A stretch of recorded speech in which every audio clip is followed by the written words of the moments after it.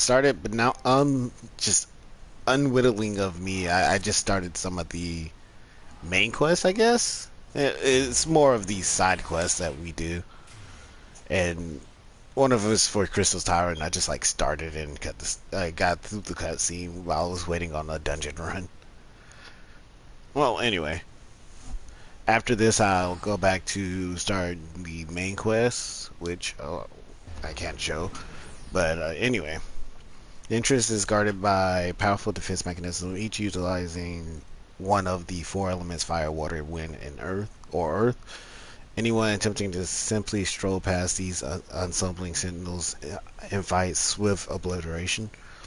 Based on Master Gerlund's analysis, however, we are reasonably certain that the attack of these lethal contraptions can be reflected using a crystal of the corresponding element.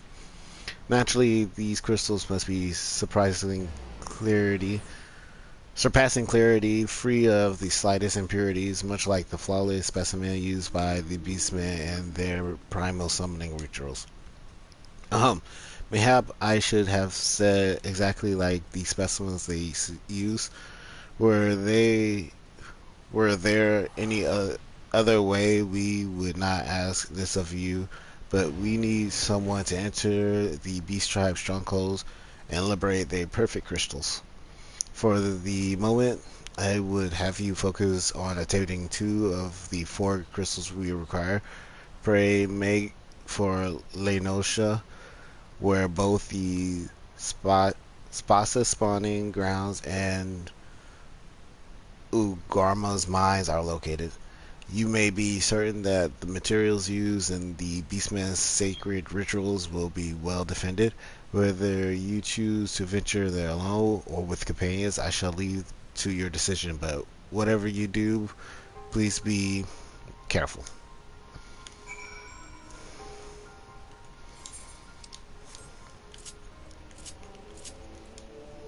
Okay. Clearly off screen I did like a ton of grinding, got new gear. No longer in what Ace calls the banana suit. But goal was to get to 60 so I could start working on other classes. So do that. I am gonna work on main quests here after I finish this quest. Yeah, you know what? I'm not even gonna. Yeah, I'm gonna finish the quest. Might finish the quest. No.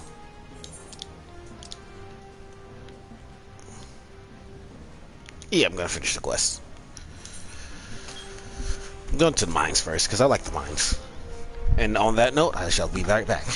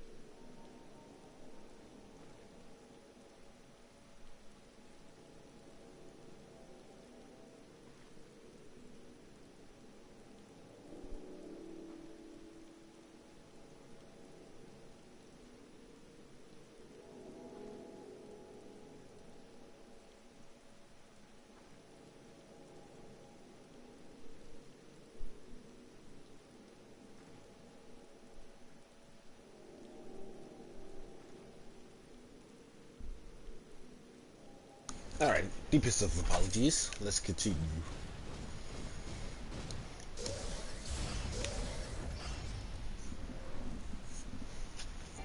Flying is so much better than walking these days. No longer getting an attack.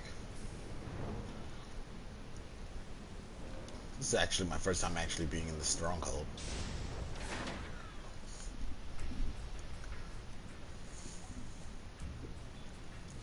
From what I remember from the Beastmen tribes, a lot quest is the further up they are, the lower rank they are.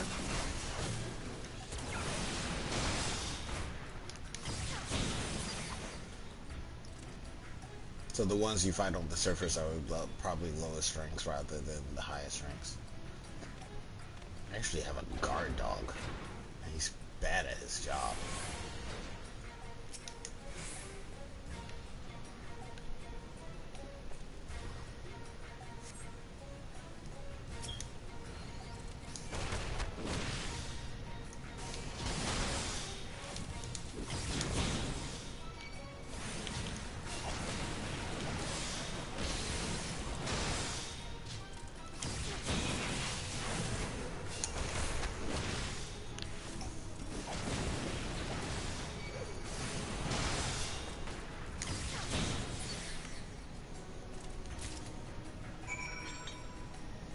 Well, that's done.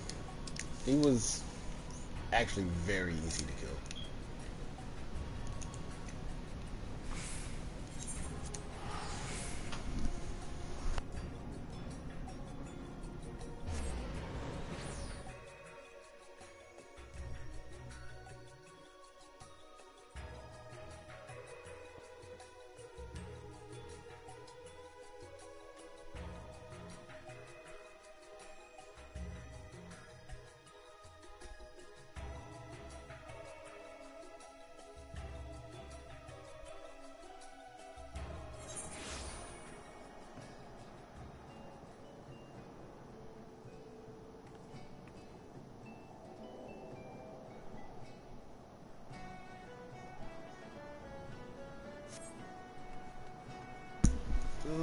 For the fish people, I forget what they're actually called, but it says their spawning ground is moved more upland for the sake of during the collapse or the collapse. Getting my games mixed up. During the last era, during the war, when the war realm was reformed, their spawning ground underwater was kind of disrupted, so they're moving upland just for survival purposes. Oh my gosh, the crystal base is far in.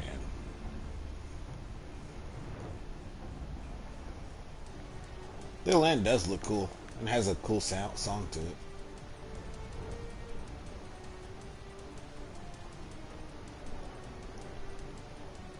Oh, those are ballistas? They have anti-aircrafts? I mean, anti-air... Yeah.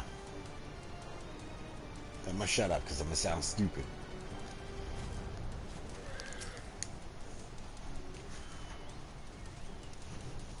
Oh, that was a smart idea. I should call my Chocobo.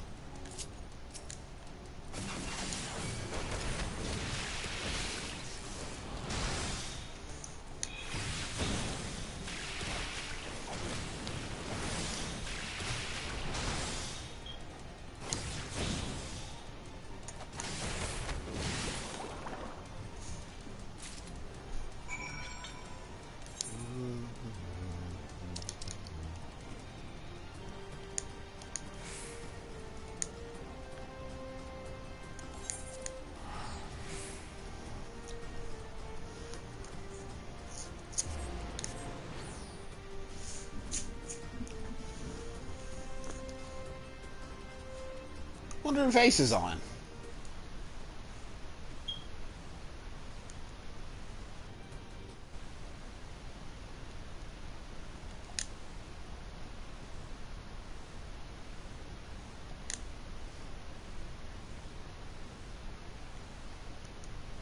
I guess not.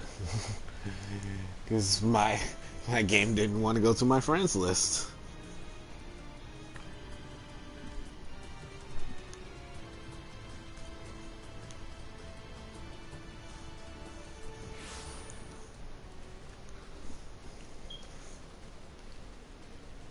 Oh, there's so many question marks here.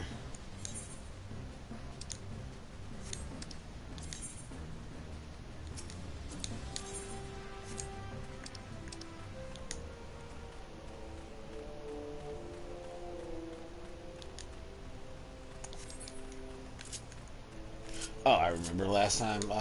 Last time I was doing main quest, it was the ship that came from a different land, led by the land governed by the Garleans, I think, with the refugees from a city that is destroyed now, have asked to land here.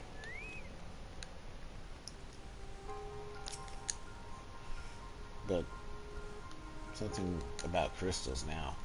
How progress your efforts in infiltrating the Beastman strongholds? So these are the famed flawless crystals of the beast tribes. I have seen countless specimens from I know how many excavations, but nothing to compare to these. The purity is outstanding. You have done well. With these in our possessions, we lack only crystals of fire and wind. The former lies in Zarg, the war camp, and the Amal Amalja in Thanelin. The latter in Natalian, the roast of the Ixal, and the hills of Corthis. You can expect them to be as closely guarded as the first two, if not more so. Still, I look forward to receiving word of your resounding success. Alright. It's going to be the second time I have gone to this area, actually.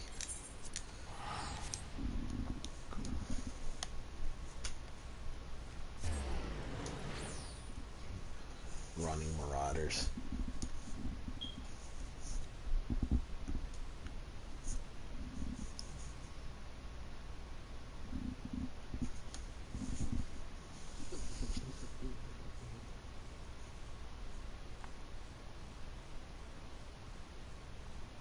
So my goal with these videos, I've been recording a lot, but recently I just started having a actual job.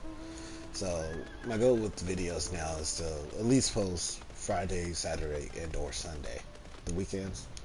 That way I can live stream on those days. And then if I come out with any other videos, it's probably for the sake of just doing them. Just because I'm off that day and I just need something to do. Because I do enjoy live streaming rather than making videos. Which, on that note, I did create a Twitch account. So I will kind of wait until this series is done and start doing Twitch. Which, I'm not looking for money or anything. I just like doing it.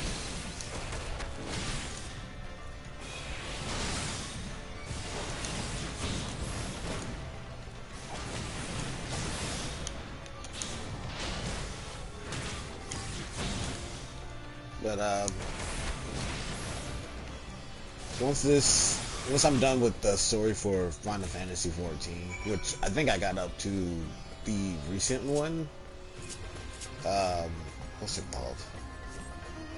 Shadowbringers. I think I got up to Shadowbringers.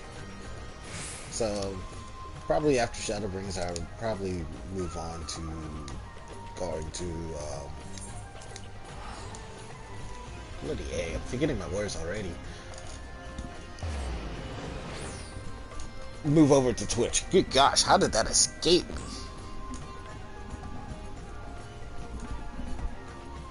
But I do like live streams more than anything.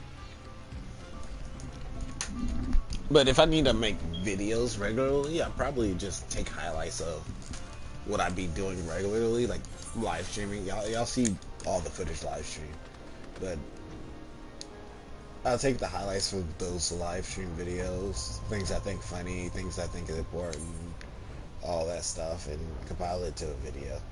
But most of the time, I don't have a need for it. Well, I wouldn't say have a need for it. It's just my talents doing them are extremely bad. Like, I've not been a video compiler. This is actually, I didn't even know their kind of stronghold was actually here. I honestly thought it was in the 12's Woods near Gordania. It's kind of where they assaulted Gordania then.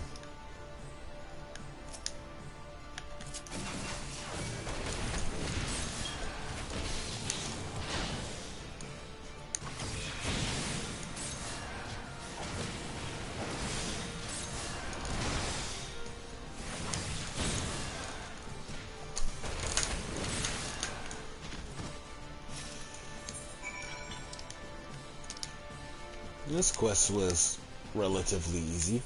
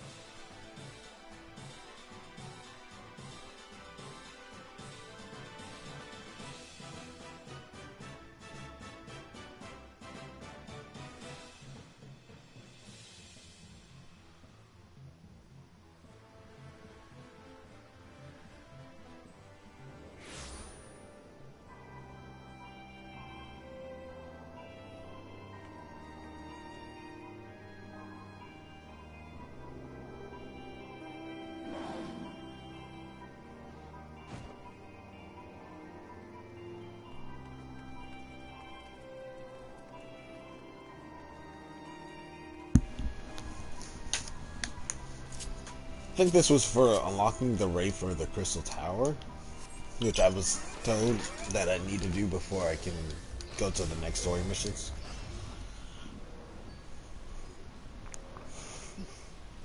So, I would say that's semi-important to record. That's actually pretty cool. But since I was already doing it and I was like, hey, I'm going to record today, I said, might as well get this. Stop running dungeons for a bit, because I've been running a ton of dungeons, like, all the time.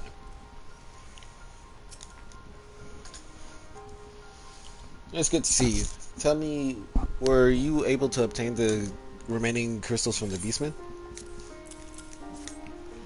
Wonderful. With all 4 crystals in hand, we are now ready to proceed to the next stage of our preparations. I hope I did not give the impression that we would be embarking on the journey to Crystal Tower just yet. Alas, there is another step which must be completed ere we come to that. While the crystals you acquired are indeed flawless, they are of little use to us in the present form.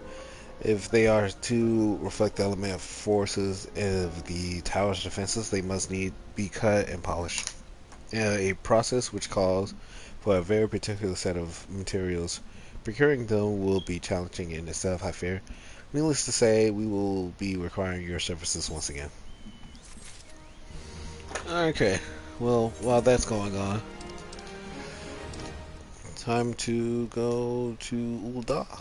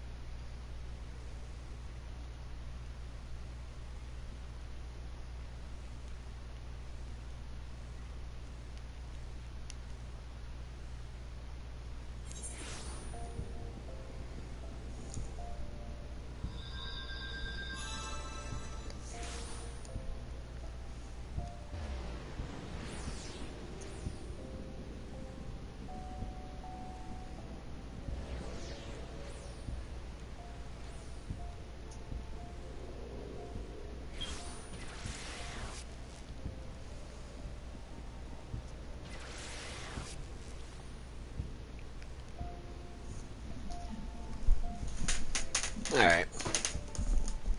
I was gotta check if I'm mute, because I have a bad habit of muting myself for some odd reason.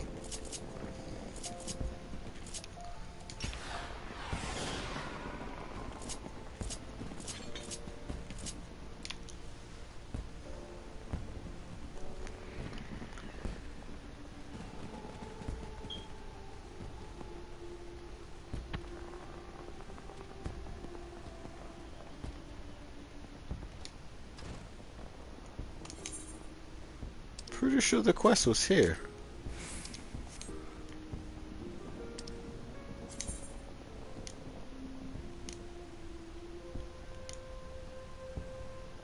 Nope.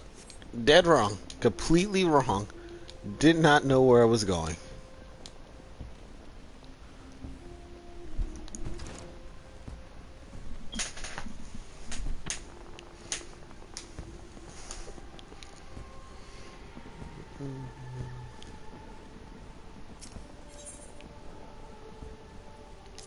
Landing strip. Yep. Okay.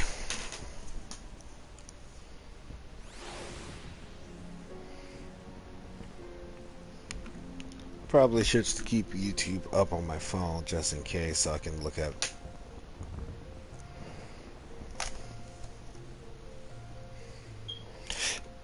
comments.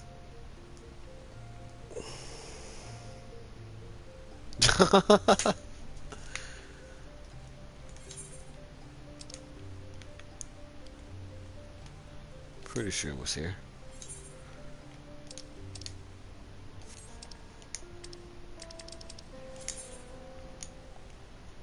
Nope.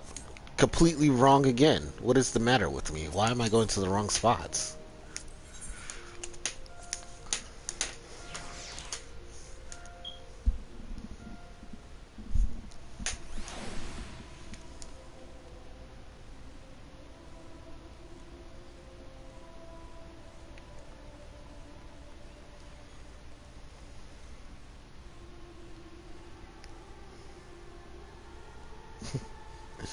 Why were you asleep in the middle of the... Whoa. Technically, end of the day? Understandable why you sleep in. No, it's like 7 for you. 7 or 8. You sleep?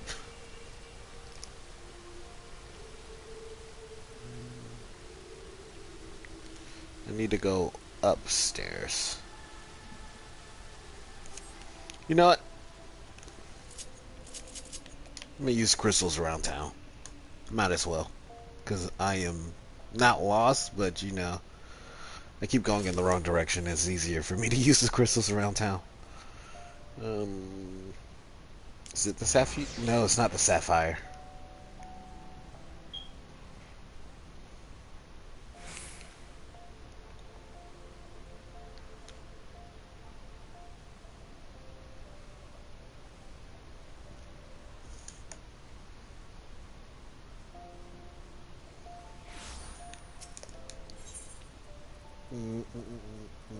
Chamber of Rule.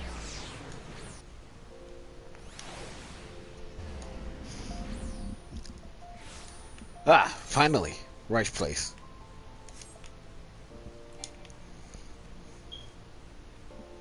Took me traveling around town for 3 times to actually get here.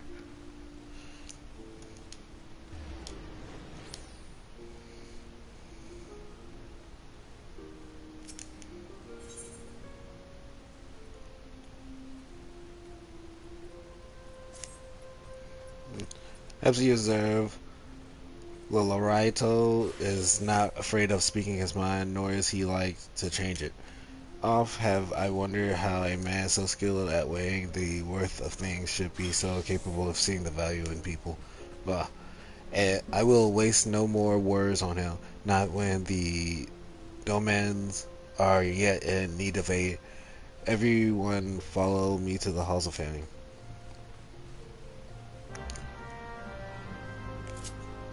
Oh, after actually walking all over the place, I need to go back to where I started.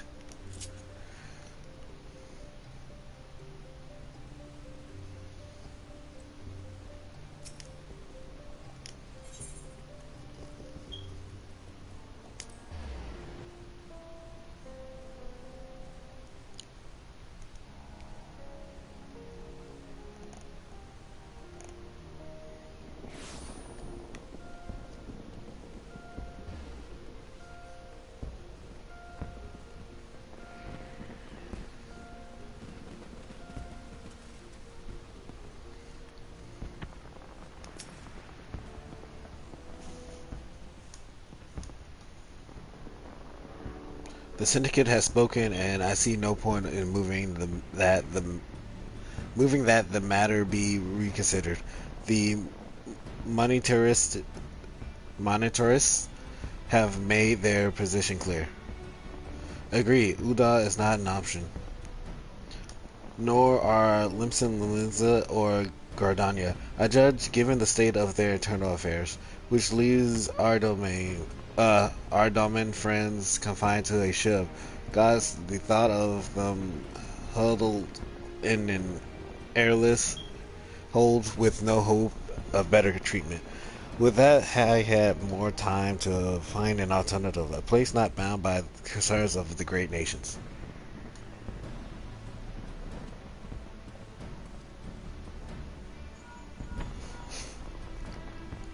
Nephilia, that is precisely what I wish to discuss. I understand the syndicate decision, I do. We all wish to preserve that which is ours, especially when we believe it to be under siege.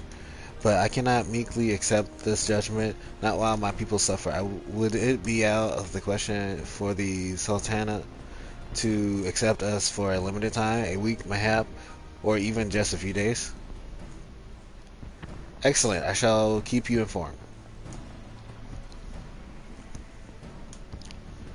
Lady Yugiri, I have a proposal, if you would hear it. Out with it, Master Alphanad. The headquarters of my older order and the Science of the Seven Dawn stands in a place called Revenant Soul, an outpost in Mordana. Like most outposts, it is frequent by mercenaries and other men of action, and lack comforts of more well-suitable settlements.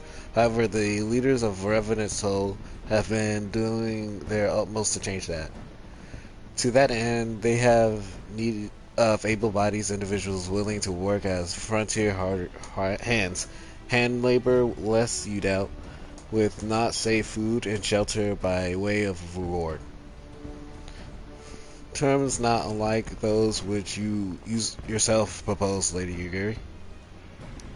Though I will not hear a word said against our beloved Ul'dah, Reverend Stowe would offer certain advantages, the absence of unhelpful bureaucracy being the most obvious.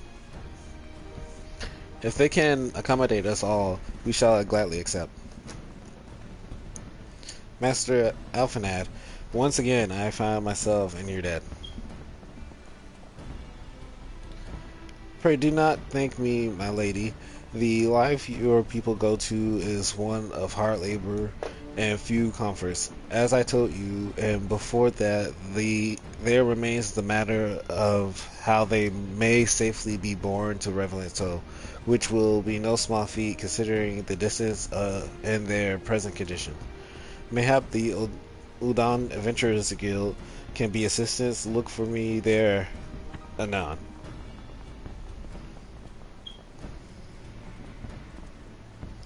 Lady Yugiri, if you and your people would accompany me, we may discuss what aid the immortal flames can provide.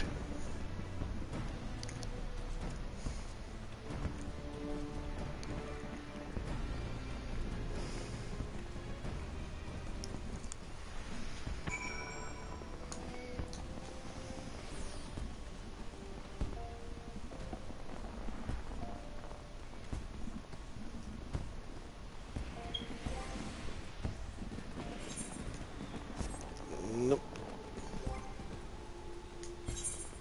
Nope.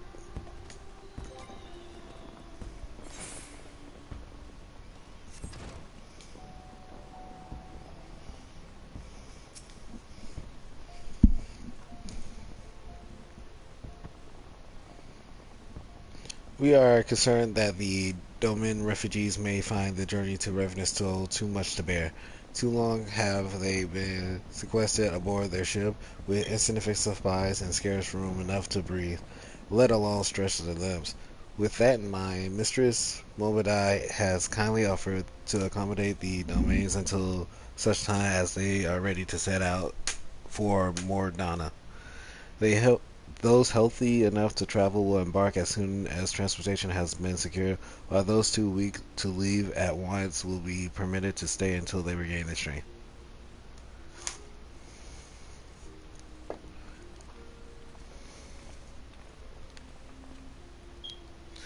What news? Transportation remains our greatest obstacle, General.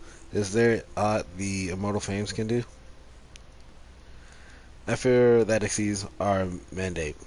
We're where a small number may have, it would go unnoticed, but the syndicate will not bear the cost of escorting more than 200 domains to Mordana. When government fails to act, the responsibility falls to us private citizens. I will engage the servers of the 77 caverns of the domain's behalf. Very well. We shall begin contract negotiation at once. Your generosity is most welcome, my lord. After all that has befallen those good people, it is the least I can do. Come, that what may you shall ever have a friend and know it all, Lady Yugiri. And you in reverence told, my lord.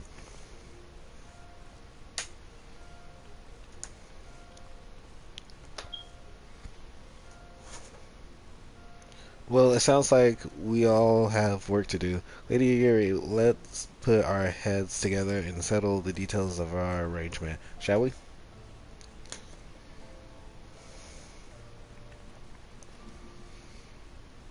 I would entrust that the task of escorting our domain friends to you after you have rested your own world road weary legs, of course. What did you say?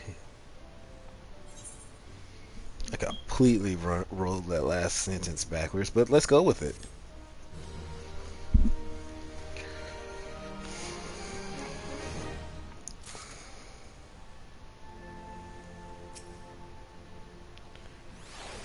You need to concern yourself with affairs here.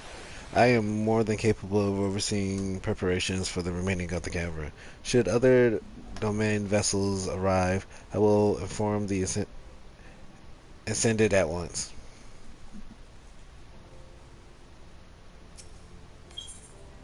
No, for some odd reason it didn't start.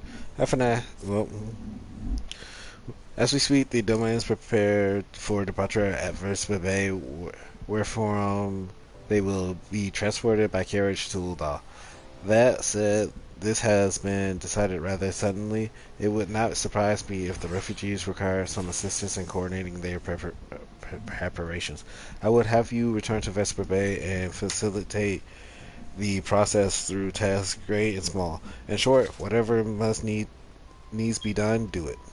Speak with a man named Hosen when you arrive. As Lady Yugiri tells it, he has been designated the leader of the first group.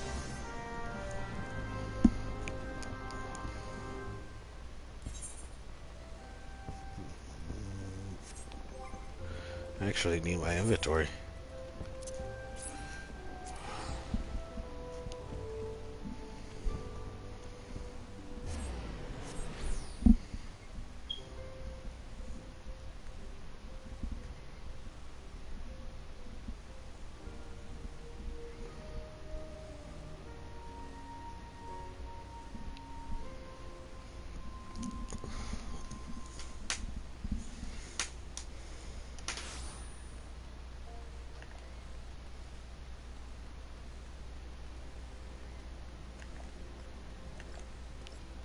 Wouldn't need that.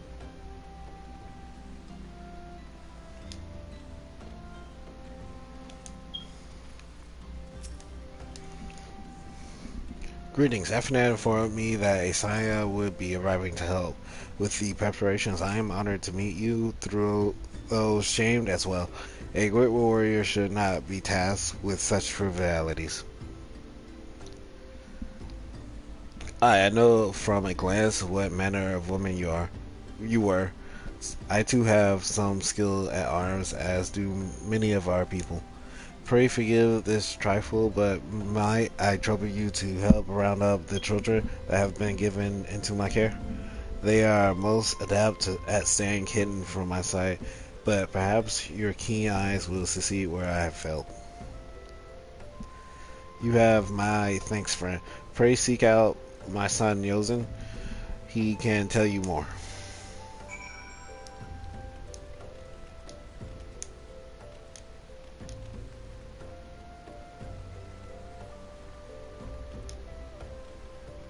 I completely missed that jump too. Oh, hello there. I'm Yozen, son of Hosen. Will you be coming with us to Uda? I hear we're traveling by Horseberg Drown carriage. Hor- Horseberg Drone carriage. But don't you think they're queer? Giant birds that people ride like horses? I still want to try riding one, but what's that? You looking for the others? Don't worry, I already told them to get ready for the carriages. I will need your help though. We were just finishing a game of hide and seek. Three players are still hiding, and since Lady Yagiri told us to take it really seriously, they won't move until they are found. But Vesper Bay isn't that big, so I bet you can find them in no time. Oh, no hints either.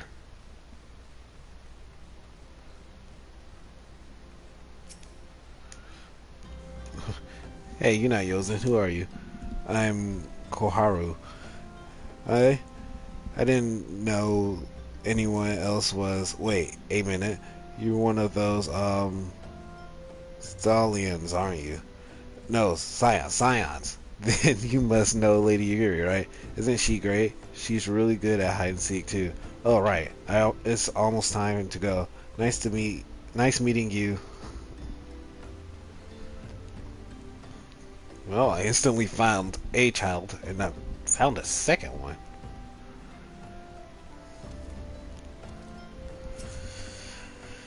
Are you playing? Ah, no fair. Yosen didn't say anything about adults.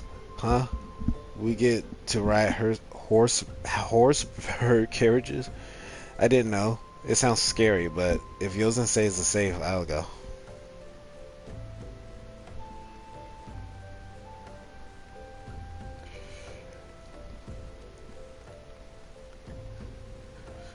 It's like me. Find two children off the back and oh, okay, never mind. I was gonna say not find the third. How do you find me? Well, I guess I need to practice more, or maybe you're just good at this. I mean, the Guardians didn't find me. Okay, I found all three children completely on accident. No prior to knowledge of knowing where they were. Oh, nope, not you.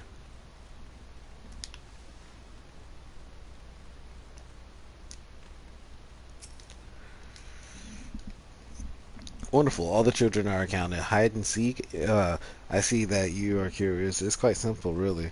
Lady Yuri thought it's best the children know what to do in case the Guardians found us. I should hope that those days are behind us, but I nevertheless take comfort in knowing that we are prepared.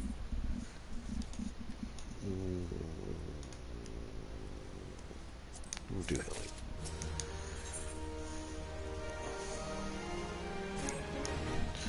The first cavern is due to depart shortly, followed by the rest at regular intervals. My family and I, including my stubborn old father, Homai, will be traveling in the Lee carriage together with young Kaharu, whom I believe you've already met. Though I understand the road to Odala is regularly patrolled by your brass blades, it would give us great comfort if you would agree to accompany us on our journey. Once again, I thank you and your kindness. When you are ready to leave, please inform our coachman.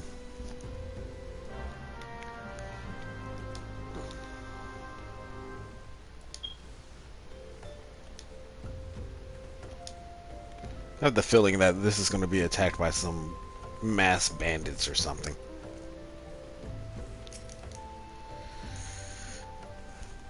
Eager to be off, are ye?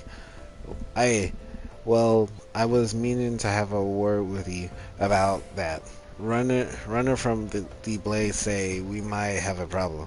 A fierce-looking beastie's been sighted south of the bridge of Hamarilla. Might be as someone's eyes are playing tricks on them, of course, but it don't pay to gamble in these business. Now, I know you can handle yourself in a fight, but this lot here, another story. So I was thinking you might go on ahead and have a quick look around. Make sure the area is safe, and and if you come across anything dangerous, you know what to do. When you're satisfied with the way clear, meet us outside Horizon. The Blaze told me the roads are there safe, so I reckon we can make it that far on our own. Assuming the self-same didn't didn't try to rob us, that is.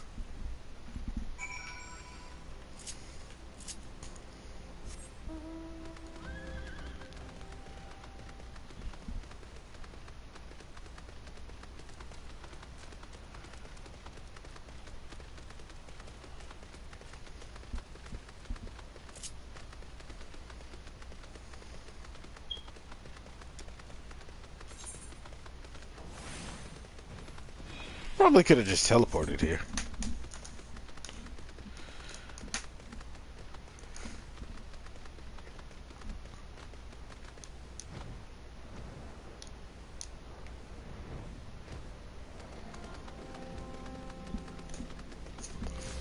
Nah, that would have been a waste of money if I teleported. Really, honestly would.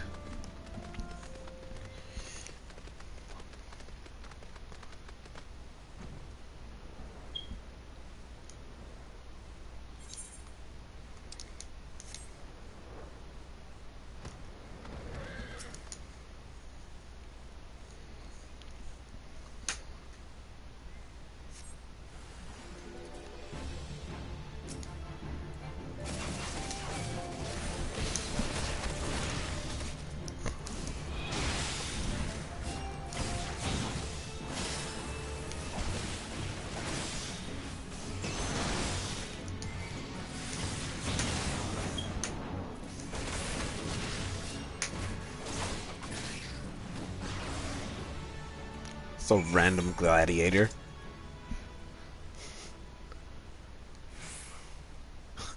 I thought he killed himself.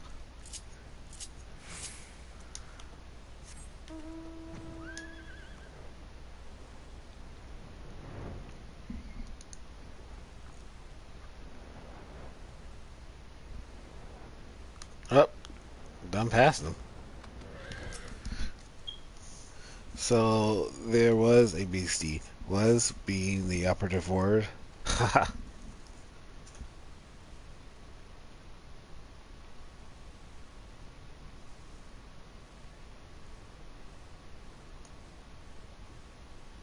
Well fought, madam. Well fought.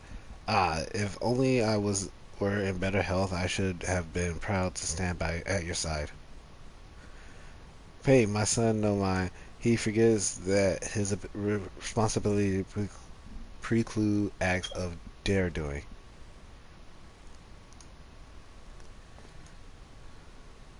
Hmm. Be that as it may, I can't help but envy you. Had we been able to call upon heroes of your strength and skill in Doma, things would have been very different. But we can't change the past. Those who fought and fell are forever lost to us. Lost but not forgotten. Lady Yuguri kinsmen, least of all, they fought fierce, though they knew full well it was in vain. She had every right to walk away, yet she chose to stay. Food, shelter, the promise of a better life, all this and more we owe to her.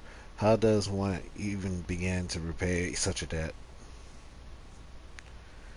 And kind Father, to she who has given everything, we shall give our all. Whatever work there is to be done, we shall do without question. Ditch digging, bricklaying, it matters not. Riverness Toll will grow and prosper by our hands.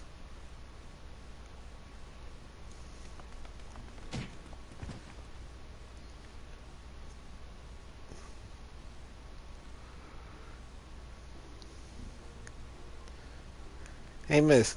Cora and I want to know why you became an adventurer. Well, back to this. Mm, probably the most cryptic one. So, you like roses? I think I understand. I mean, they're nice and everything, but don't they grow in lots of places? It's my turn now. Excuse me, miss. I've got a question. What's Revenant's toe like? Is it pretty?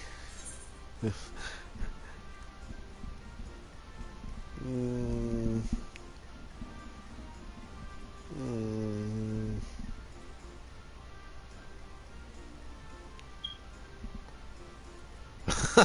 I won't scare them, but okay.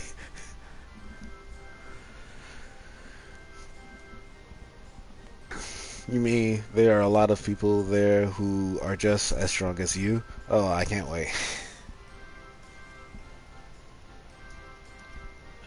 Enough. Haru, it's my turn again. Miss, when I'm older, I want to be strong like you. What do I have to do? Oh, crap.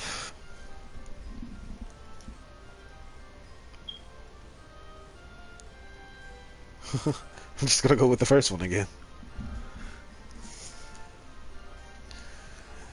Of course, to be a better adventurer, you need to go adventuring. Alright, alright. That's enough questions for Miss. That's not fair. Why does Yozen get to ask two questions? I want to know about adventuring just as much as he does. Just one more, please. Do you think I could be an adventurer like you one day? Oh, okay. I didn't have to answer that one. Really, then I will. Thanks for the advice. I won't forget it. I'm going to be an adventurer too. When we go to Revenstow, let's make an adventurers guild for domains. We protect our friends and punish the wicked, just like Miss and Lady Yugiri do. Yeah, just like Miss and Lady Yugiri. We can talk more about it in the carriage on the way. Will you be joining us? I mean, a free ride to a town. That's pretty nice.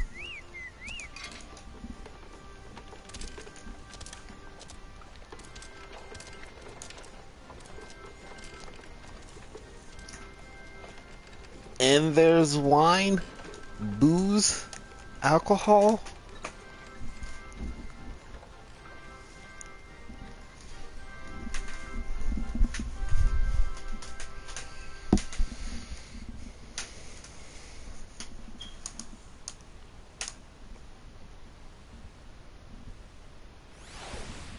Oh, it wasn't a free ride. I was lied. Oh no, it definitely was a free ride.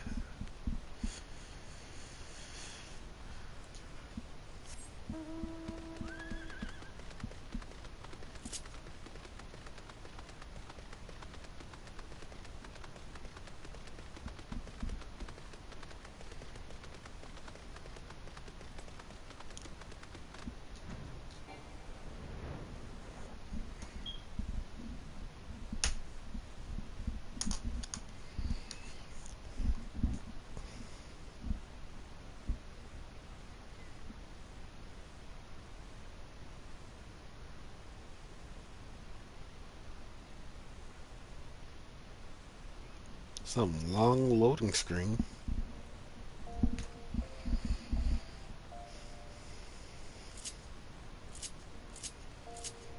Oh yeah, I forgot. Fist of wind. Am I lagging? I was.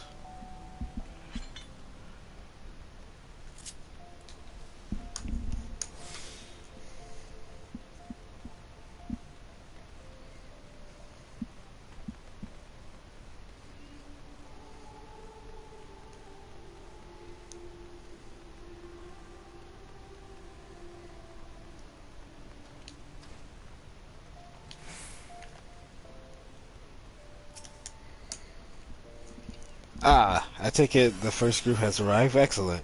Hmm. Is there aught else? No, no. I have matter well in hand here. You and Lady Yuri should travel to Revenantol forthwith.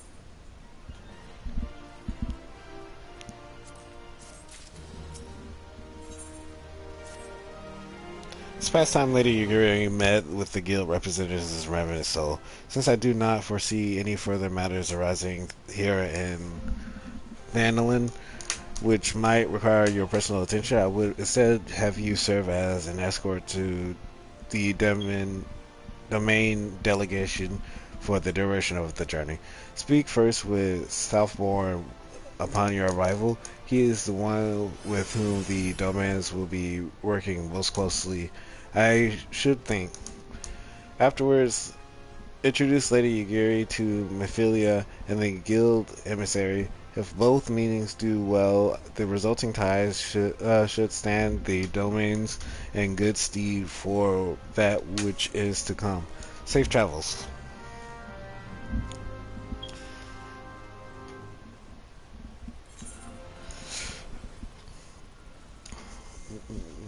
I might change Revenant's Toll to probably my spawn point for a minute. That way I could just use return.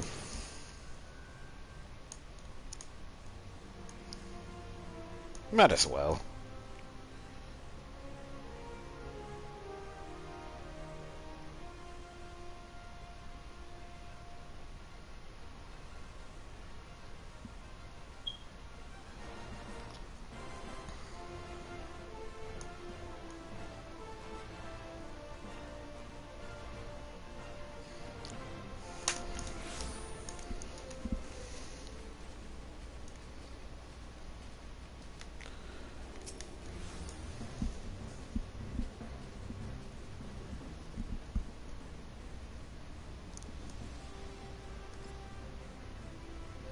And this must be the esteemed Lady Yagiri and her associates. I greet you all as friends and bid you welcome to the Toll. I hope you do not find our dearth of fineries off-putting. Poor though we may seem, we have a wealth of spirit and camaraderie to spare. You see, race, creed don't enter it here. We welcome all sorts, provided they are willing to earn their keep, of course. We are no strangers to hard work, Master Southbourne. You may rest assured that we will carry out your orders with due diligence. Oh, not for a moment did I doubt your commitment, my lady. Pray understand I give the same speech to all new arrivals, and you need bow your head and call me master either. We are both frontier hands, as far as I am concerned. As you wish, Southbourne. May this meeting mark the beginning of a long and fruitful French relationship.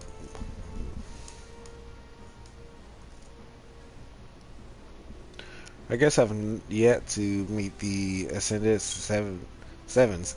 Why are you wasting time with me? See them to the Rising Stones. Well, I would think that was the first place I would have met. To whom much is given, much is expected. Forgive me, I require a moment to compose my thoughts before meeting with your leader. We shall join you at the Rising Sun at noon.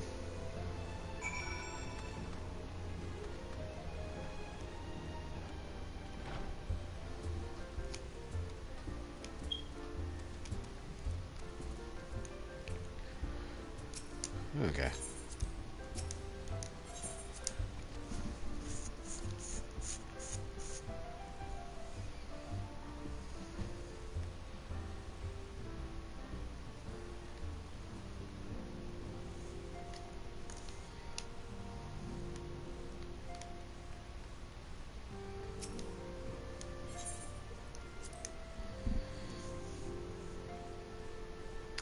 I think I like the ambiance of Waking Sand more.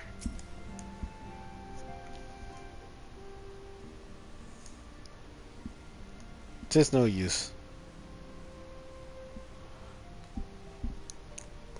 Our attempts to reach the students of Belson continue to meet with failure. Our Andre has explored other avenues of inquiry, but they too have yield not. We will persevere, of course, yet within our hearts the truth is clear.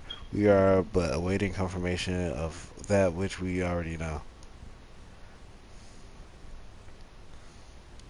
How fare the Domans? I am given to understand we were kept quite busy in Vesper Bay. Mayhap you question the wisdom of aiding refugees when the primal threat remains unresolved? I should not blame you if you did, nor would I deny that this matter falls outside our norm preview, but that as it may could not ignore the plight of these refugees, not when it was within our power to help them. Lady Yaguri is here. Please show her in. I should very much like to meet her.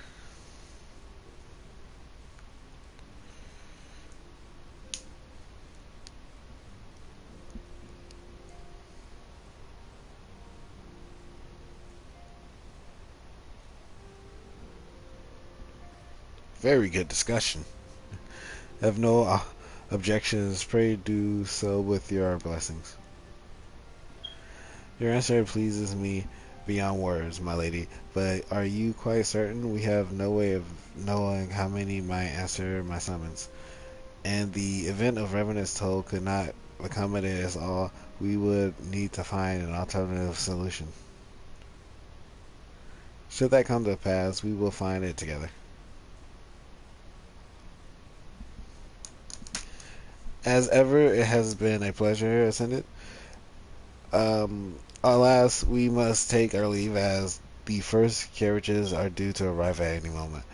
Should you require aught else, pray speak to Southbourne, Lady Geary.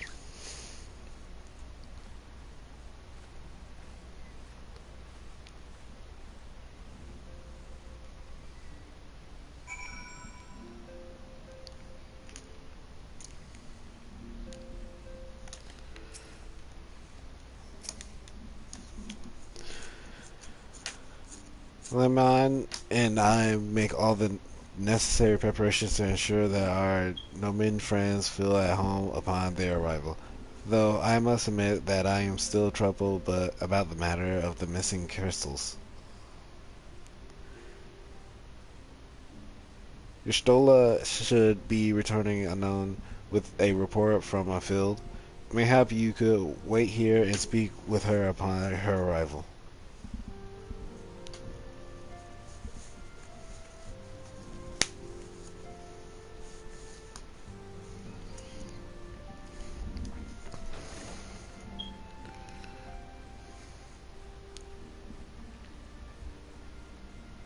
How goes the fishing? Caught anything slippery? Aye. Our suspicions were well founded. The Serpent Reapers are indeed the culprits. The plot thickens. Has there been any movement in Thanalan? It has been blessedly quiet, which is to say the Amalja are being no more or less of a nuisance than usual, summoning a freak with such crystals as they have hoarded. Urianger, too, reports not out of the ordinary. Then we have our explanation. Your explanation for what, pray tell? For the recent spate of crystal thefts in Thanalan, we naturally assumed that the trail would lead us back to the Amalja. Yet it did not. It led us across the sea unto Vilbrand. Vilbrand? There have been reports of increased Sahagin activity of late. Oh gods, they mean to summon Leviathan? That is the way of it, I fear.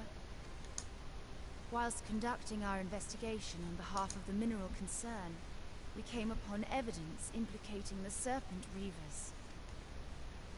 With the aid of the Maelstrom, I was able to verify our suspicions. 'Tis only a matter of time before Leviathan returns to harrow the seas. But there is more. One of the Sahagin, an elder by my judgment, spoke of attaining the gift and knowledge of eternity.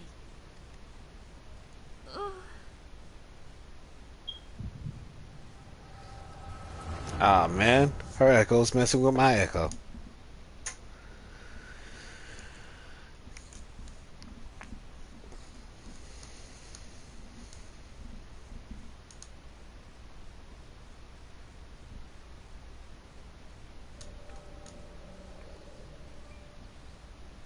such a disturbance in the ether? If I did not know better, I should think this device defective.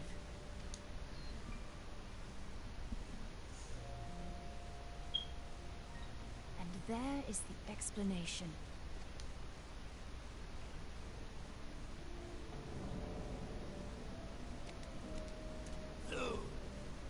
Soon it shall begin. Our Lord shall rise midst surging waves to wash away the finless one. And I shall be granted the gift and knowledge of eternity, and with the emissary stand equal. Then shall I know no cessation, no oblivion.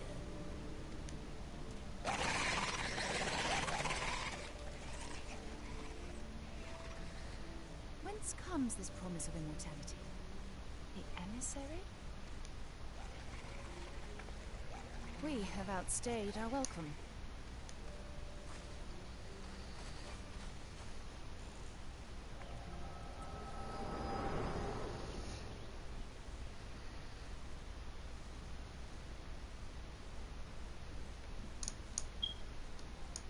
The gift and knowledge. Are the two of you quite well? You shared that vision, did you not? Even before the Sahagin made mention of the emissary.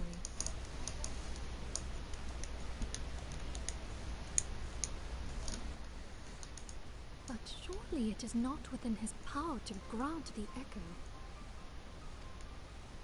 My lady, unless we act swiftly, Leviathan will rise again.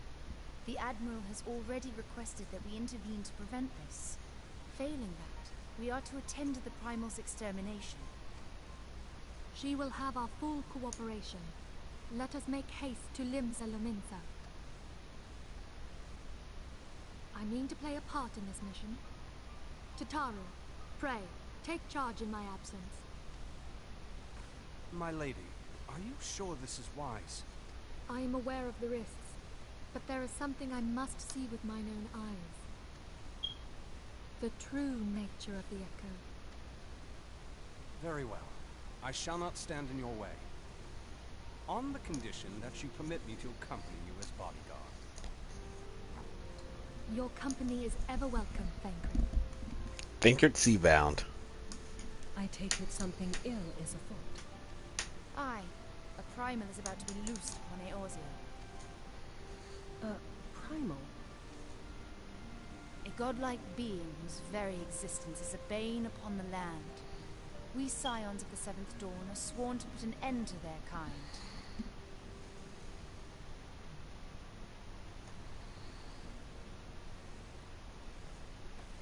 I see. Know then that I am learned in the arts of war. In return for the kindness you have shown my people, I would lend you my blade. It would be most welcome. When contending with a Primal, one can never have too many able allies. If you crave a more intimate understanding of the problems facing Eorzea, this experience is like to provide it. Be sure to come well prepared.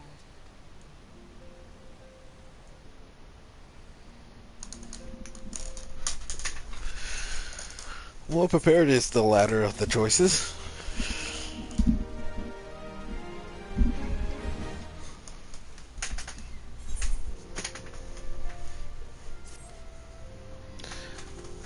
Plainly, should the worst come to pass, and Leviathan is summoned, our only recourse will be to face him in battle. Given past experience, you may very well think that eventuality inevitable. Yet, so long as there is even a chance that the Primal's return might be prevented, we must needs bend all our efforts toward achieving that goal. Before we do aught else, let us hasten to Limsa Luminsa and meet the Admiral. She will not have been idle in the intervening time, and will doubtless have valuable information to share.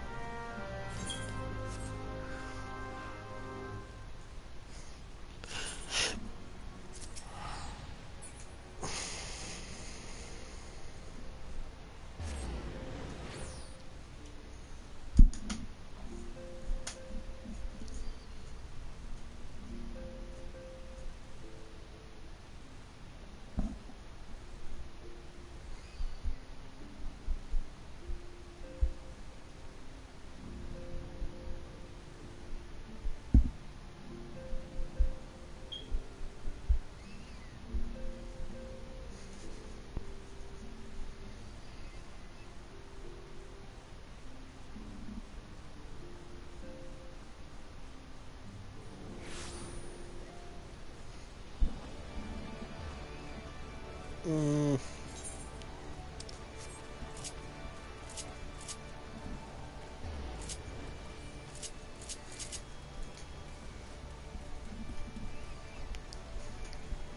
not as crowded today.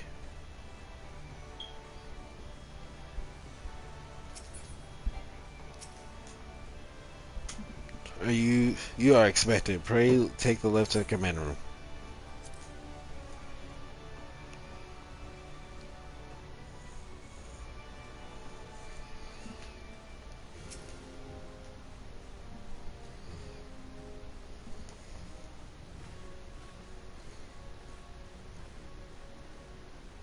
Welcome, friends. I take it your Stola has appraised you of this situation. Let us waste no time.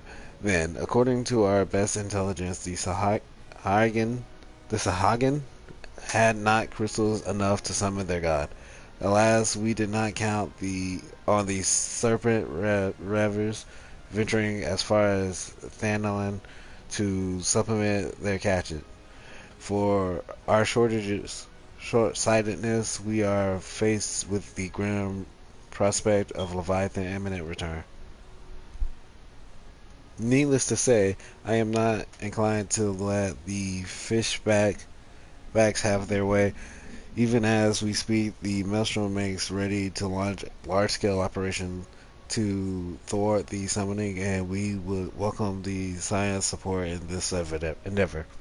But if God forbid our effort should come to naught, I will need to trouble you for more than mere support, much as I did when Titan last walked these lands.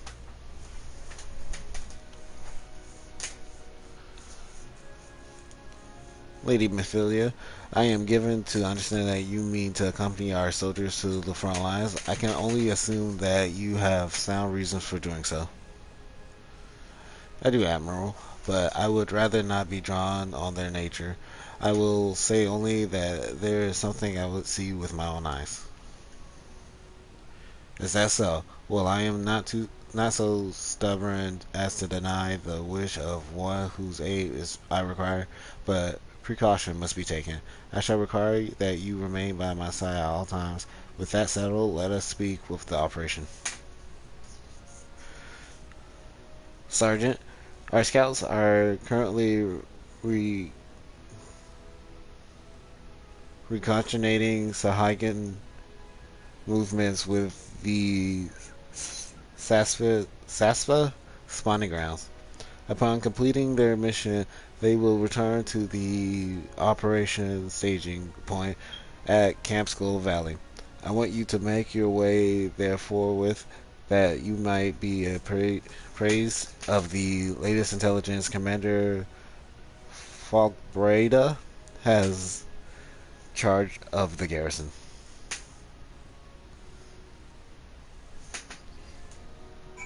I am a sergeant, ain't I?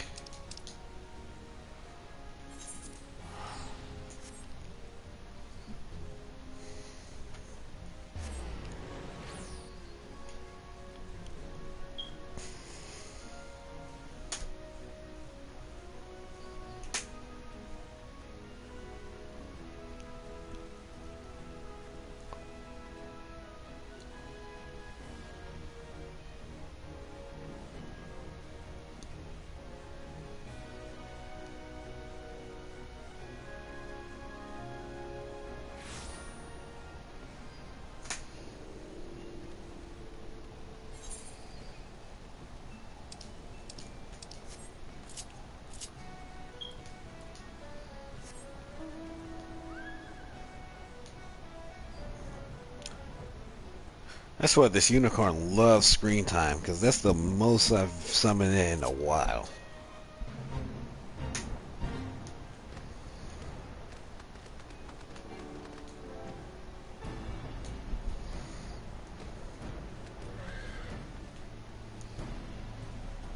I'm here. You don't need to do this, but I would like to do this.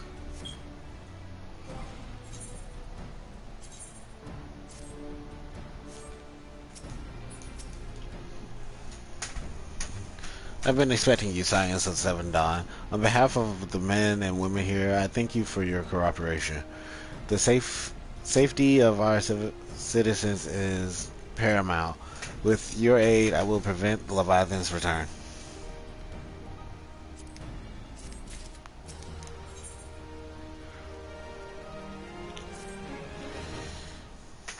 As you may already know, the Maelstrom Scouts have been dispatched to reconnoiter the Spessa spawning grounds.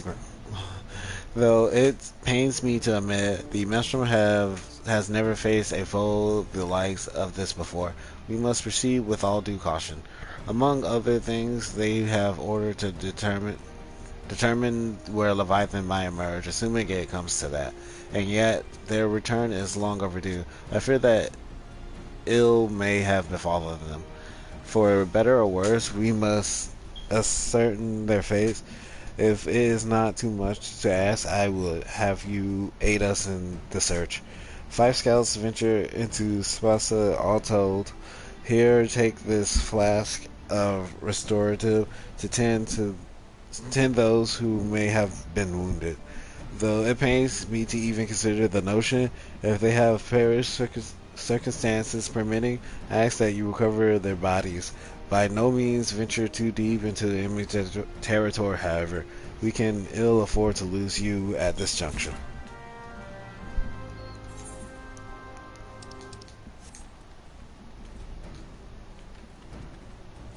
Well, there's a wall.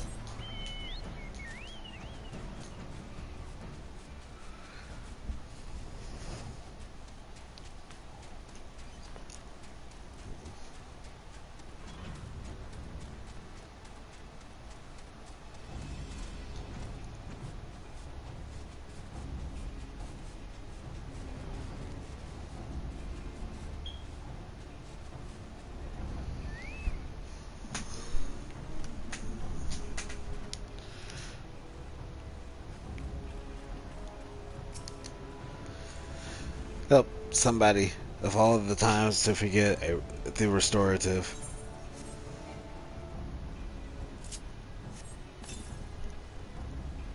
Thank you, I owe you my life. We were ambushed by serpent ravers. Light armed as we are, we didn't stand a chance. I was able to flee this far, but the others were captured. They were taken to Serpent's Tongue. I am certain of it.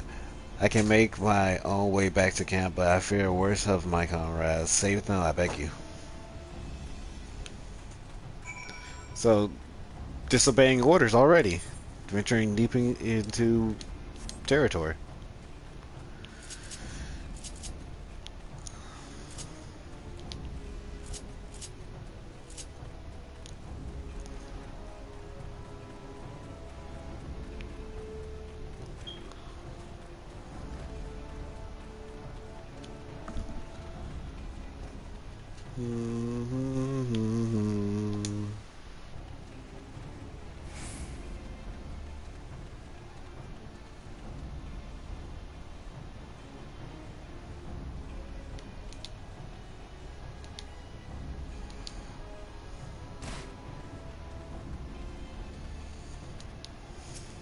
Smooth.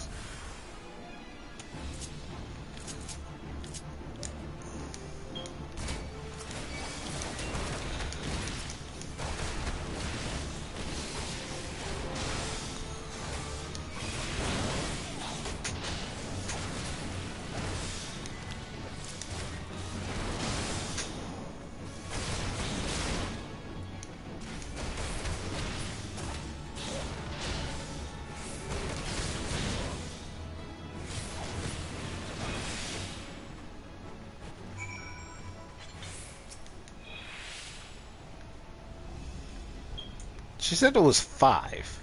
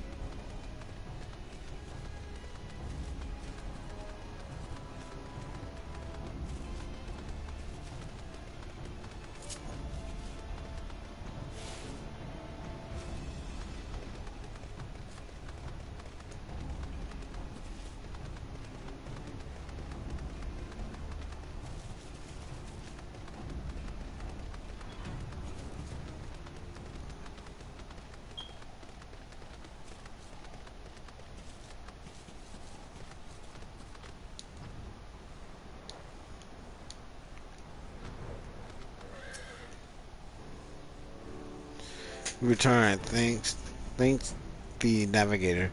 When I learned that you went to the Serpent's Tongue by yourself, I feared you would meet an untimely demise. But tell me, what become of the others? Dear gods, these wounds were not intended to kill, but to torture and maim. Does their savagery know no bounds? Enemies or no, they go too far. I dread to think that what may have become of the two who remain unaccounted for.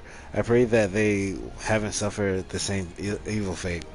At the very least, one of my men came back alive, and for that I owe you my thanks. The price we paid was dear, but we have the intelligence we need. Even as we speak, the Admiral finalizes the details of the operation. The war horns will sound at any moment now. Be ready to sally forth when they do.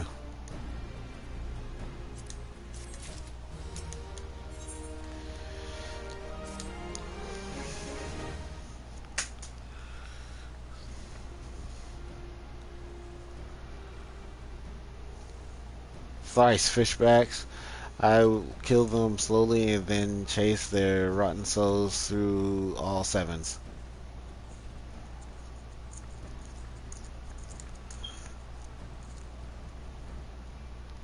Oh, new outfit for her. Peace, Commander. We are all here for a purpose, and vengeance is not it. I want your mind on the task at hand. My apologies, Admiral. You may count on me to keep a clear head. Good. According to our sole surviving scout, the Sahagin and their thralls have already begun to amass at the Aetheryte in the depths of Saspa. If we are to act, it must be now. The men are ready, but await your orders. Admiral, as predicted, the Sahagin have tightened security in and around the spawning grounds. A frontal assault is like to be met with fierce resistance. But we are not so artless as that, Commander. We shall divide our forces and strike them hard and fast at key locations. Remember, our ultimate objective is to take the Special Aetheryte and eliminate the Spagan priest, presiding over this summoning. We are not here to kill them all.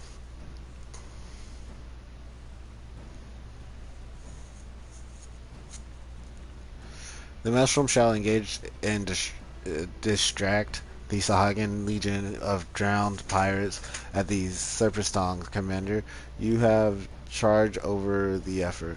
Be mindful that the lay of the land there is devilish for attacking forces. Let the foreign levy spearhead the assault and have subsequent units fan out to cover their flanks. At the self-same moment, a divisionary squadron form of galleons from Crimson Fleet shall hurry the enemy from ashore. And likewise, the Scions shall form small units in hope of confusing the Sahagin defensive effort. The two of you are to make your way to the site of the summoning ritual. The Admiral's diversion should serve to thin the enemy defenses, rendering your path less perilous. A small party, I believe, should be able to win through without drawing unwarranted attention. Thancred and Yuri, your mission is to lure as many Sahagins as possible out of the spawning grounds. Having done so, take to your heels and circle around to join the infiltration unit of Ystola.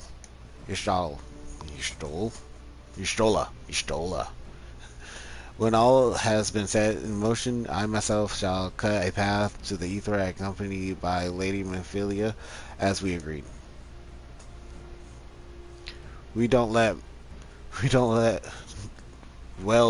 me keep your friends to battle. Good gosh.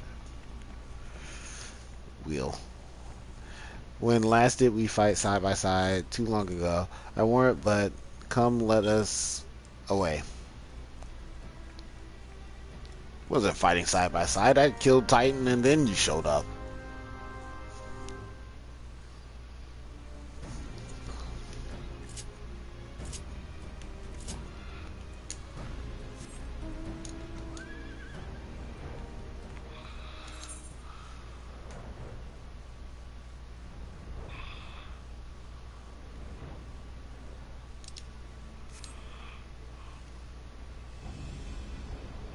I see another unicorn.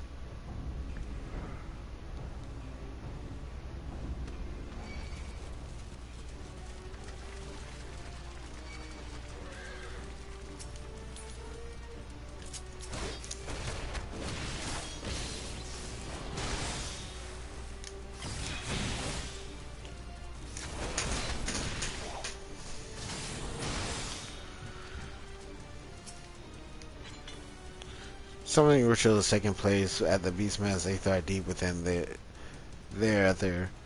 We must go. Structuring the way is a multitude of checkpoints and would be well advised to dispatch as many enemies as possible along the way. We must avoid... Oh, okay. Never mind. Screw that.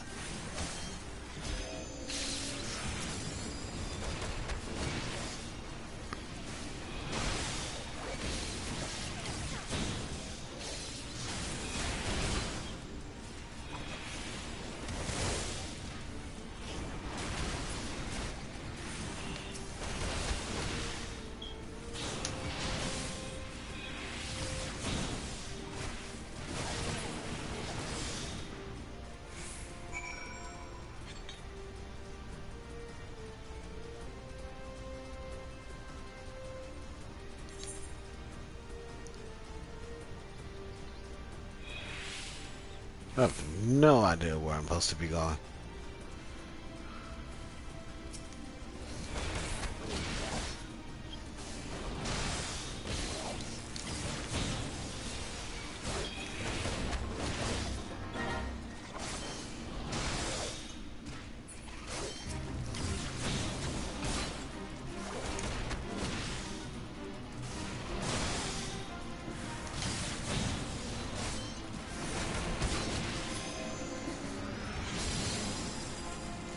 Oh, the animation is just...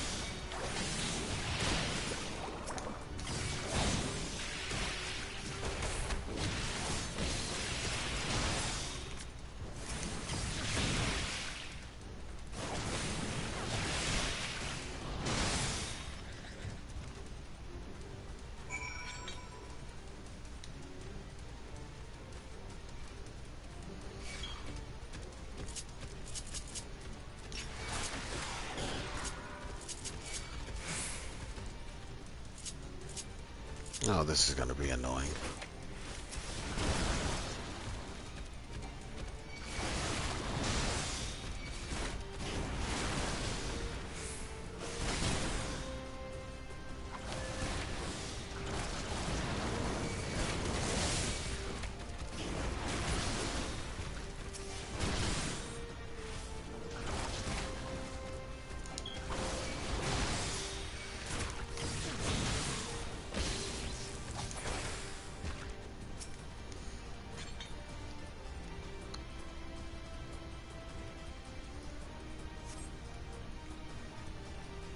For do not concern yourself, 'twas but a glancing blow. Come, the ether is close at hand. Let us pass.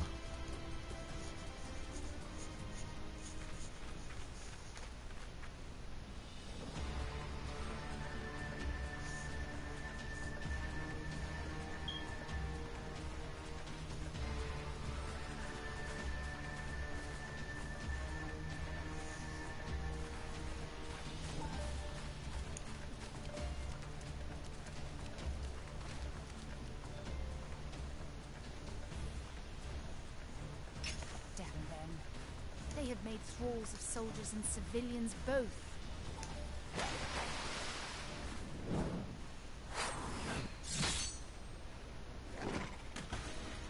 That was the nicest throw. Did I miss much?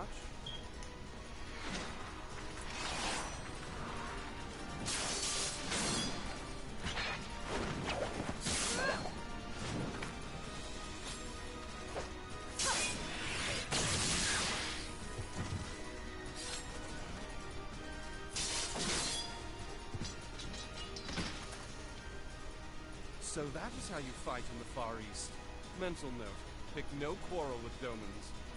But seriously, if I am to keep up, I must needs forsake elegance for efficiency.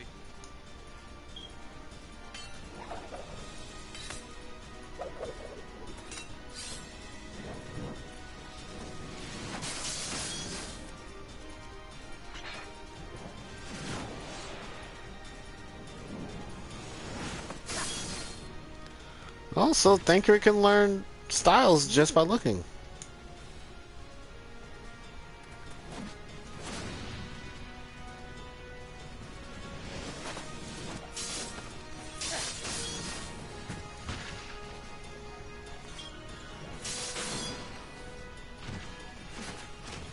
To the Aetheryte.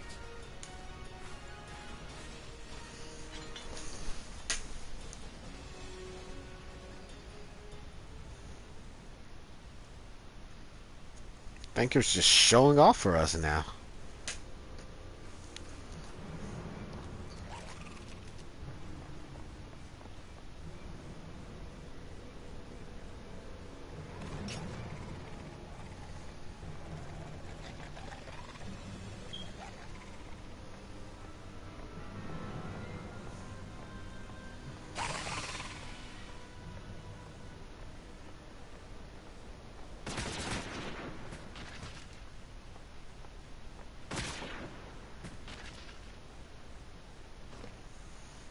You'll forgive me my lateness.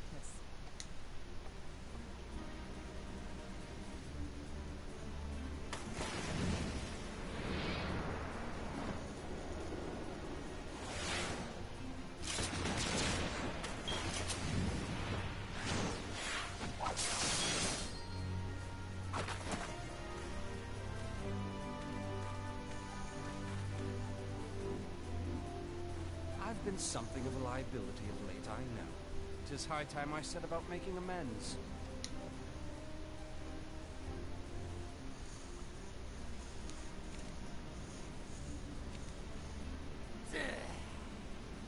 Long have you shriveled, Sorwalker, tormented our kind. But no more! Your time is at an end! You shall perish with salt in your wound and sea in your lungs. Lord of the world, hearken to our plea. Lord of the world, deliver us from our misery. Do you feel that?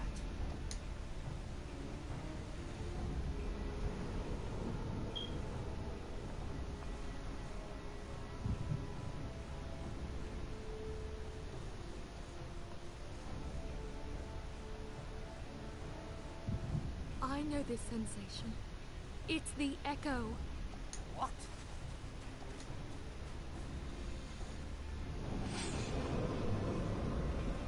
Ah! Such power! It is transcendent!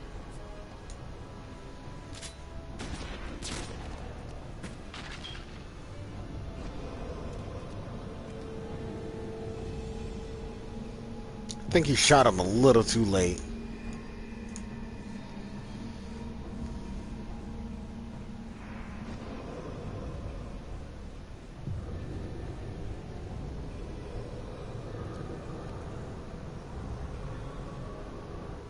Seven hells.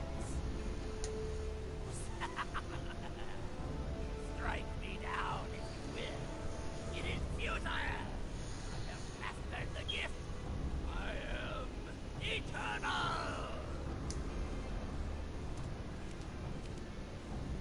Oh, mighty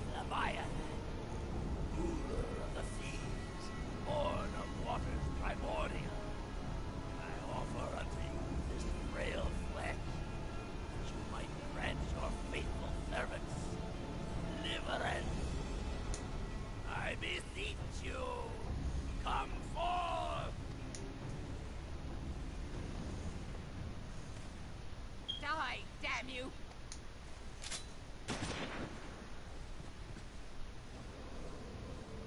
Don't think that's gonna work anymore.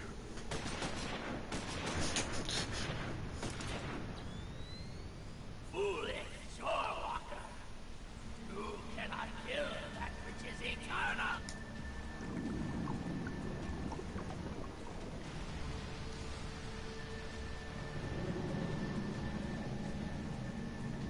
Okay, Leviathan actually looks pretty cool.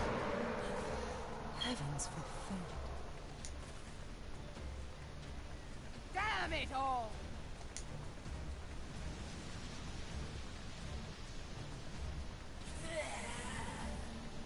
By me, am the way. It could by right be infinite. Am I not immortal? Curse you, emissary! You promised me everlasting.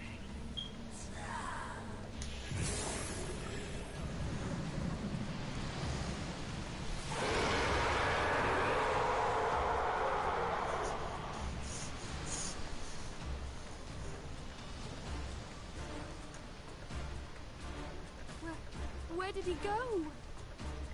Back into the sea. What say you? Nary a single ship? Hells take that sea demon. Gather the survivors and get to shore. Leave the wrecks for the pirates.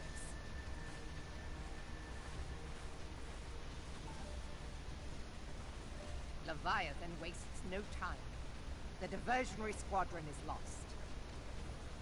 For a mercy, 'twould seem the Primal now makes for open sea. But why does he not press his advantage? Unless... God save us. He means to unleash a tidal wave.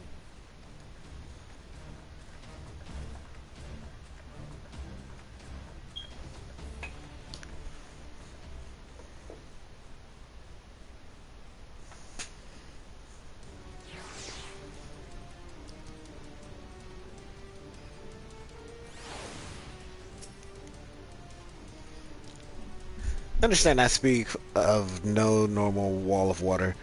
That which Leviathan makes ready to conjure carries more destructive power than aught seen in nature. Enough to raise entire coastal settlements. If his last attempt is any guide, we cannot suffer history to be repeated. Yet, how in the sevens how are we to prevent it?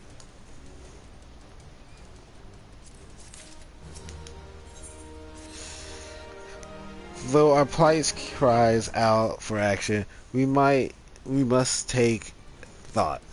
So long as Leviathan remains in open sea, he is effectively beyond our reach. Our fleet is second to none of that, you may be sure, but Lemelin herself would struggle to best the Lord of the Well in his element. In a straight fight, he would make meat and match wood for us. We need another plan, that much is plain. Let us return to Laminsa and see if we can... Oh, okay. Nicely done.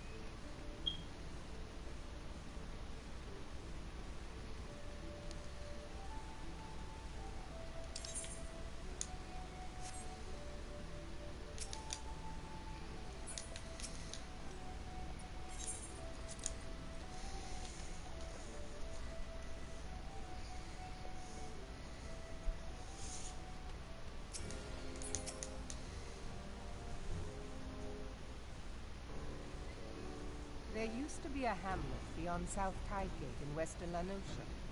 Hearthstone, it was called.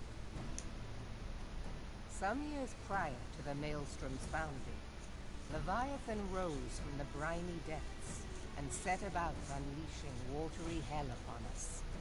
On that occasion, the Company of Heroes put him down before he could do too much damage. But when the bastard came next, this time in the wake of the calamity, we were not so fortunate. Weary of ravaging our shoreline, he summoned a tidal wave which fair leveled Hearthstone and washed the soil away for good measure. The area was subsequently occupied by the Sahagin. Aye, the thrice-damned creatures transformed it into a spawning ground for their brood.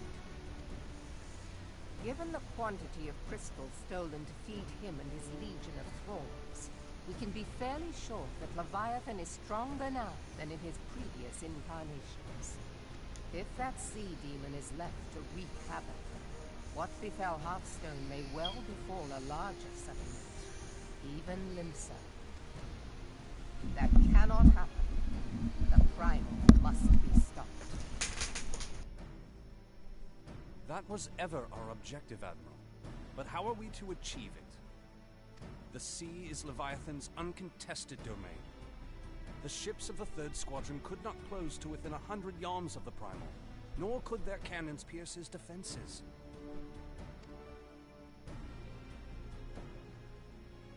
I have read the reports, Master Thancred. Our warships may as well have been bloody pleasure barges for all the good they did. 7 hells! Is there no way that we might strike back? The Company of Heroes defeated Leviathan, having first lured him into an inlet, but we must needs contend with him upon the open sea. It will avail us little to consult past experience.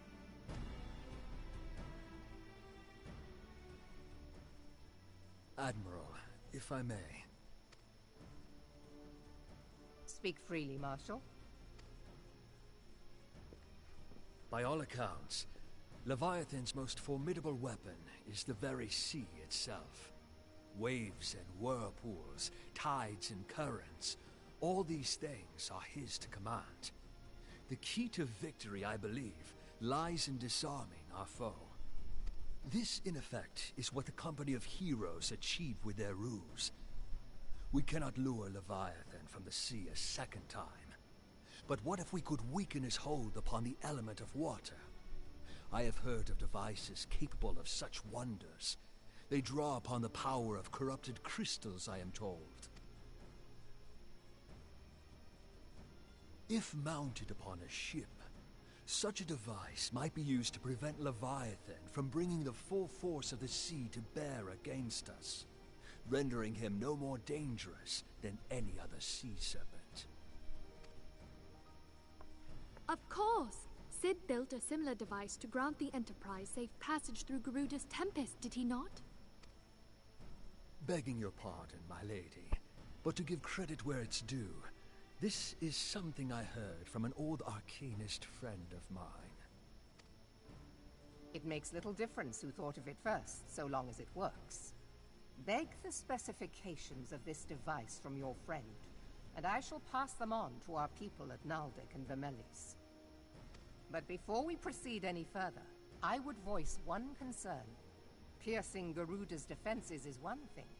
Suppressing Leviathan's attacks, quite another. In matters of science, I am as a babbling babe. But I cannot well imagine that such a feat would be possible without a veritable mountain of corrupted crystals. The question being, do we have a ship big enough to bear such a burden? Mayhap not, Admiral, but two might. Recall you the tale of Mistbeard's greatest haul? It is said that he lashed 2 ships together, side by side, the better to bear his plunder. By your leave, we might attempt to repeat the trick. The gods know it would be quicker than building a new vessel. Mistbeard did this. Truly, Marshal, upon the subject of the Pirate King, you are as a scholar. Now, from what I have gleaned of these matters, the device will need to be in close and constant proximity to the target. To which, we must lash our twin vessel to Leviathan. This in itself will be no small feat. Ramming speed will be required, but given the weight of the cargo, that will only be attainable with the aid of a towing vessel.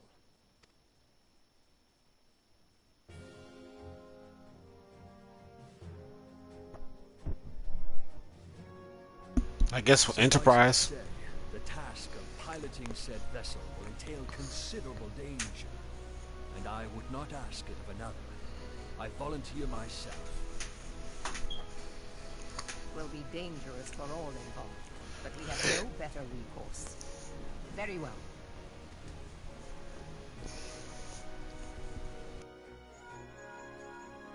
Commodore, assemble the remnants of the fleet at Morabie Bay. Give priority to our soundest vessels. The repairs can wait.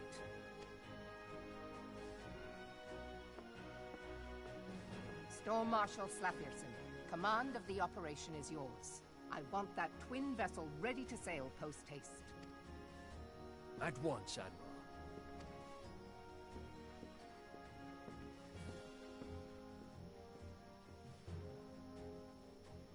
And then there is the small matter of slaying the beast. The fate of Limsa Lominsa rests upon your shoulders once again. Go well, warrior of light.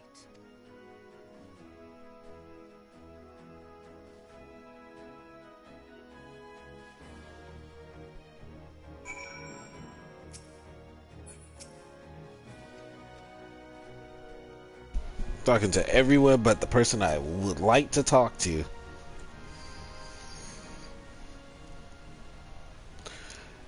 Beings held as gods also exist in what you call the Far East. Legends tell us that they walked among us in days of yore, but I confess that I never truly believed them.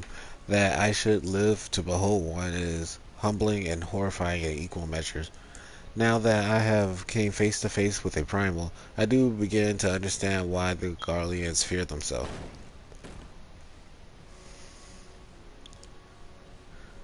What is it? A message, Admiral. I judge it best that I delivered at once. I am listening. According to the Yellow Jackets, a man has appeared who claims to have defeated Leviathan. One of the company of heroes? Details are yet hazy, Admiral.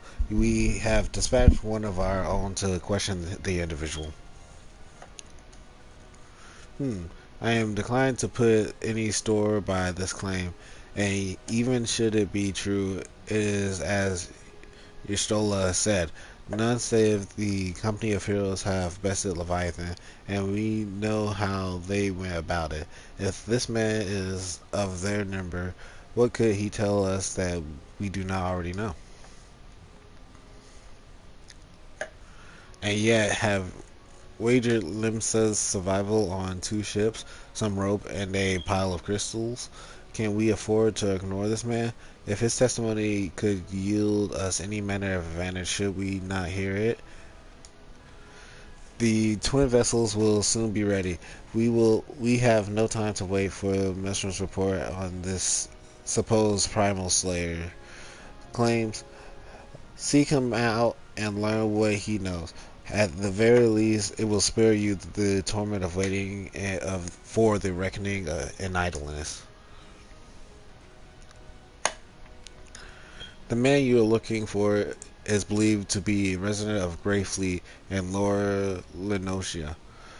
The storm private sent to question him should already be in vicinity. May your journey prove fruitful.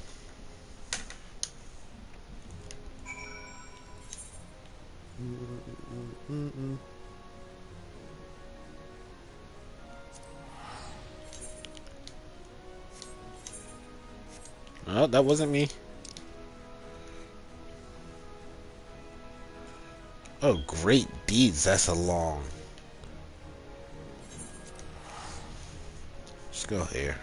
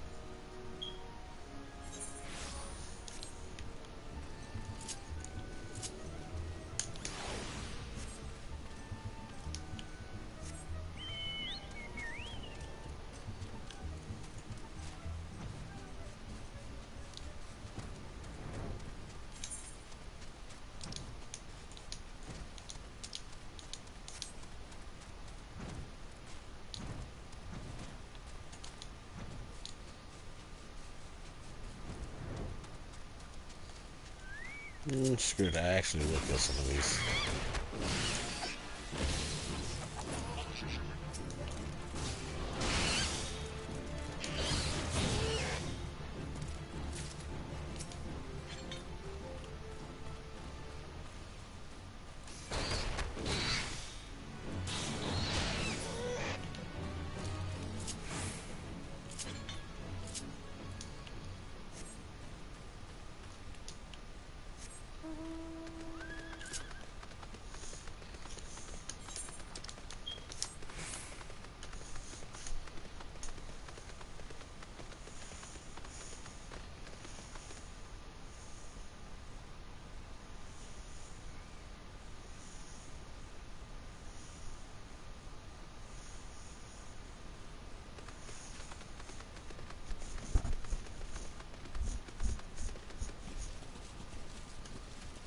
Oh, it can't be the same guy again.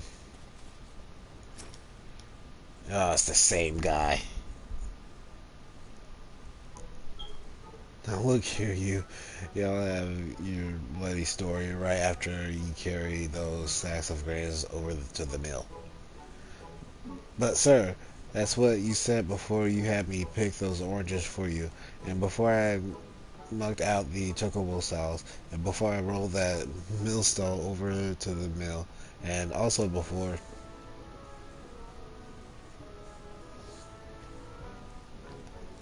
Guys, man, I've worked 3 days straight without wink of sleep. 3 days, and do you hear me complaining? Well, I suppose some of us just ain't made for the rougher stuff. Alright, alright. I give you what you want. Never let it be said that, oh, Trenchtom ain't a generous soul. Now, perk her up years, cause I won't be repeating myself too modesty. Besides, there are only so much epicness a man can take in one sitting. You can. The story of Trumto Epic's victory over the dread primal Leviabetus. Now, Leviabetus is huge. Make no mistake. To give you an idea how big each of his scales is, about as wide across as me members long, and that's no mean feat. Let me tell you. When I fought him, I could barely see for all the brine he was splitting me with. Must have been a lagoon's worth of at least. He even knocked me trusty axe out of my hands at one stage. Of course, that provided to be a grave mistake. What happened next? Why, I grabbed him by the tail and tied him up in knots, but not wanting to take all the glory for myself, I let me mace and the company of Hills handle the rest. Like I said, I'm modest as well as heroic. We have too modest. Now there's some as say you can never truly beat Leviathan. Well, that you've got to learn to live with him and make the best of a bastard trade, not the company, huh? Ah, it's you. I'm sorry, I didn't mean it. I was just enjoying the attention, is all. I'll take back everything I said. I was never part of the company affair. I am no marauder. I am actually a complete coward. I am nothing. I am chocobo dung. No, I am the maggots you find wiggling in chocobo dung. I have to lie to women to tumble, and that don't happen much. Me members, teeny, it's pathetic. I sure didn't fight the Leviathan, but I have seen him with my own eyes. 'Twas fair few years back when I was working as a baker hand. I was shrinking my duties one day, lowering about the harbor when I saw it. A great big massive sea serpent some miles off the coast, with a fleet of galleons making straight for it, cannons firing. I was so bloody scared. I saw it myself right there and then. Oh gosh, just remember that day made me so myself all over again. Hey, wait. If you're here asking for Leviathan, I mean, it means you're planning to fight him, aren't you? Well, take care. He really is terrible, dreadful. I tell you, if you're not careful, you'll end up in his gullet at the bottom of the sea. Why, you worthless lying. I can't believe you made me handle Chocobo Dung.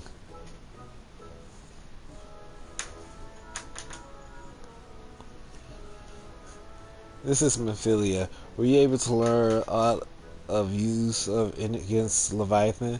I beg your pardon, Leviathan. I see. This is unfortunate. At any rate, I have tidings for you. The twin vessel is not complete. We await you at Moribi dry docks. Pray make you your way here as soon as you are able to. That was a useless travel.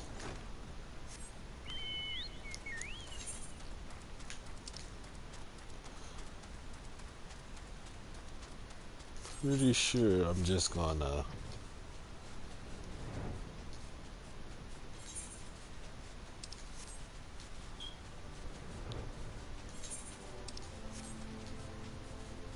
do what any good person would do.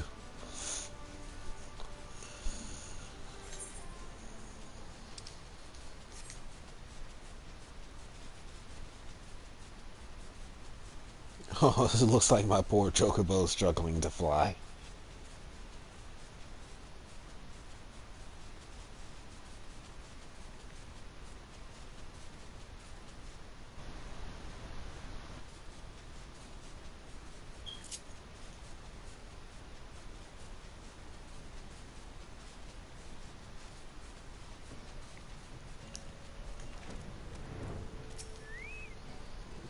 I'm told your jaunt to the Grey Fleet provided fruitless.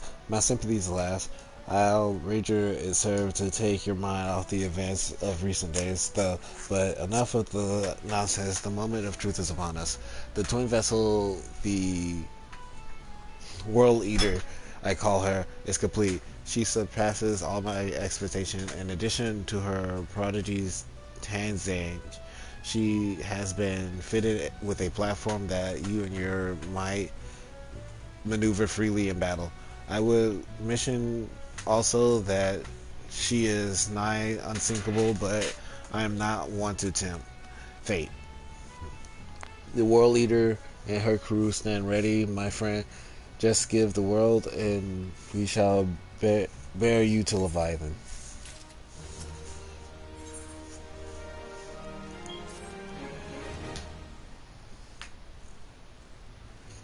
I know that look. You already. Having been constructed in some haste, the World Eater may not be pretty, but I assure you she is capable. She has been fitted with the what our friends at Neldig and Vermils are calling an elemental converter. Assuming the thing works, it will use the power of the corrupted crystals on board to rob Leviathan of his hold over water. Depending on how the battle unfolds, you may well need to activate the device manually. Keep that in mind.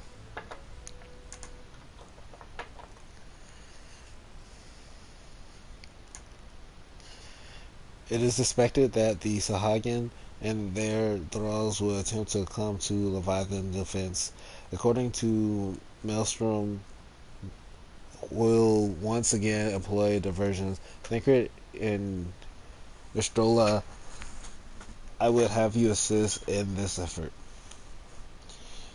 If it is to fulfill its purpose, your diversionary force must not want for numbers. By your leave, I too would volunteer my blade. We would welcome it, having seen you fight in Satspa. I dare say the fishbacks will find your presence highly diverting. Thancred and Yerstola, if you would join the Third Levy and Lady Igiri the Fifth.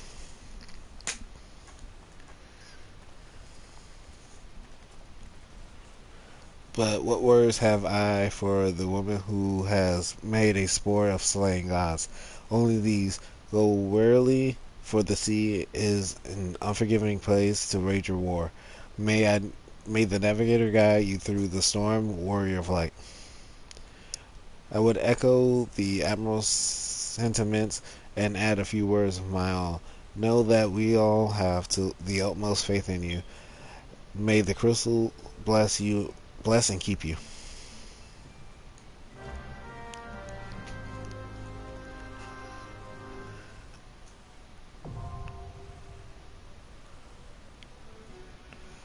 There's only a hard version?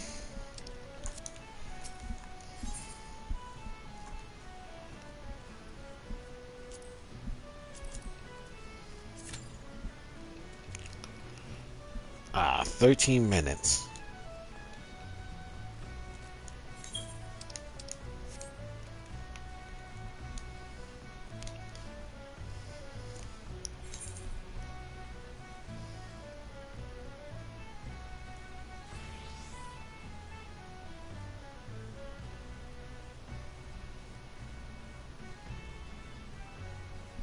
Have I been to that dungeon?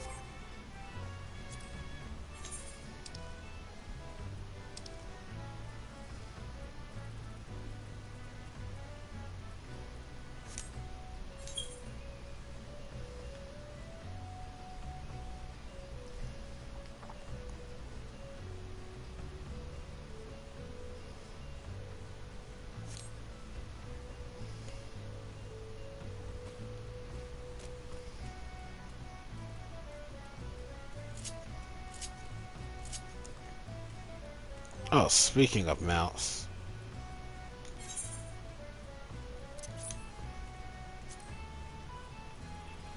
Then remain to remove all.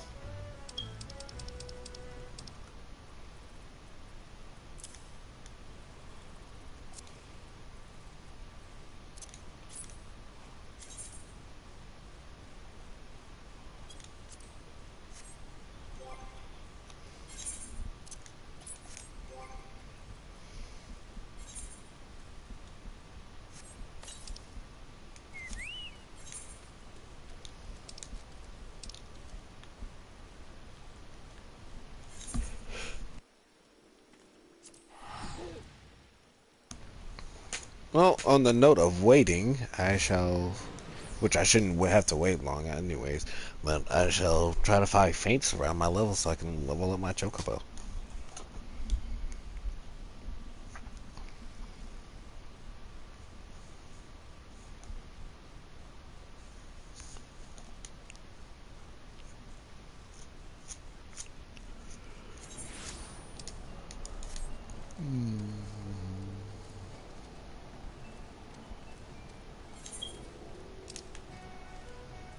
It's like 3 boss fights. We can make one of those.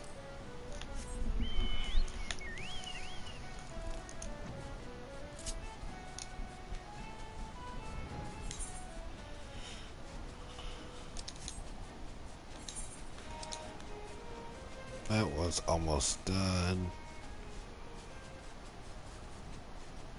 We probably in the middle of that one, so I go for the level 49. Actually, I can actually make this one. Oh no, it's halfway through. Yeah, it's halfway through. I might as well make it.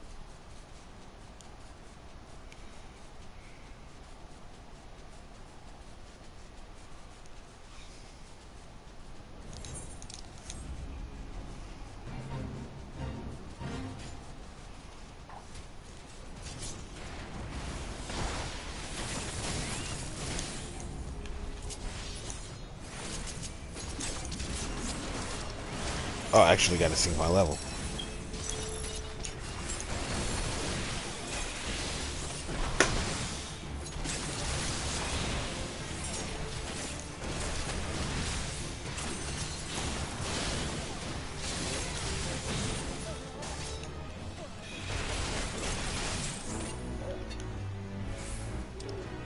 Oh, I actually got something?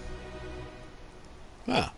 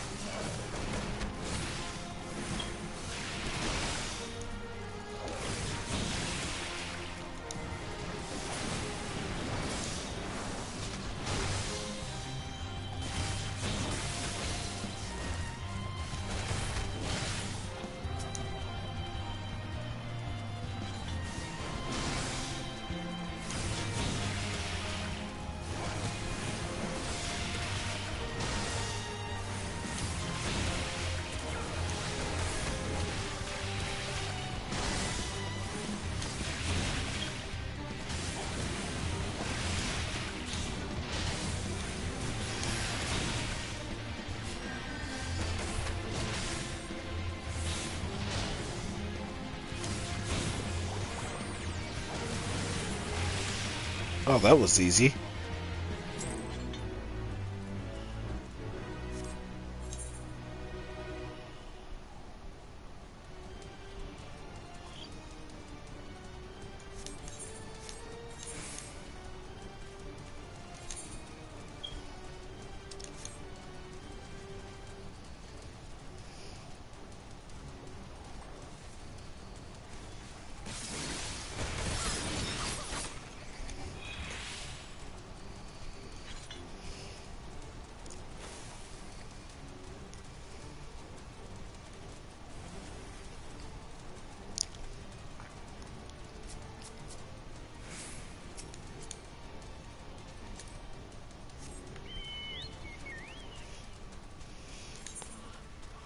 Oh, wrong way.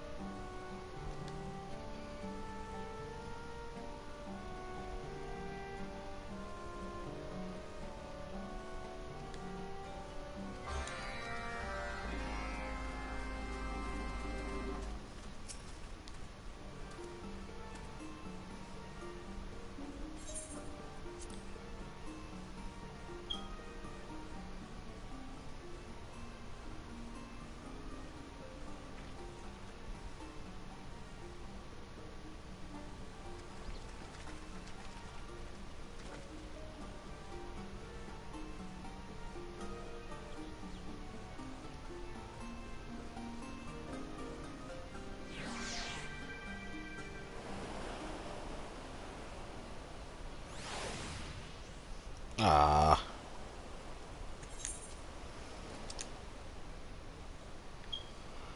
Wow, that's far out.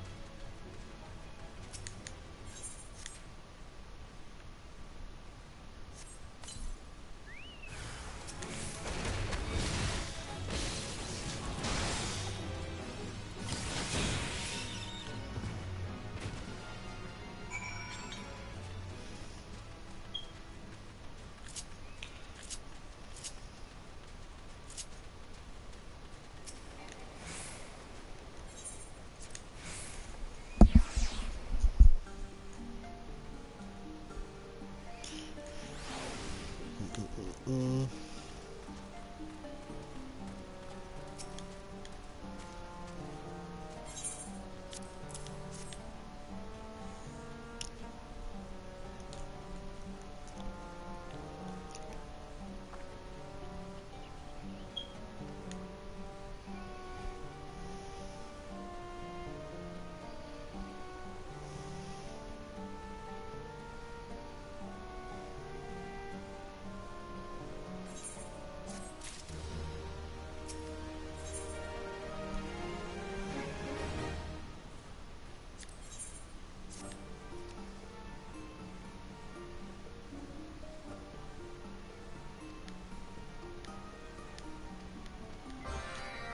I just realized what I just did.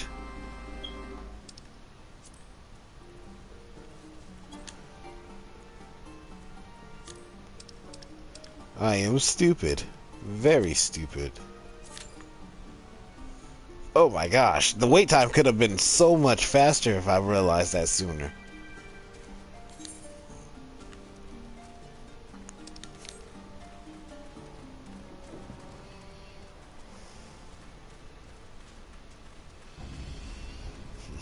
I was actually gonna read that, but that brief moment of, hey, the realization of I just goofed came very fast.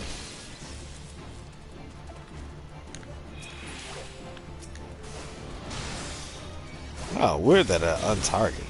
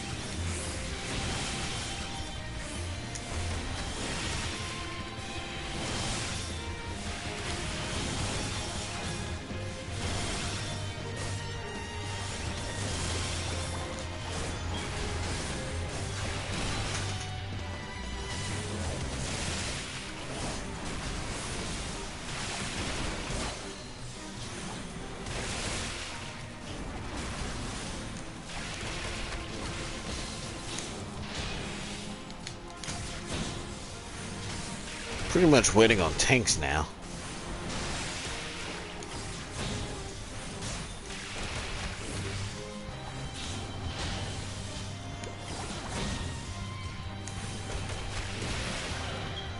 Oh, Blue Mage.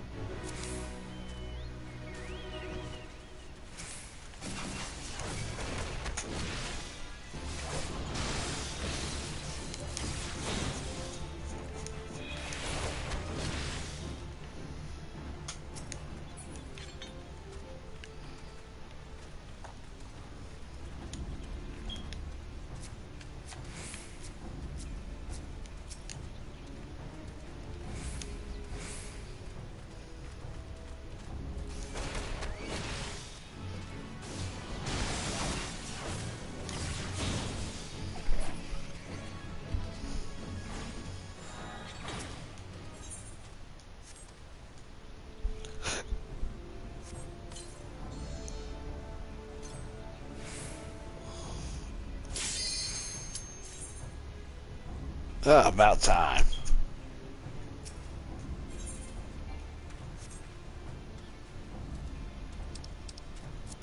Well, the tanks are ready. Waiting on a healer and a DPS.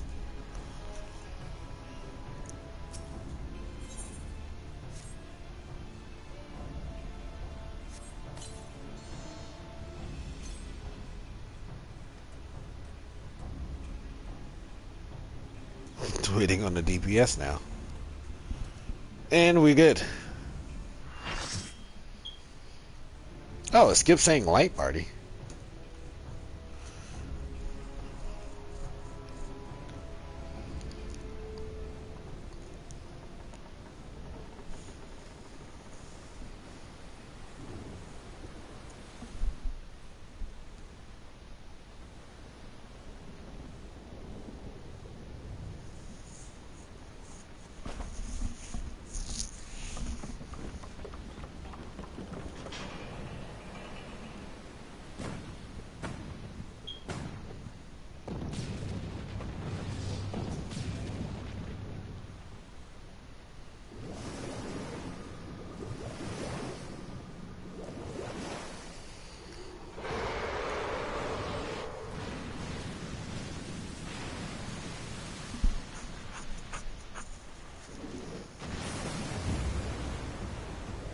Oh yeah, this is probably the coolest primal.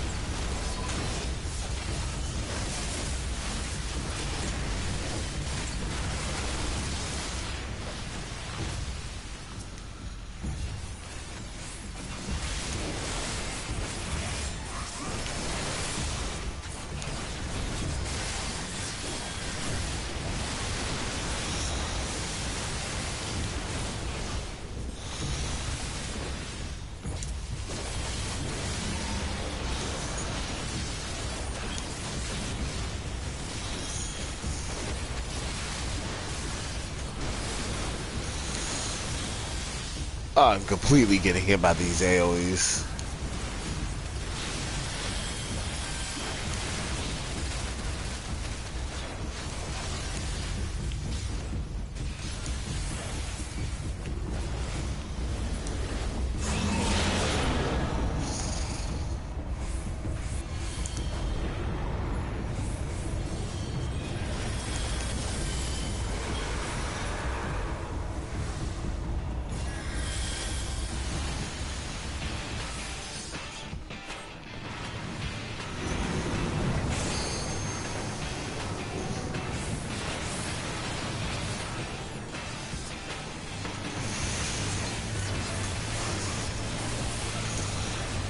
Okay, this music is epic.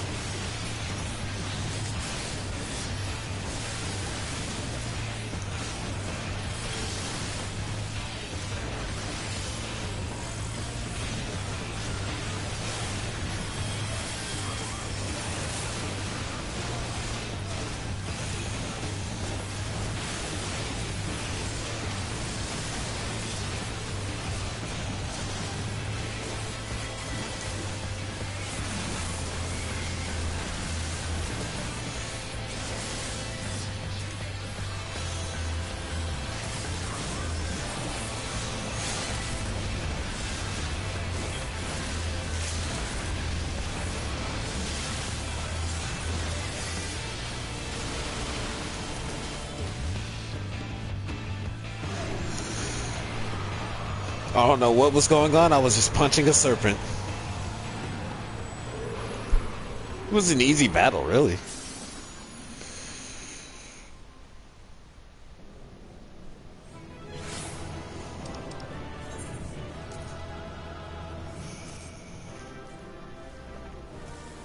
I wish we got rewards for that.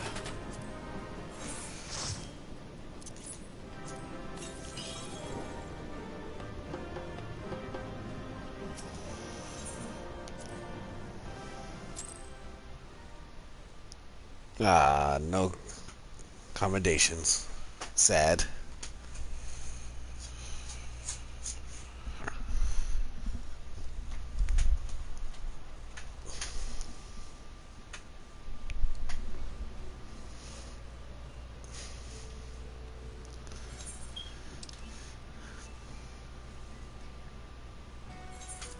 That wasn't too bad.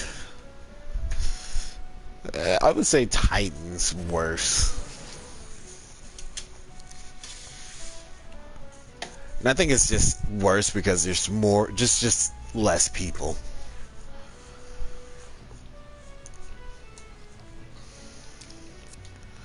Chat is going off.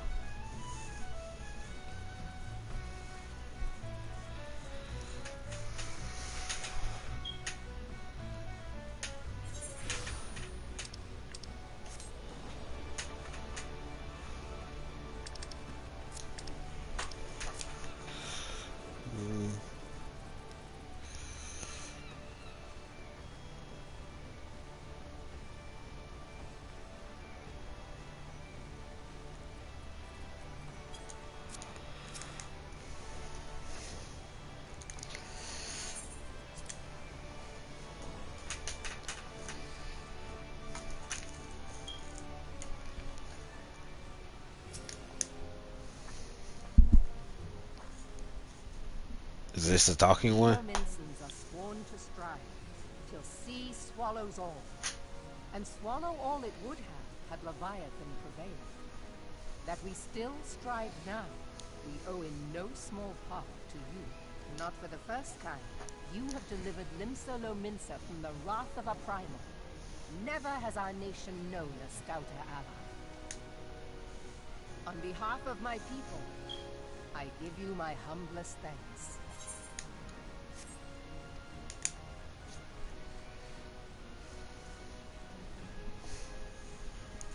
'Tis meet that I give thanks to old Mistbeard, too, for his fine solution. Whatever else he may have been, 'tis clear he was a resourceful soul. Would that I had a man like him in my service.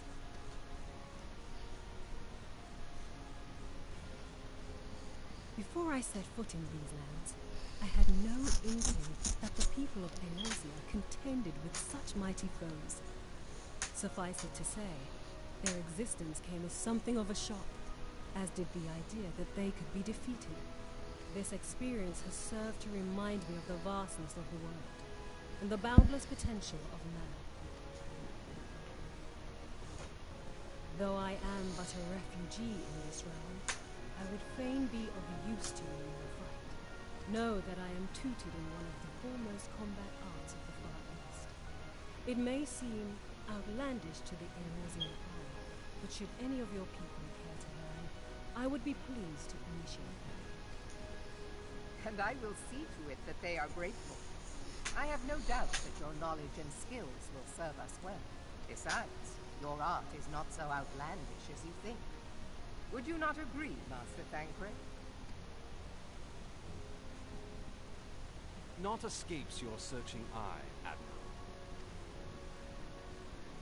Few are privy to this information, but Limsa Lominsa is home to a certain secret fraternity. Its members are trained in a form of combat, not unlike your own. By my judgment, it should not be beyond such individuals to adapt to the techniques I witnessed you employing with such admirable deftness. I am heartened to hear this. I too noted a kinship between your style and mine own, though it seemed to me that you fought differently in the beginning. I suppose I did. What can I say? I'm a man of many talents. Though you may labour to believe it, Thancred was once something of a scoundrel who fraternized with the criminal class in these parts. Yestola! You jest, of course. Yeah, so Thancred is Limson. Encounter with Alphinaud's grandsire, he might never have left Limsa Lominsa, or received an education in Sharlayan, or taken up his post in Uldar, which is where he trained in the blade, lest you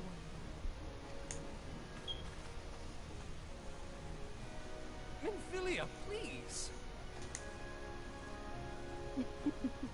It would seem there is more to you than meets the eye, Master Thancred.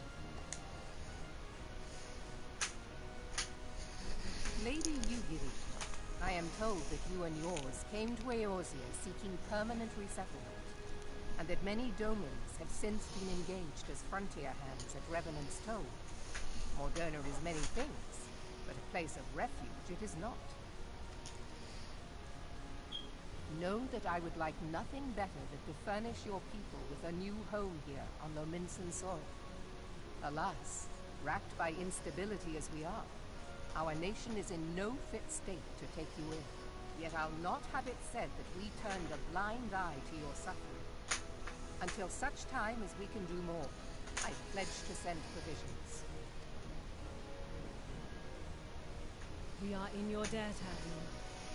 I realize that it scarce qualifies as repayment, but if it please you, I shall set about sharing my martial knowledge with your people at once.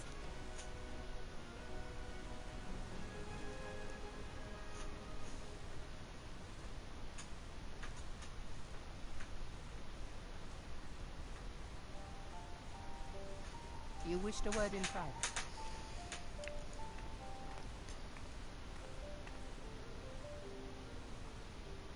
The better not to spoil the festive mood. History repeats itself, Admiral. As the kobolds stood before them, the Sahagin resorted to summoning their god over a territorial feud. They acted in self-preservation. It may be that the Sahagin initiated this particular clash, but how it begins does not interest me so much as how it ends.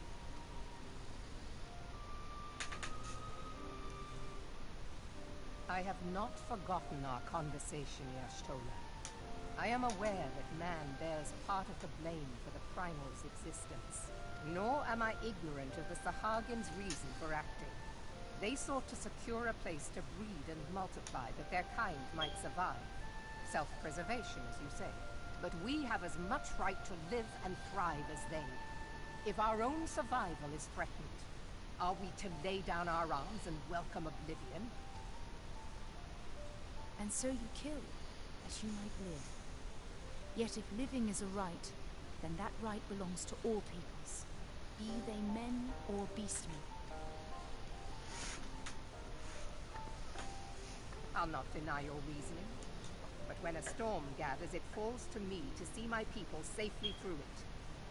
That is my duty, and I shall do it.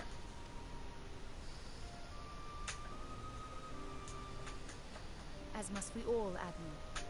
Stay the course, then. But know that it will lead to no good end.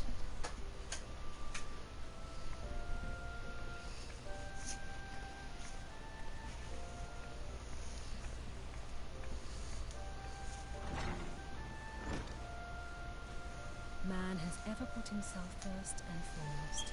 To justify his actions, he clads himself in the armor of righteousness, though it be a fancy of his own making. In this, mayhap the Garleans and we Domans are not so different.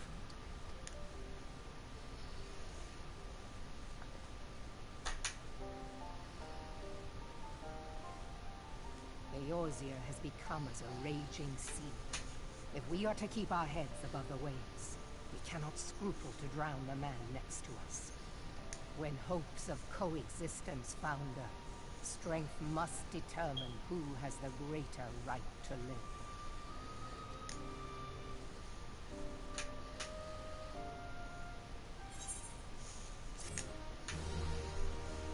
All right.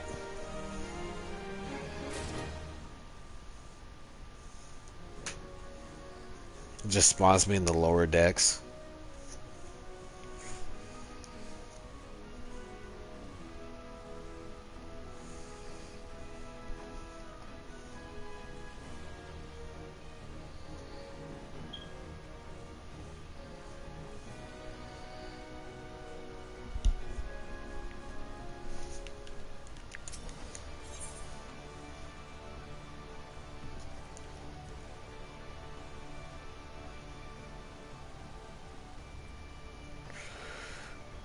Has ordered your appointed. Admiral has informed me of the agreement. I have in my keeping a letter introduction for Lady Yugiri. To the south stands gate leading to the pier for smaller fishing vessels. Look for an scrumptious Huron man there and present the letter to him. He serves as the gatekeeper of sorts. Now, before you go, I am obliged to remind you that the members of the fraternity to which you would be introduced a bit in the shadows of Limson society, the value of their independence more highly than pirates, and are united by a bond stronger than mithril. To wit, they are inevitable weary of new faces. Though it penned by the Admiral herself, mere words on parchment will get you only so far into their confidence. You must work for every ounce of trust that places you. But here is the letter. Go and forementioned place and show it to the forementioned man. Oh, and good luck.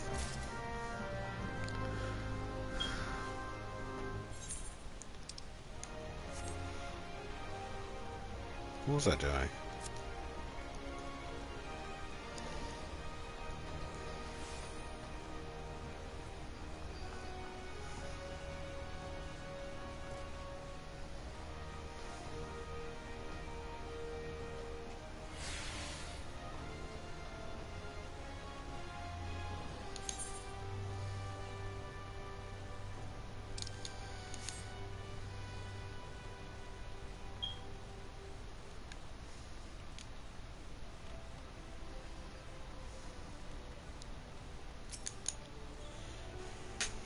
Got business with me, Venture?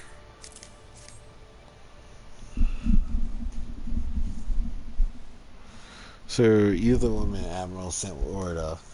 I was hoping I might catch a glimpse of Thancred too, but a while since I saw his grin. But what with all the dough about, I suspect he got his hands full.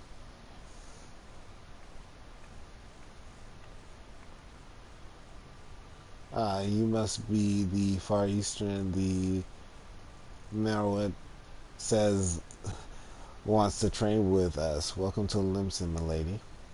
I'm Yugiri of Doma. 'Tis an honor to make your acquaintance. I must confess, when first I learned of your organization, I had certain preconceptions as to the nature of your membership. It would seem I was mistaken. You're not the first person to say that, lass. Limsa's a city of pirates, to be sure, and pirates don't give two farts about keeping a spotless reputation. They hardly need a secret society to do their dirty work. Might be as my people and I keep to the shadow, but we've got nothing to be ashamed of. It's simply better for business that we remain unseen. And so you have developed fighting techniques suited to that purpose. I see. Know that the practitioners of my art too are densest of shadows. 'Tis in stealth that our strength lies. There is much we might learn from one another, I think. Then what in the sevens are we waiting for? If you come with us, Yugiri of do what's it? We can get acquainted in more private surrounds. Ha, that didn't come out right, did it?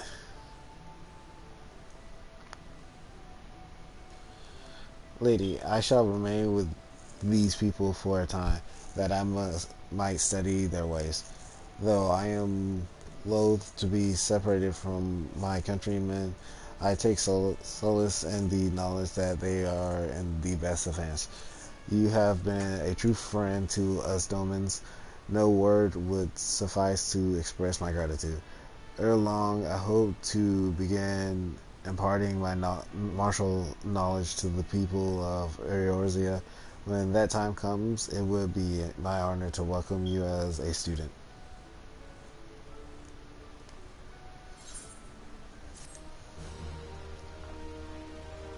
wonder if I could use that. I'll use it on a different class though.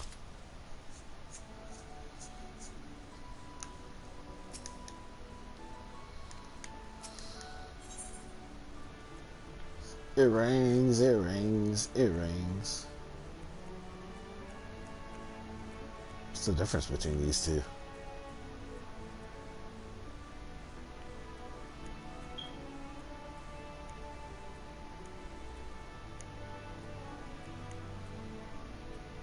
Okay.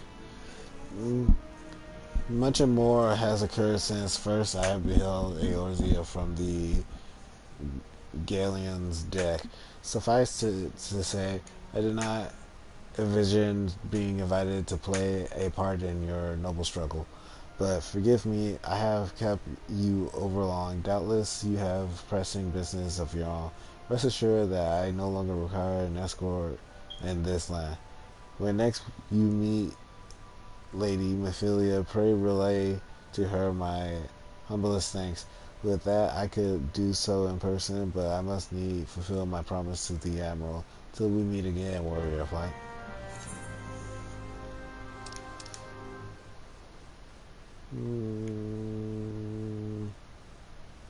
I'll go finish that quest real fast.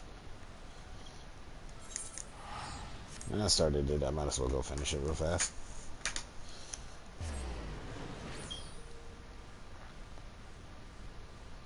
He just kind of like saw me disappear. Strapped to the wall while I let two of his people go and disappeared. But was for a worthy cause, you know. I went to go kill a primal. Went to go kill a god. Your imprisonment was worth it. He didn't die, which is odd.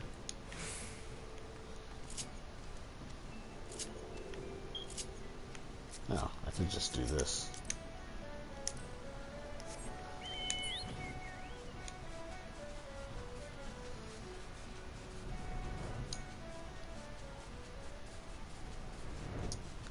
I want to get armor for Kelly's. Tired of him wearing the Limson, not Limson, the Metrum colors.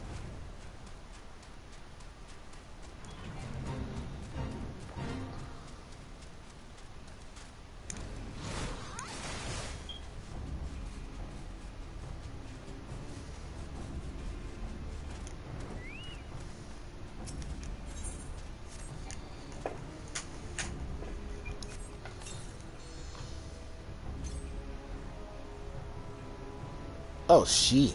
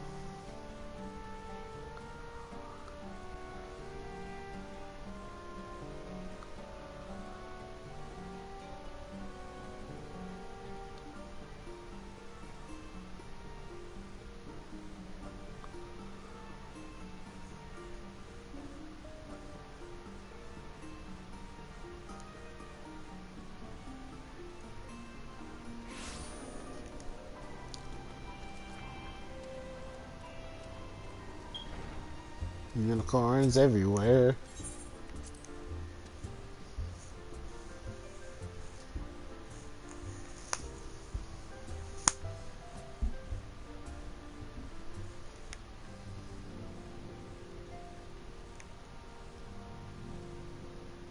Oh, some of the Domans are actually in here.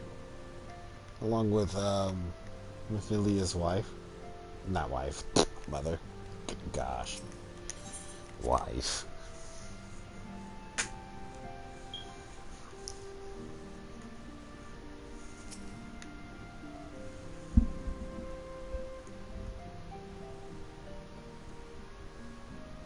been reflecting upon the events which took place during our visit to Vilbur.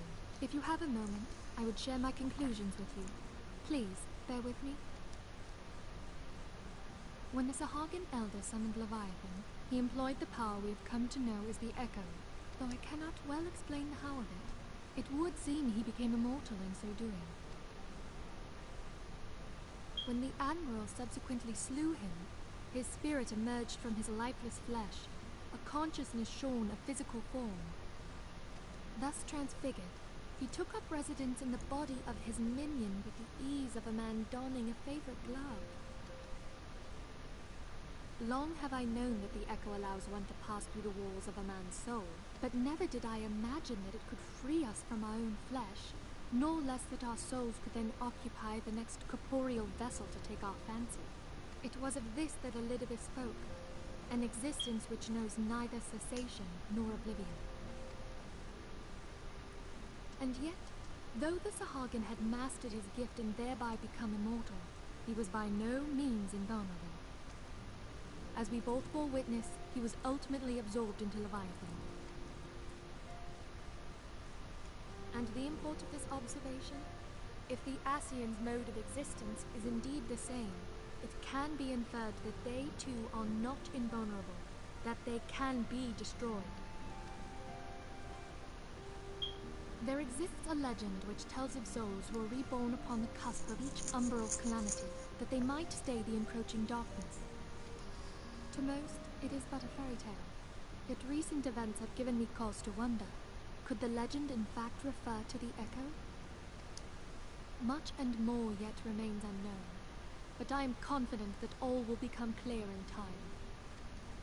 For the present, however, what matters is that the key to defeating the Ascians may at last be within sight. With Urianger's aid, it is my hope that I shall fathom this matter ere long.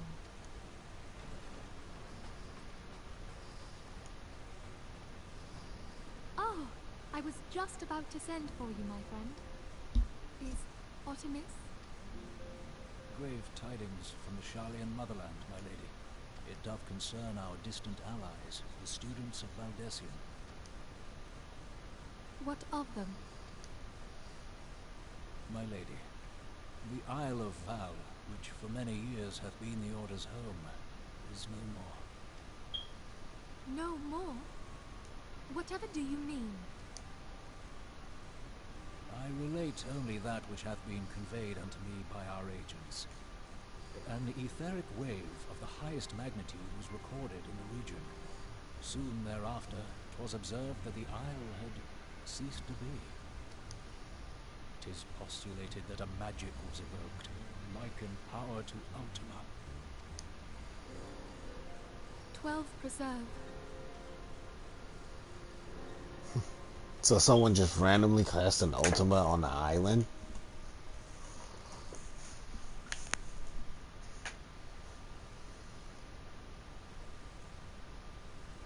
If there are no other matters, I move that today's meeting be adjourned.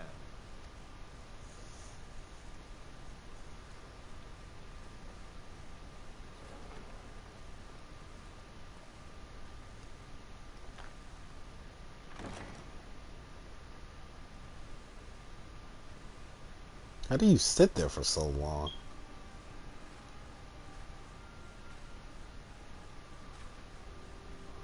It is done, my lord. Forgive my impertinence, my lord, but these orders, I am uncertain as to what end they serve.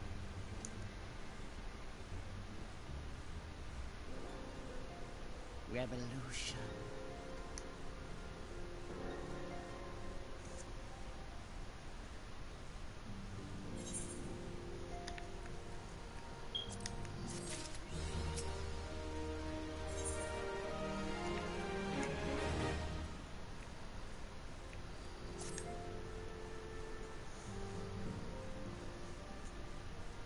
Our friends, the very isle itself, everyone and everything.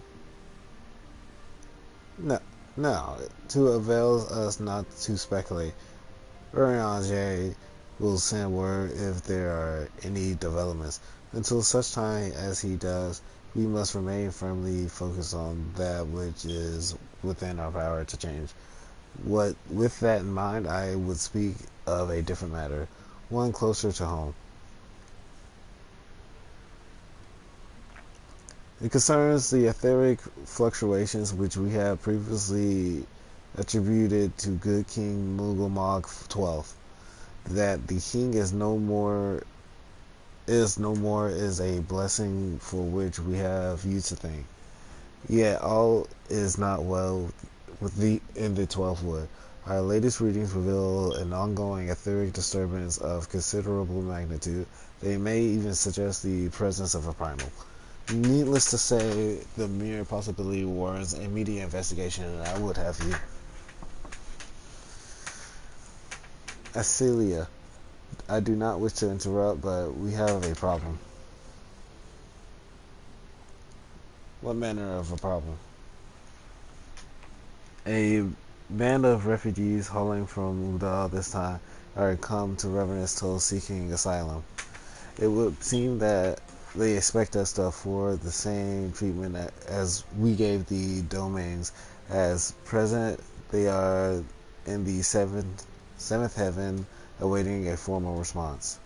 I see. Mayhap this was to be expected. I shall meet with them at once. Acelia, you know full well we haven't the resources to accommodate many more people. Considering what will happen if we do this, word will spread and more will follow. Your opinion is duly noted, but I will hear their suit.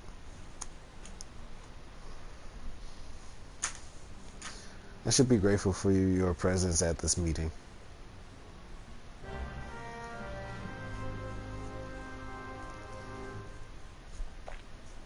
Kinda don't want to go to a meeting.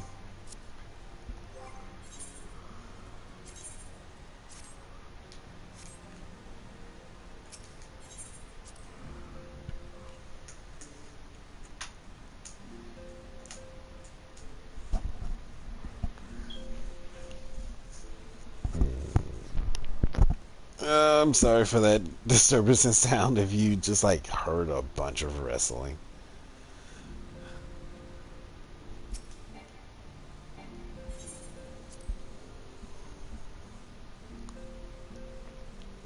But yeah, meeting getting a refugee from a different land is probably different from well, no, because Al Mahegans are kind of they've been here first. They're in the same region too.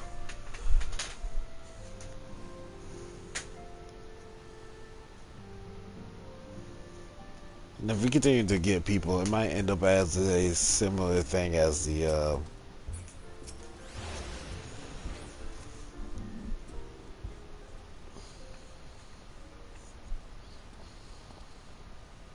I apologize for keeping you waiting. My name is Mephilia. I lead the science of the Seventh Dawn. 12, we praise, it is you. Be ready and willing to work same as the Domans. Just give us a task and we'll see it done. Pray calm yourselves. I appreciate your enthusiasm, but I know not of your situation. Beg your pardon. I ain't so good with words. We've been living off the scraps of Udal for years now, trying to piece together a life to replace the one what got took. They say there's work, but there's not for an honest man. Not as wouldn't sully his soul sooner than his palms any road. The Fangs do what they can for us, of course, but it ain't near enough. And it only gets worse. When the calamity brought us to our knees, those rich in the city didn't help us up. They climbed on our backs. I don't pretend to be clever, but even I can't see what's coming. I knew we had to run. The only question was where. And then it came to me, Revenant's Toll. I mean, you took them foreigners in, didn't you? So you surely did the same for us. I fear the situation is rather more complicated. While it is true that we accepted the Dominions' petition for aid, that decision was the product of extraordinary circumstances. I sympathize deeply with you and but pray understand that it is not possible for an organization of armies to aid all who have been affected by the calamity, and so it is with great regret I must deny your request. But we've nowhere else to go. Will you turn your backs on us? If I might have a word.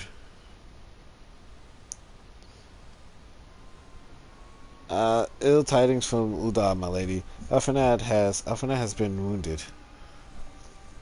What? How? Is it serious? I cannot say for certain, but I fear it might be. According to the flames, the refugees started a riot and went wild, apparently lashing out at any and everyone. That can't be right. Why would they? They must have been provoked. The demonstration was meant to be peaceful. Sevens. Now the Blades have an excuse. They'll round us up and kill anyone who tries to resist.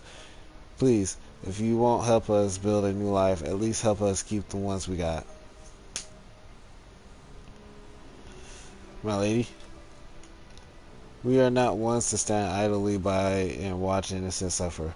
However, until we know more about the circumstances surrounding the riot, I am not certain what aid, if any, we can provide. If the authorities determine that the refugees attacked without provocation, then those responsible will have to answer for their actions. How can you be so blind? Find Alphanad and quick. If he is in danger or worse, I would have you and not other by his side. Thank you. Pray do concern yourself with the matter we were discussing earlier. Ida and Papa Mulimu will see to it. Alphanad is being treated at the Hourglass. Hurry. I'm getting better at reading. I am glad.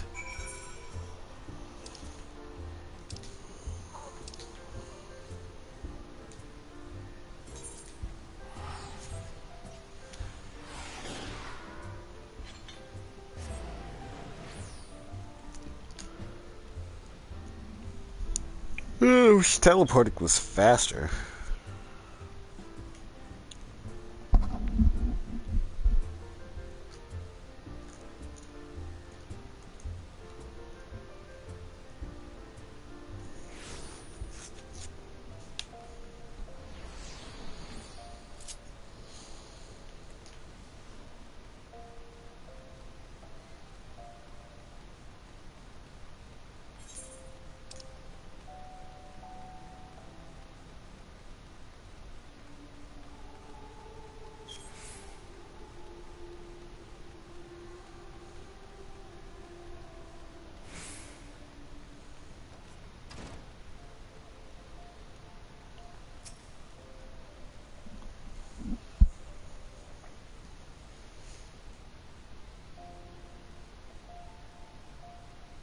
Come, you must have gathered by now that Tataru is given to exaggeration.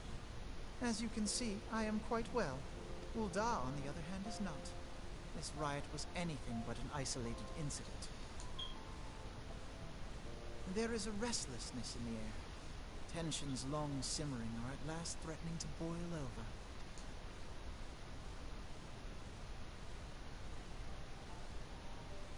Ul'dah is a nation infamous for the great disparity between the wealthy and the poor.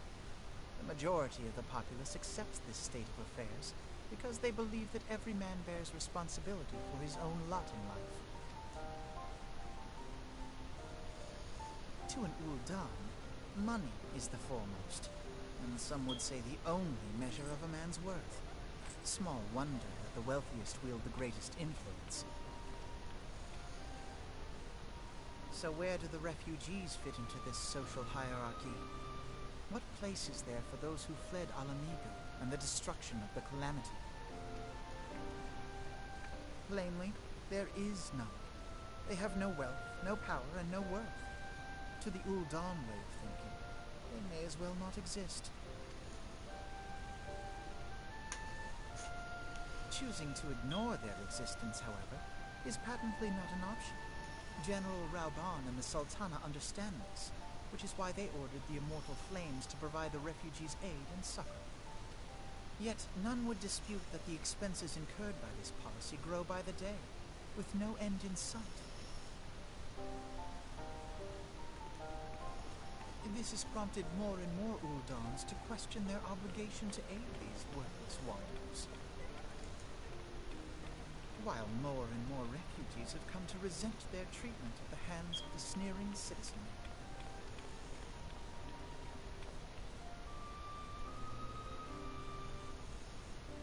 The manner of Lord Lolorito's refusal to grant the Dolmens asylum bespoke a disdain for all refugees, an attitude shared by the rest of the monetarists.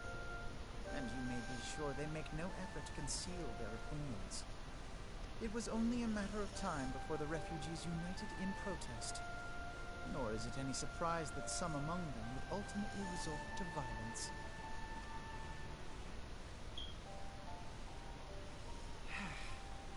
That the Immortal Flames should choose this of all occasions to engage in joint training exercises with the other Grand Companies. By the time they returned, the situation may well have deteriorated beyond mending.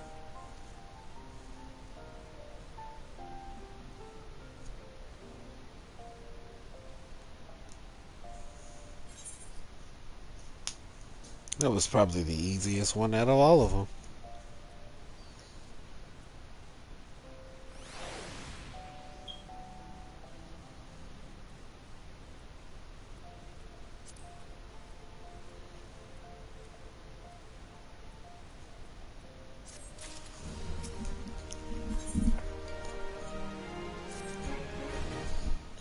As I told you before, it was all but inevitable that an incident of this kind would eventually occur, given the rising tension within the Sultanate. Nevertheless, I have reason to believe that this particular riot may not have begun spontaneously. Have I piqued your curiosity? Good. Then you will accompany me to the Hall of Flame. I would hear that what General Raban has to say upon the matter.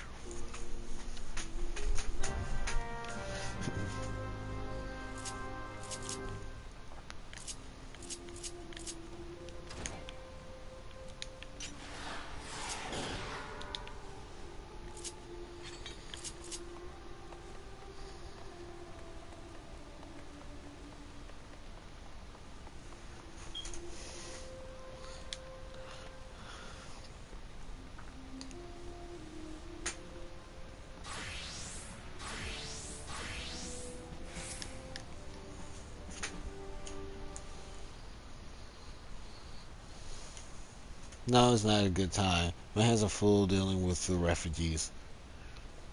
Precisely the matter we wish to discuss, General. Alphanab, back to your feet already? You may credit my swift recovery to your Shurigans. My memory of the riots are still somewhat muddled. I trust you managed to regain control of the situation? Not entirely. We secured the city soon enough, but not before the unrest had spread the surrounding territories. Pockets of resistance remain throughout Thanalan. We have sent what forces we can spare to root out the blast of the Belgarians, but progress is slow. They are elusive. I can well imagine, given the majority of refugees live outside the walls, it stands to reason that they would know the lay of the land. What I do not understand is how they come to be so well prepared. Before my little accident, I observed that several of the refugees were armed, and not with butcher's knives and pitchforks, but with martial weaponry. I need hardly add that such equipment is costly. None can deny the tension between the Uldan citizenry and the refugee population have increased since the Domans have turned away, but would that motivate a starving man to purchase arms in lieu of food? I think not. And what of those who have not even a single guild to spend, who could not survive without the aid provided by immortal flames? Surely they would sooner sell a weapon than bring it to bear against their benefactors. Come to the point. Very well. My point, General, is that this powder keg of discontent was not set alight by chance. These events were deliberately set in motion, and now order must be restored. That is my first duty. Until it is done, any investigation can wait. Do not have time to discuss this. My scouts will be returning unknown.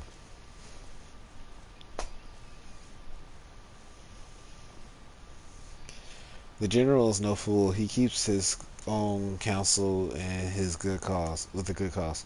Where he took claim without the necessary proof that the riots were instigated by outside forces, the mysterious would accuse him of attempting to shirk responsibility. After all, he is the Satan, and the Satana have been the most outspoken proprietors of refugee aids. Regardless, they will face harsh criticism in the days ahead. Our allies may stumble upon the truth in time, but I have far more faith in your ability. Therefore, I propose we can conduct our own investigation independent of the authorities. To that end, I would have you make inquiries in the settlements suspected of harboring Belgarians. Commander Swift will know which they are. He may balk at a request of such information, but I have no doubt that you can persuade him with your silver tongue. Meanwhile, shall seek answers in my own way. After which we can regroup and share our findings. Well, then, shall we? I wonder where his sister is. You look as though you have something to say, do you? What you ask is no simple favor. Were such information to fall into the wrong hands, the lives of countless soldiers would be at risk. Even so, there is wisdom in your words. An able individual may be better suited to this task than a regiment. Very well. The Brass Blades have reported suspicious activity in the vicinity of Lost Hope. It may be unrelated to recent events, but we doubt it. I suggest you begin by speaking to the Blades posted there.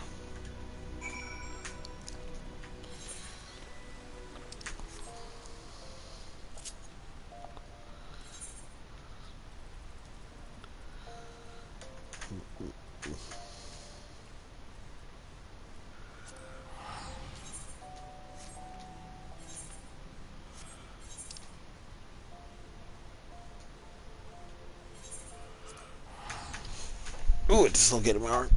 I'll be alright back. Drink break.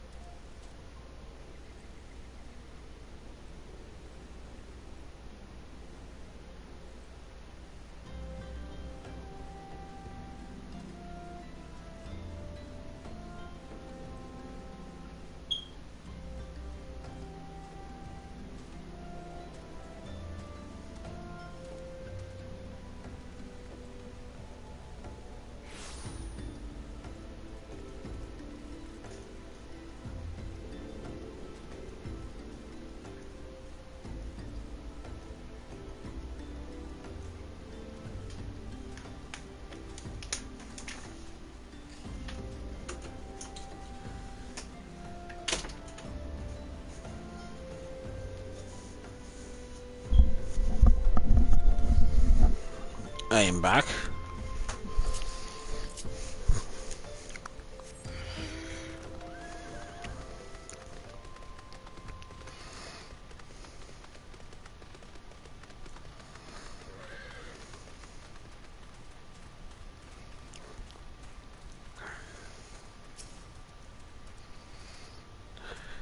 and then expect them to send you. I take it that this means someone has read my report. The refugees who left with the merchant have yet to return, and I am increasingly concerned that Xerox's suspicion were correct. I have Vent the foggiest what I am talking about, do you? Never mind. Speak with Zara, and he will say everything. What brings you here, adventurer? Siege for refugees? Well, then you come to the right place. Ah, that means those refugees. Oh no, you won't find them here. Most of the people of Lost Hope have come to accept their situation and are content to pass their days in peace and quiet.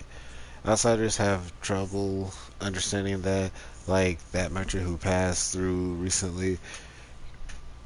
Gergis follow, but awfully optionated.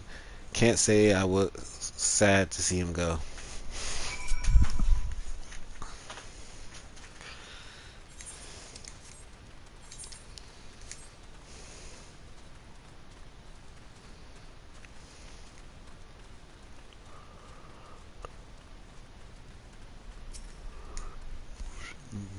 Ah, don't hurt me. I'm not one of them.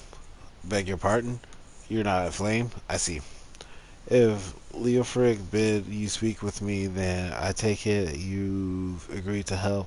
12, be praised for that, because we haven't a moment of to waste. Everyone knows the flames are on the march.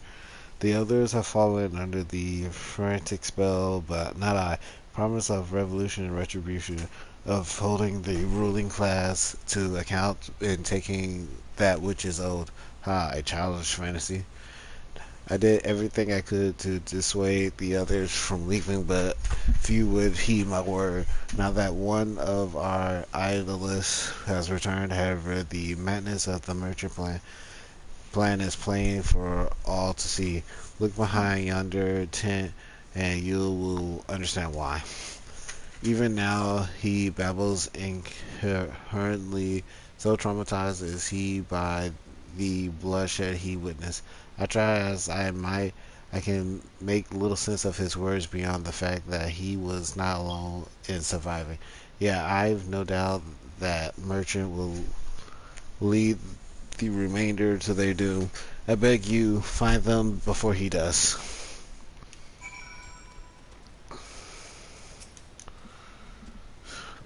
What what are you doing? Don't draw. Don't draw. Don't draw. Don't draw. Don't draw. Why don't you run away with me? We could escape together then. Then you will be here with me, but be here to soothe me. Why do don't why did you have to stay and leave me alone?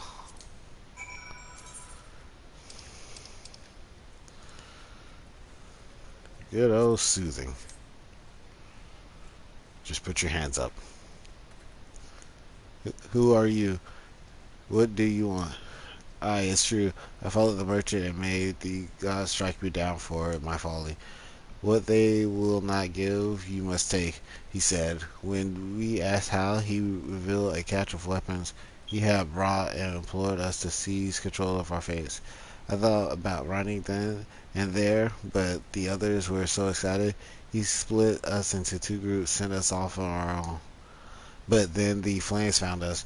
We didn't know what to do. Our leader tried to parley with theirs, but then they started arguing and then fighting.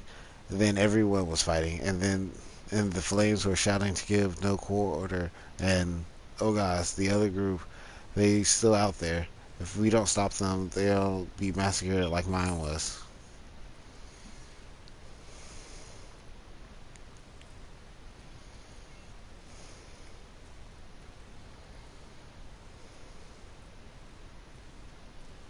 Mm.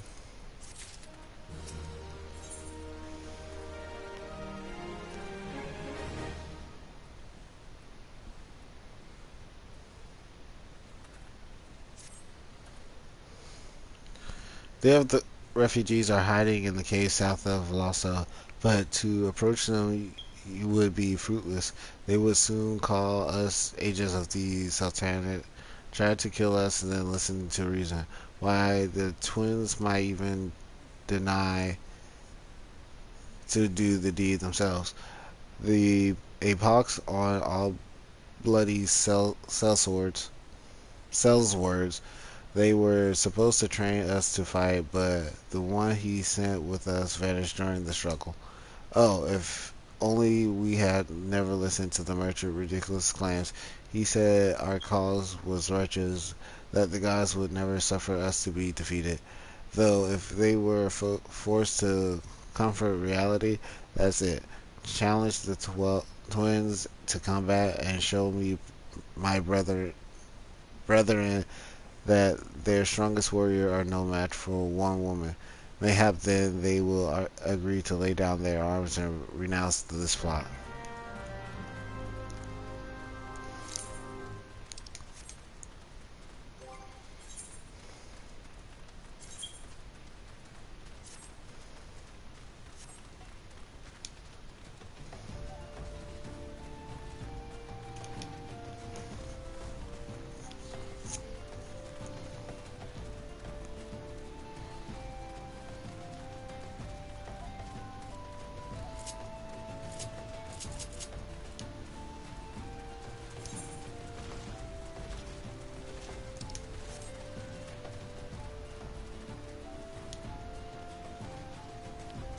I have reason to believe it's on top of the cliff instead of under the cliff. I could be dead wrong, honestly. Yeah, definitely dead wrong.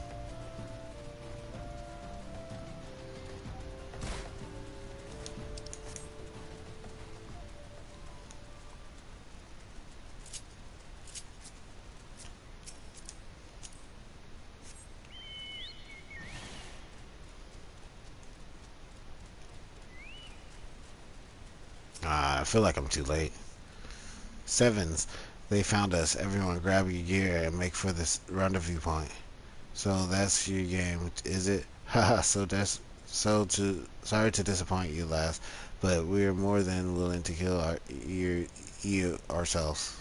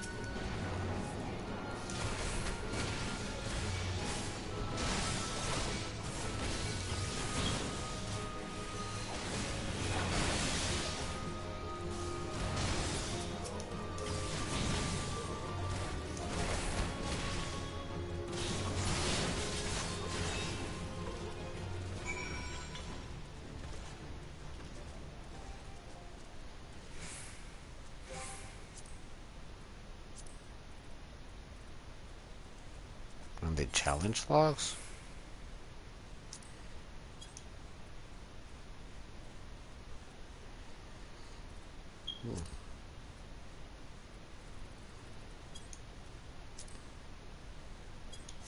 Oh.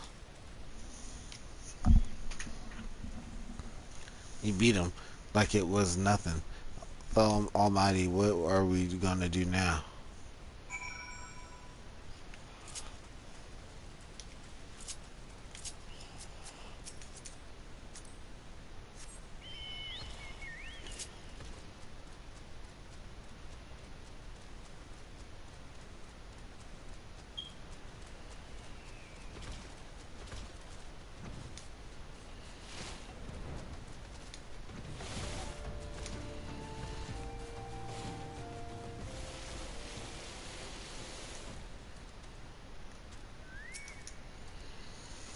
You returned. Did you find my brother in?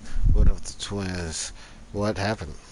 I see. Well, you had no choice. Better that a handful of them take a beating from you than a lot of get butchered by the flames. Tell me, What did the merchant have to say when it was over? Huh? But where else would he be? Unless he went to Stone's Throw to record others.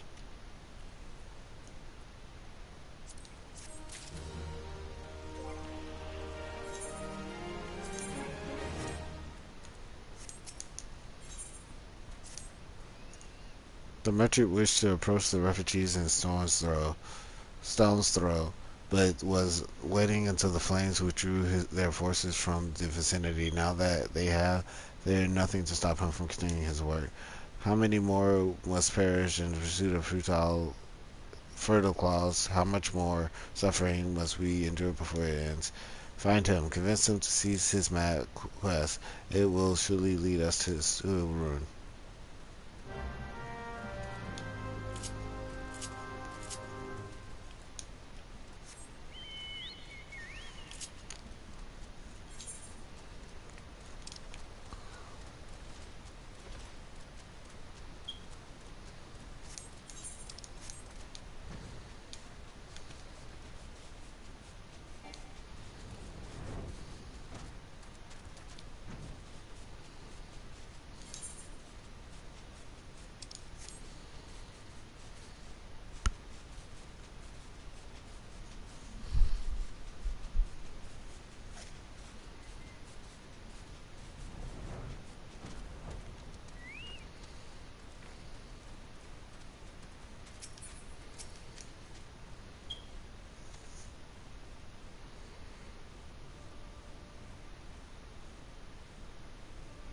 Have you seen my parents?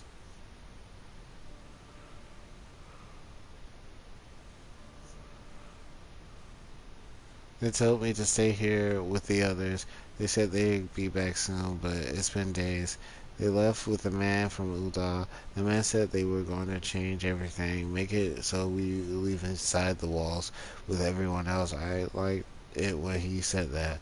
I didn't like it when he talked about making the rich people pay. Everyone looked so angry, and I got scared. Say, miss, are you looking for someone?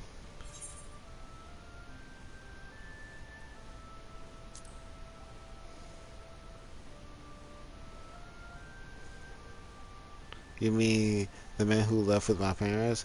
But I don't know where he...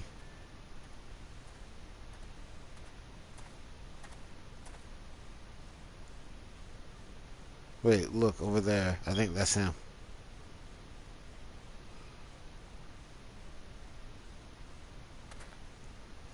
Well, now, which of these gullible fools should be my next victim?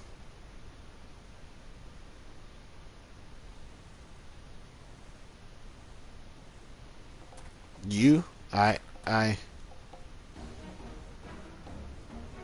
He's getting away. Get him, miss.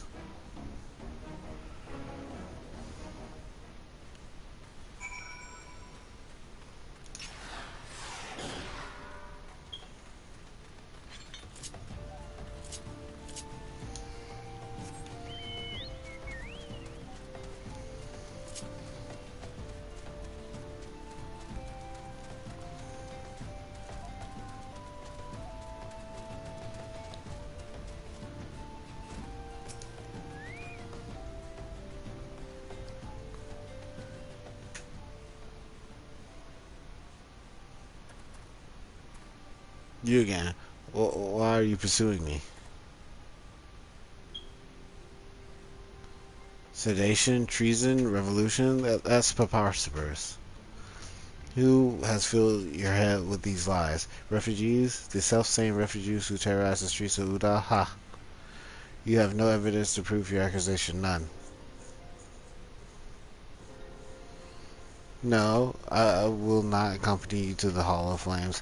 You have no right to detain me. For the sake of argument, let us say I did do the things you claim. Surely you do give a qualms about politics. It was business, only business.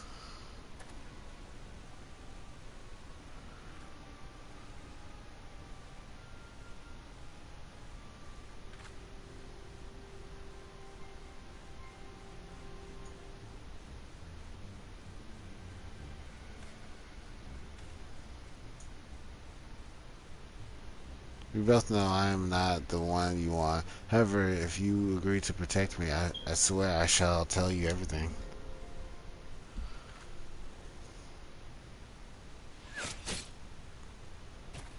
Oh, that's brutal, man.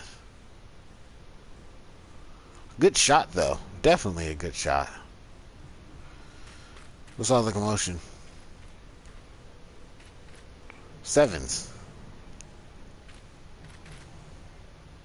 Tell the others to spread out and search for the area. The killer may still be close.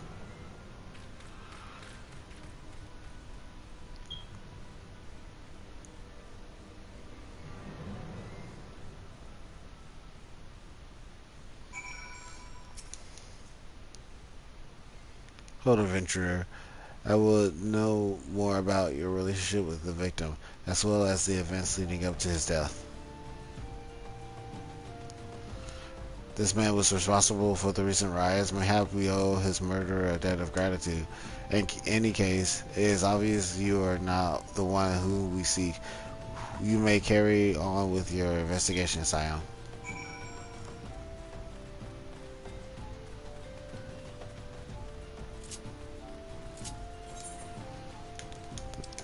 Be quicker if I just teleport.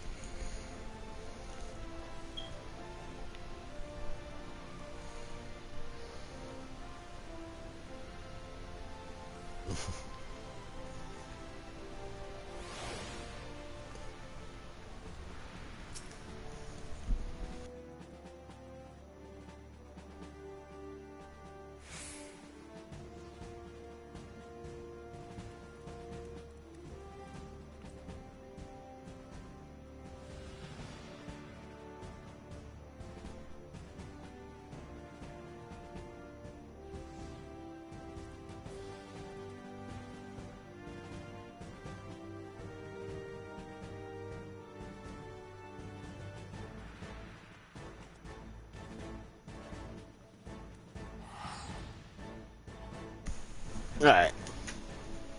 What news? Where's the merchant? Murdered? Yeah. He was not simple murdered. He was silenced. Too many knew his face, and he was ready to.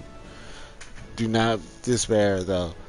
You may be closer to identifying the true orchestrators of those riots than you realize.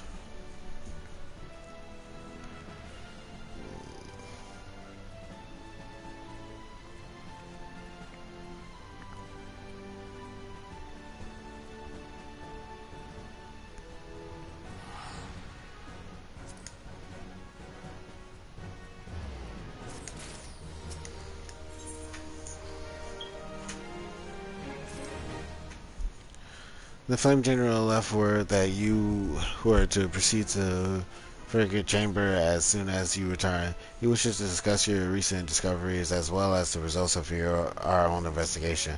Master Afanad has already been informed and should be waiting for you outside. Pray proceed to World Permanad with all haste and speak with Bartholomew. Bartholomew. I don't know where I got the other name from.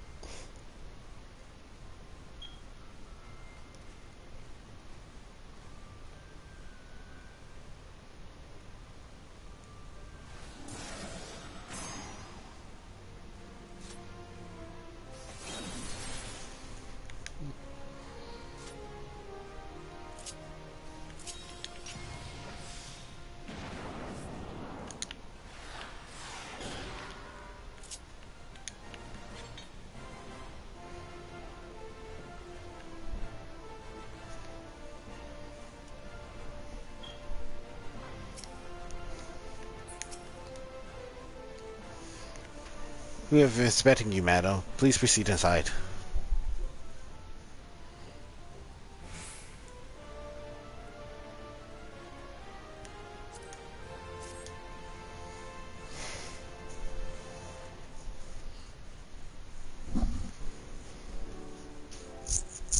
Commander Swift has kept us apprised of your recent activities. You've made great strides towards quelling the violence.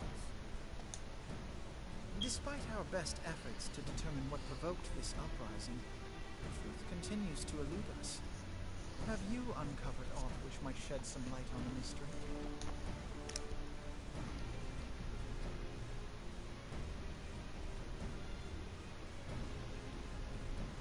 This information does not leave this room. The Syndicate's decision to reject the Doman refugees' appeal for asylum had lasting repercussions. A number of those displaced by the Calamity claimed it was proof of a policy of discrimination. Together with a group of Alamegan refugees, they organized a series of demonstrations to protest against the Sultanate. Demonstrations which became heated, but did not descend into violence. Until a certain incident served as a call to arms. A unit of brass blades sent to supervise a demonstration loosed arrows upon unarmed protesters. It was this atrocity which prompted the refugees to take up arms. I need not tell you what followed. We assumed at first that the attack was born of a miscommunication. When emotions run high, they happen. But suspicions were raised regarding the unit's commanding officer, whom I ordered interrogated. Sure enough, our fears were soon confirmed. The dog confessed that a merchant had offered him coin to give the order. A murder in the employ of Teleji Adeleji. Teleji Adeleji? But he spoke in favor of the Doman's cause, and has ever seemed sympathetic towards the refugees' plight. Why would he do such a thing? Know you of the Cartano Reclamation Bill? It is a proposal to annex the Cartano Flats so that refugees may establish permanent settlements. When last I looked, that was disputed territory. Aye. Some might even call it a battlefield.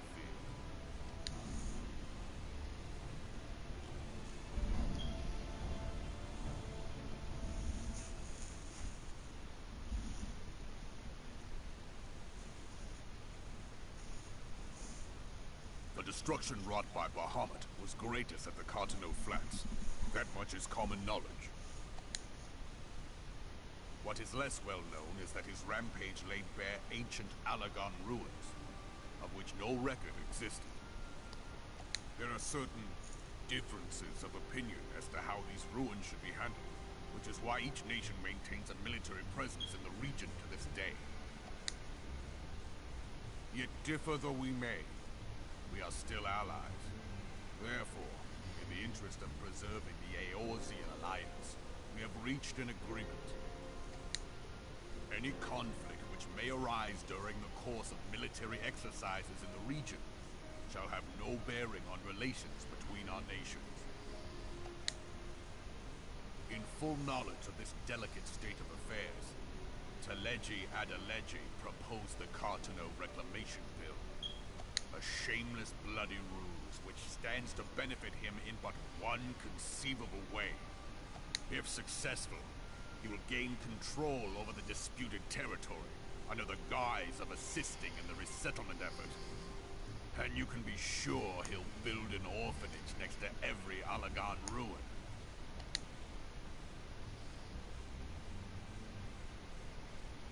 The man would threaten the unity of the Eorzean alliance and risk countless lives for personal gain.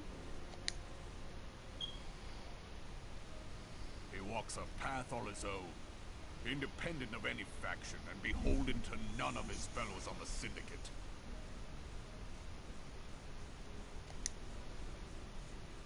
By inciting the less fortunate to violence, he hopes to convince others that the Cartano Reclamation Bill is the only viable solution.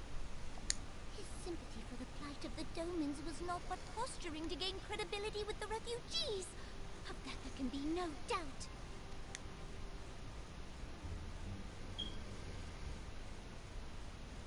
Forgive me. Oh, dang it.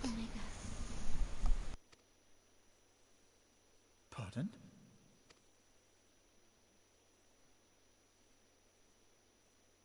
An Allagan monstrosity, not unlike the Ultima weapon. Mayhap larger, we know not.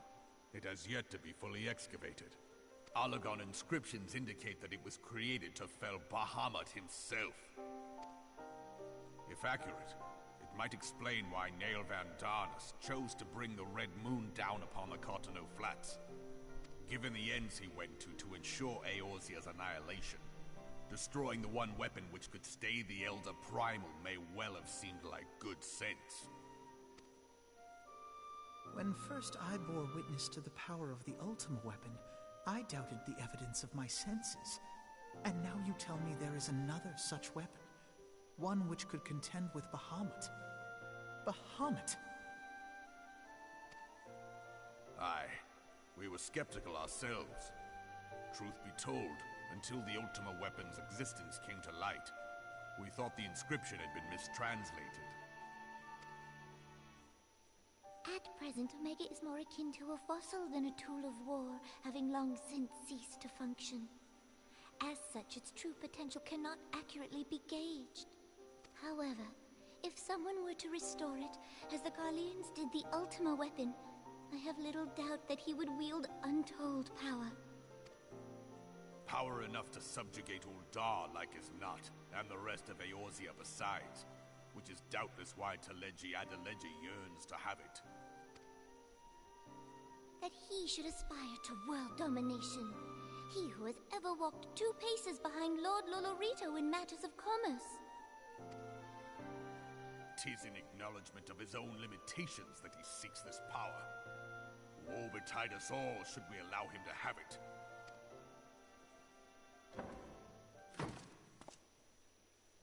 Pray waste no time chasing rats. Only a fool would believe that secrets can be kept in Uldar.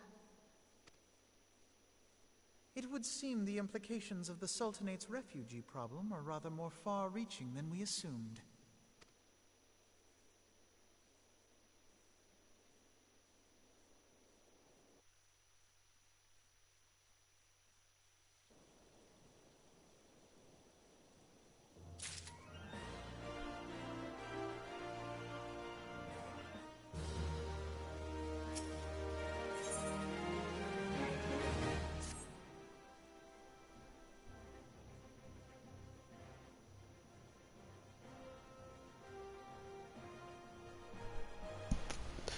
I should be glad to know the truth, and yet the thought that all this chaos was the product of one man's lust for power sickens me.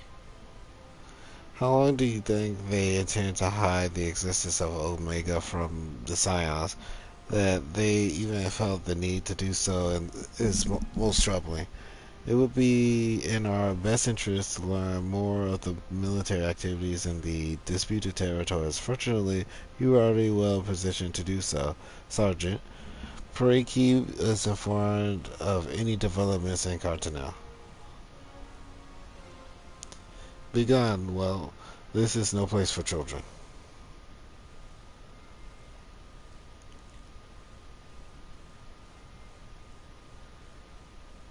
I'm sorry.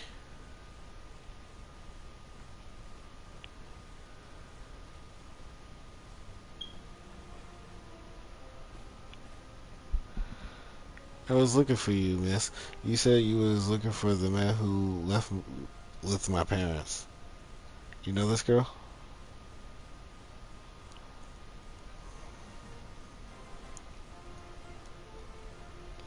So he visited Stone Throw as well, I see.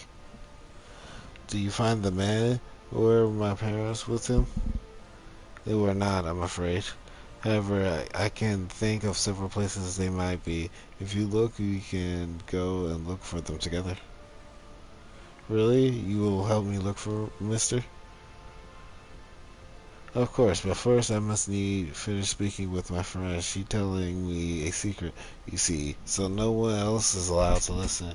Maybe you could wait for me by the pillar over there. We require but a moment. Okay, mister, I'll be waiting.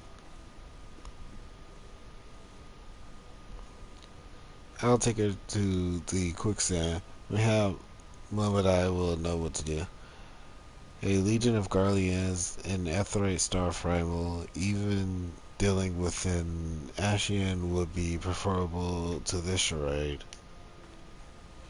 Sometimes I fear Mephilia is too ambitious. We rush hither yon in response to threats as they arise, without concern for the strain it places on our limited resources and ourselves.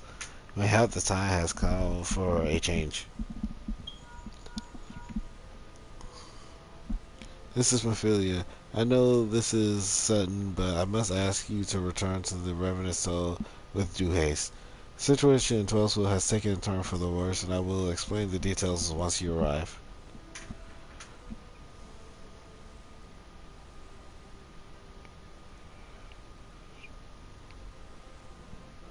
Twellsville, then the primate threat she spoke of before has been confirmed.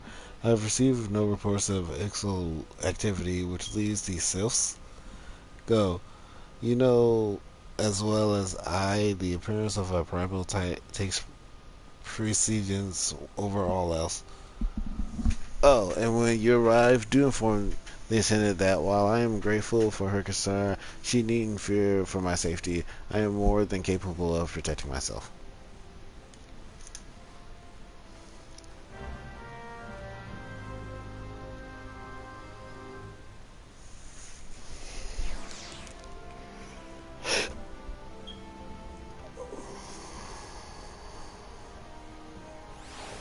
I was about to say, did it auto teleport me?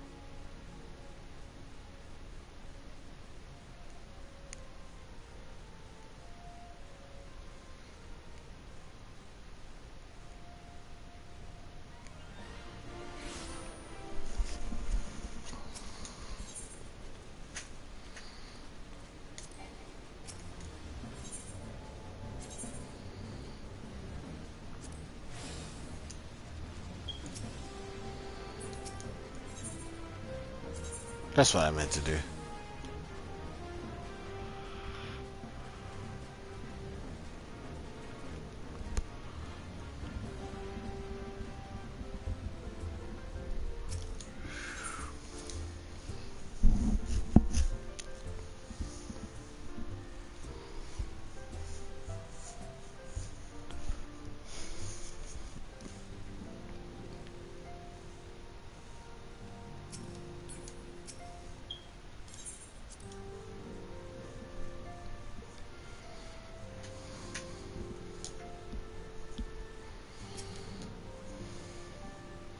It's a relief to see you healthy and well.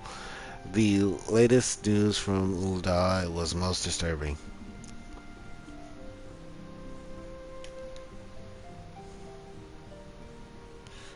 Clearly the only injury Ephraim suffered was to his ego. Doubtless it will heal ere long. The other Scions will need to be present for this meeting. If you are ready to begin, I will summon them now.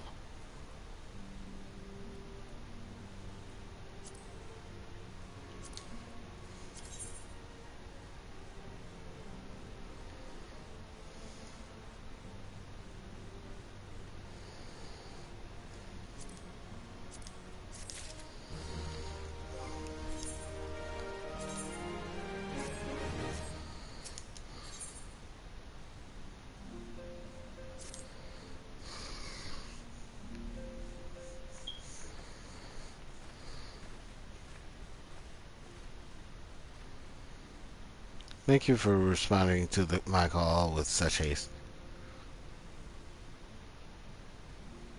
Rest assured, I should not have summoned you were it not urgent to business. To business then. I have received some most disturbing news from the Order of the Twin Idol. They have reason to believe the Sylphs may have called forth their revered guardian, the Primal Ramuh. I'm sorry, may have? Then it's not certain? The LCC informs us that the elements themselves murmur of the Lord of Livian's return to the forest. The Sylvan lens, however, display no signs of undue commotion. Forgive me, ascended, but the fact need not contradict the elements' testimony. Like his more Belskis compares, Grudo, or so on, Ramuh is reputed to act only in the defense of his children. I imagine he would soon make his presence known if any were foolish enough to directly endanger themselves or their territory.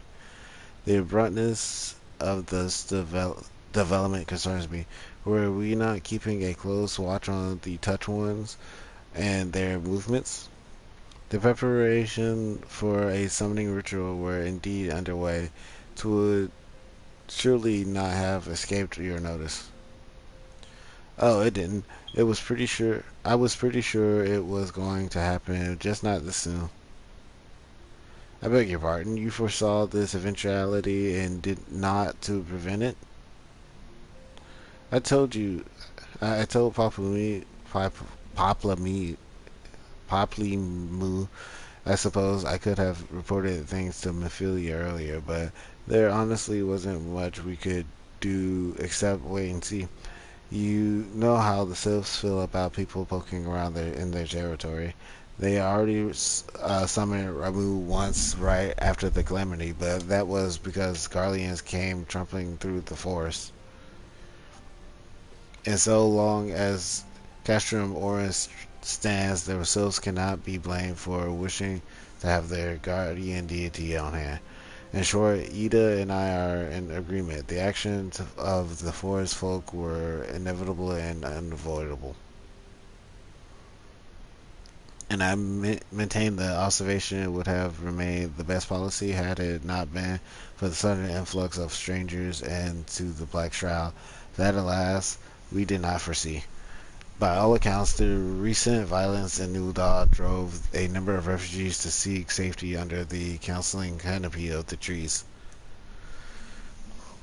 Just like the Sylphs perceive this panic migration as yet another invasion, quickened their efforts to summon their god. I am put in mind of Titan and the kobolds once again, and it is the affairs of men which have paved the way for a primal's coming. Indeed, one cannot help but wonder what manner of place Eorzea would be without the civilizing influence of mankind. But that is it may, this regrettable development does afford us a unique opportunity. Though your dealings with Sylphs of little solace, you once succeeded in preventing an untimely conflict with Gridania. I wonder, might one who has treated the Sylphs so fruitfully in the past not achieve similar success with their Patreon deity? If Ramuh can be convinced of our intentions, it may be first step to breaking the cycle of primal summonings. And found told, were such a thing possible, we would not have been at war with the Beastmen since time immemorial. But maybe this time we can. Let us continue to discuss unknown. We must needs first counsel with the nation most affected by Ramuh's presence. The Elder Seer has requested your personal involvement. Pray report to Commander Hooks in the Adder's Nest as soon as you are able.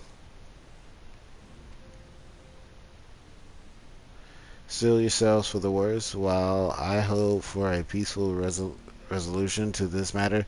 Experience suggests that your meeting with leader of Levian will prove less than amicable. In such an event, your fellow scions will, of course, lend you whatever support you require.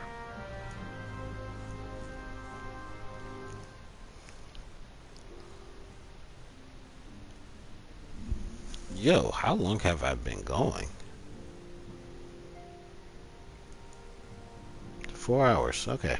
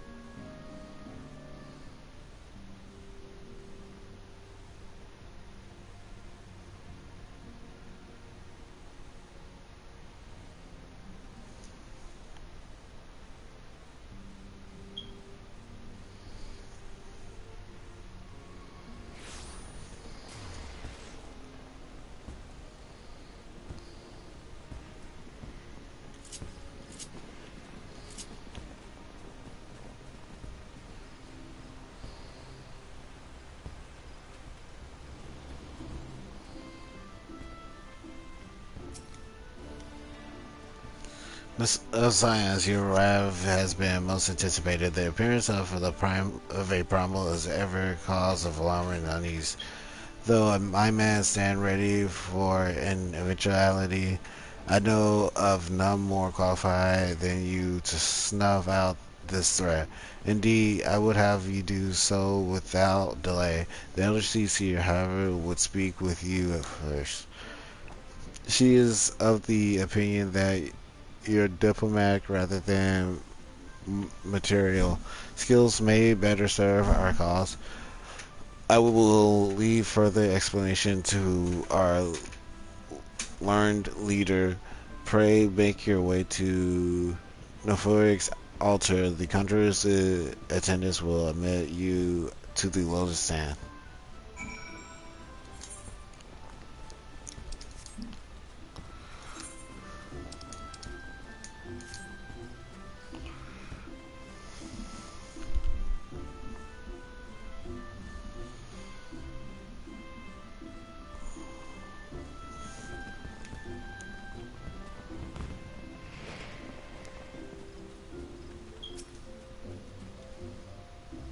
Other science have already arrived, Madam Master Yun.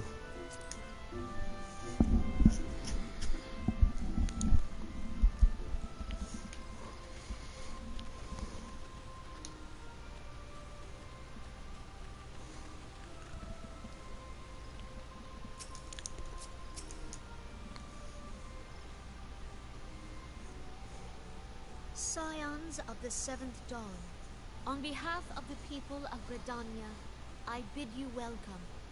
Your presence is of great comfort to us all in these days of uncertainty. I summoned you here to share tidings of a most urgent nature.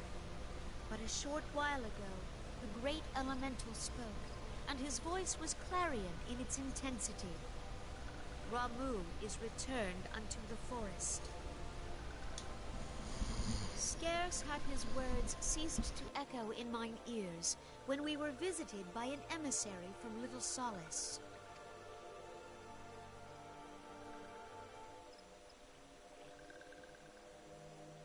Our guest informs us that the Sylphs too have sensed the presence of the Lord of Levin.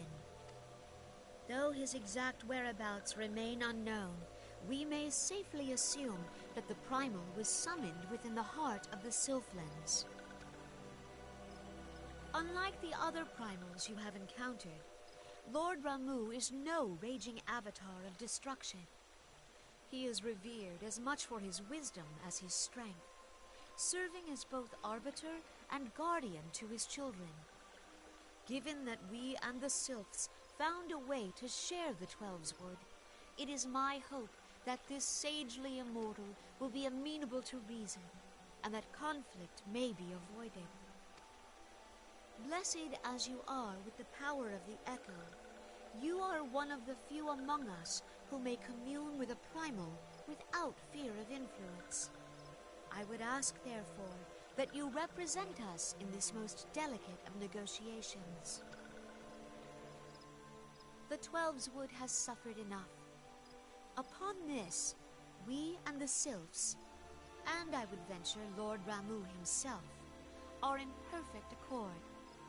Let us not endanger our shared home by engaging in unnecessary hostilities. Dear friend, I beseech you, safeguard the peace which exists between our peoples.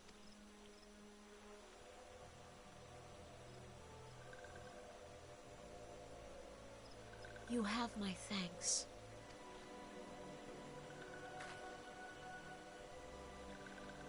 Pray make for little solace, then. A member of the Order of the Twin Adder awaits you there. He will advise you on how to find the Lord of Levin. An ill wind blows through the forest. Yet, it is not only the Twelveswood that flinches at its coming. All the lands of Eorzea shiver in dread anticipation. Have care.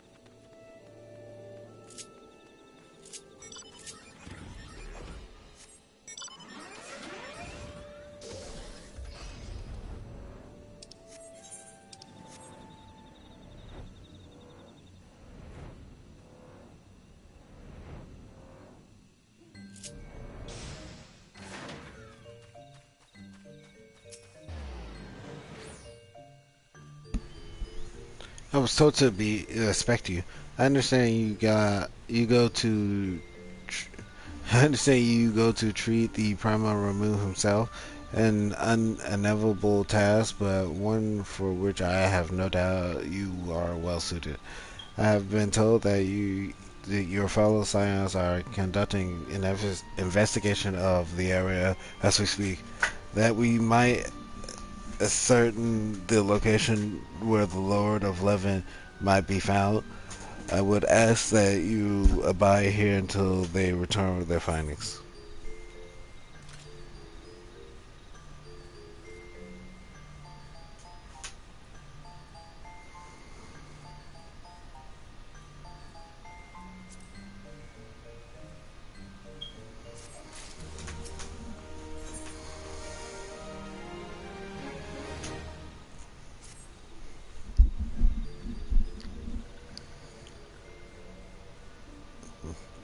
I was told that a messenger would be sent as soon as your fellow Scions finish their investigation. I do not imagine it will be much longer.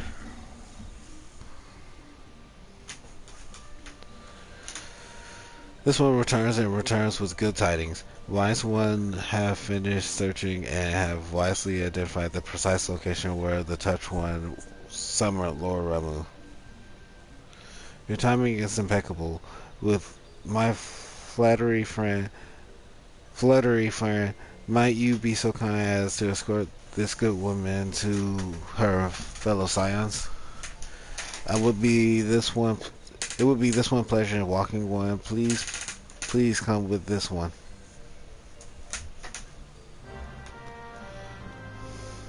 I always love how the Sylphs talk.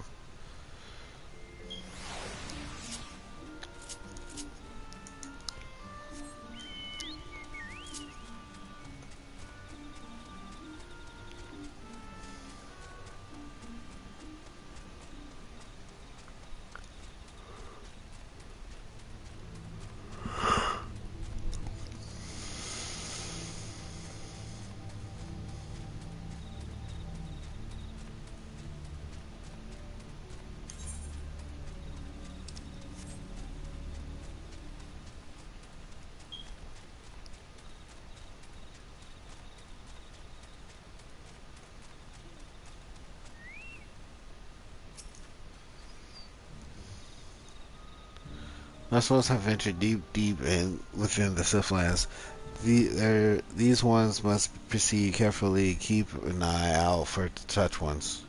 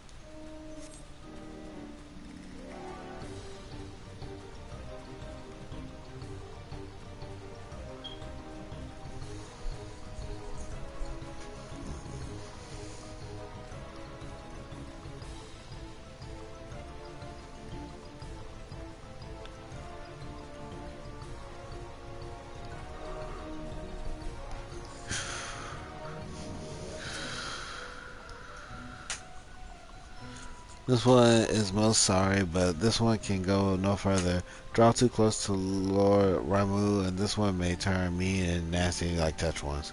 And so this one must say farewell for now. Walking one will find wise ones not far from here, to the south. Go in safety, walking one.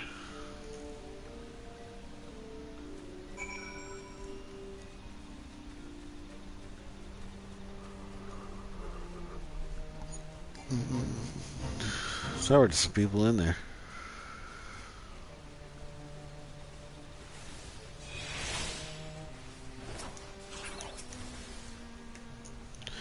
So it's actually you. I am relieved. For a moment I thought we were dealing with another one of those confounded self-tricksters. I swear, with them wreaking havoc with their skin-changed magics, it's a wonder I was able to finish taking my measurements. Yes, it was quite the ordeal. You should have seen the look on your Stola's face when the one impersonating you suddenly showed up. That's quite enough, Papa Limo. My apologies. It's not like me to ramble so. At any rate, as I was saying, I have finished measuring etheric activity in the area, and I am pleased to say I've reached the industry conclusion to wit that Ramu was called forth in the vicinity of Sylph's Aetheryte. Come, the Lord of Leavenweight waits.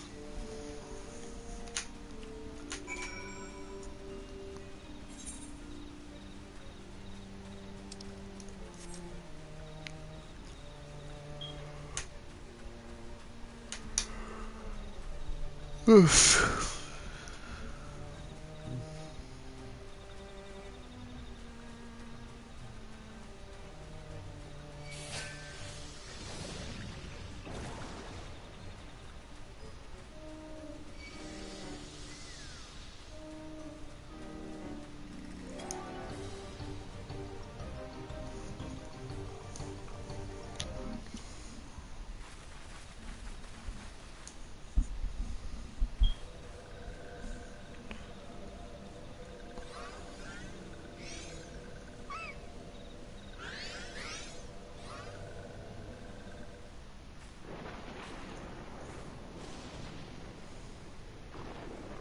Ainora betrays thee, Sir Hiding.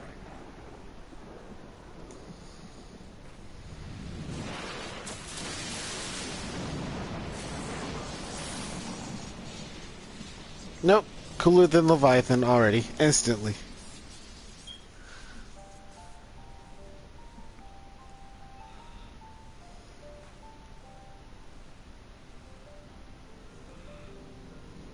Thou art the bringer of light, bane of Ifrit, Titan, Garuda, and Leviathan.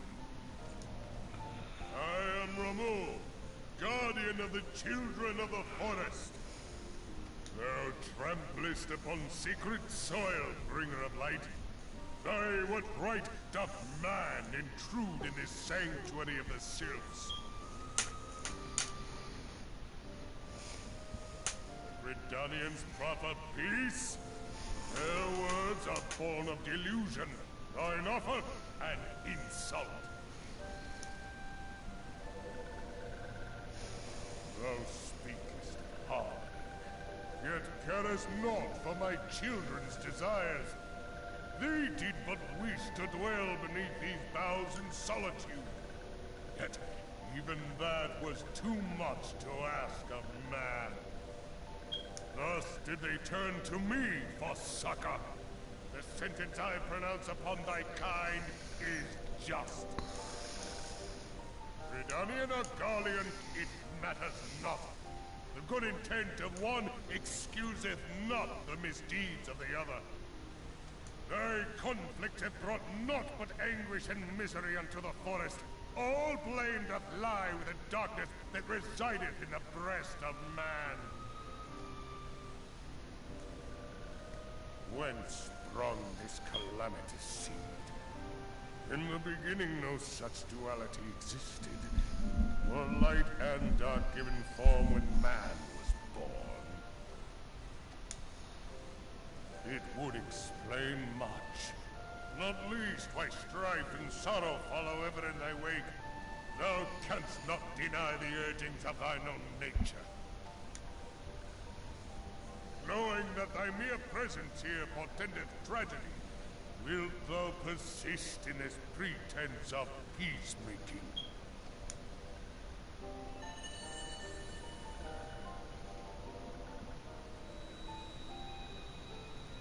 Thou bearest the crystal which I bestowed upon my wayward charges. But they should entrust so precious a gift to thee. Thou standest apart from thy kin. Thou art the bringer of light. Aye. There is something more in thee. Very well. I shall consider thy proposal. Shouldst thou survive my trial. If thou wouldst champion the cause of harmony, I must have proof that thou art fit to play the role. Wither mine ire, and prove to me thereby that thou hast strength enough to stay the darkness which threateneth to consume thee. Yet if thou shouldst be found wanting, know that all men shall perish in the storm of my judgment.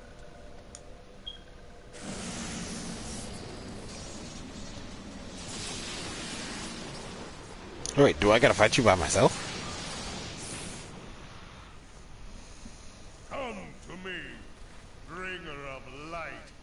I shall await thee on the field of battle.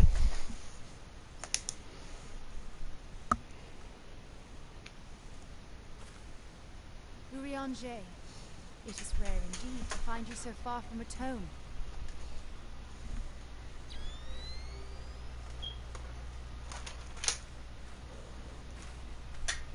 The Lord of Levin himself.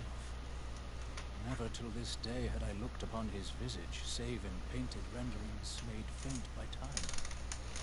Never shall this scene remain etched in my mind's eye. Beg pardon, my lady.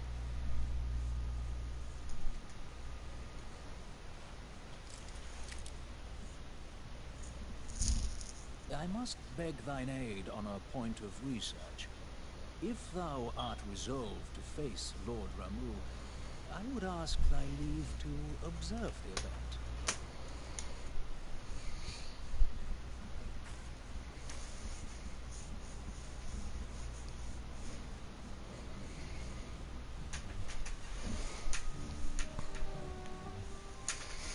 I kinda like him.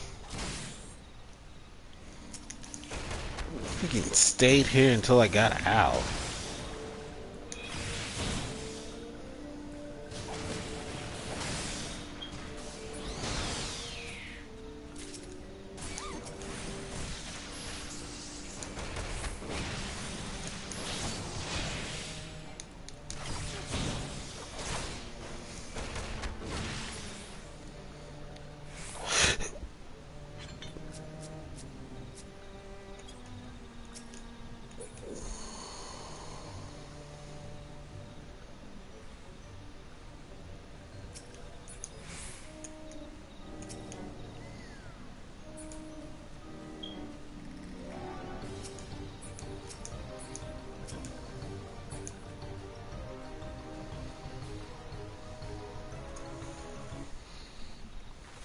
Okay, that was weird.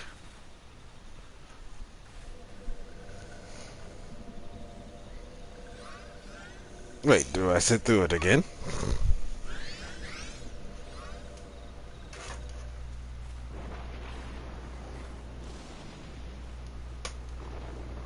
Ainora betrays thee, Sir Hiding. Yeah, I just sat through this.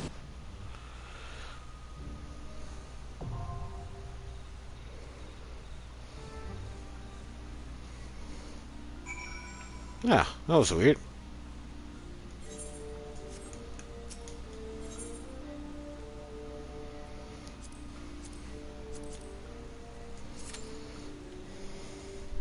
Okay. What was this comment?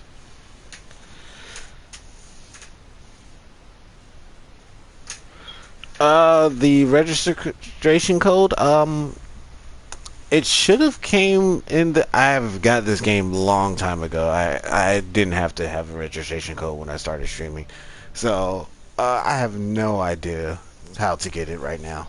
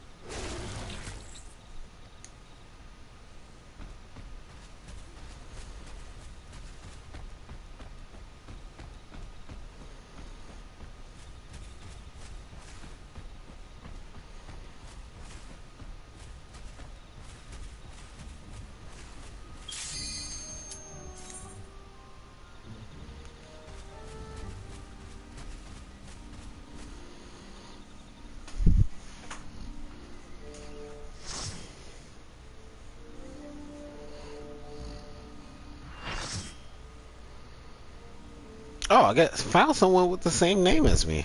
Strange.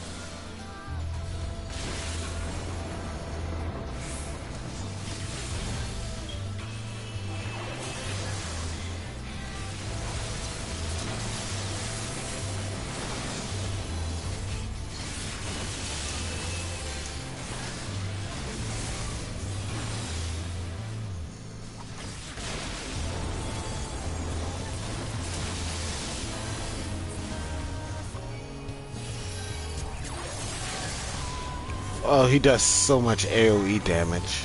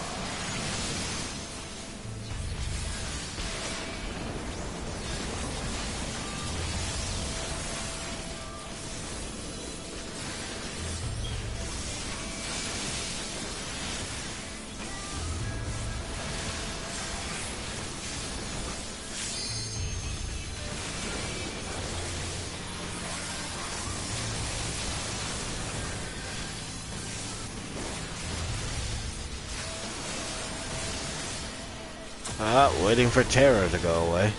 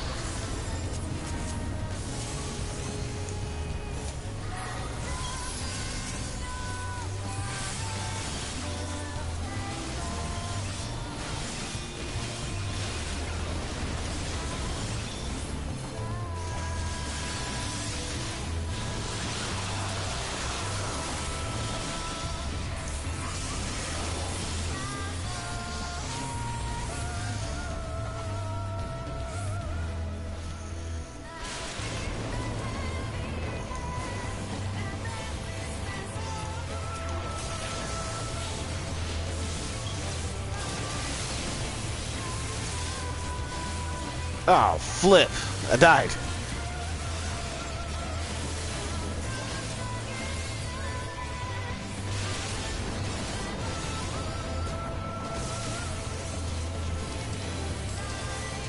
Well, it gives me time to...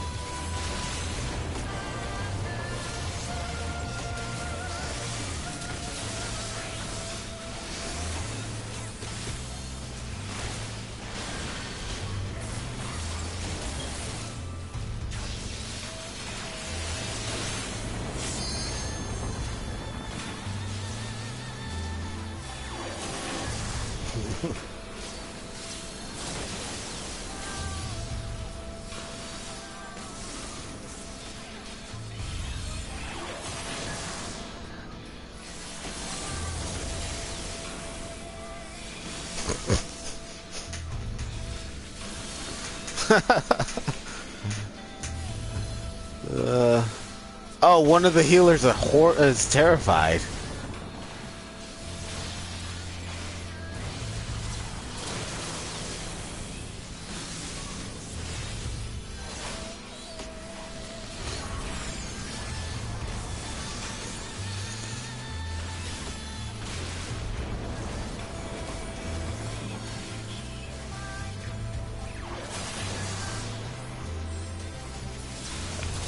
Wish I could use this Phoenix down.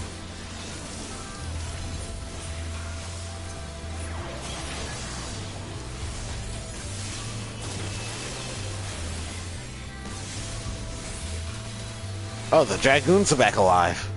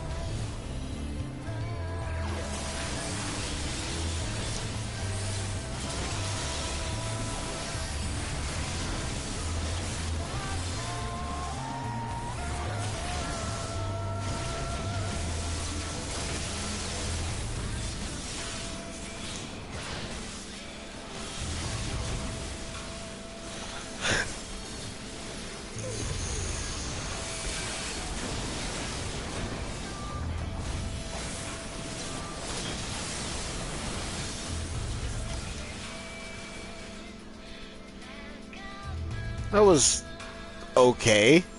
We just got obliterated.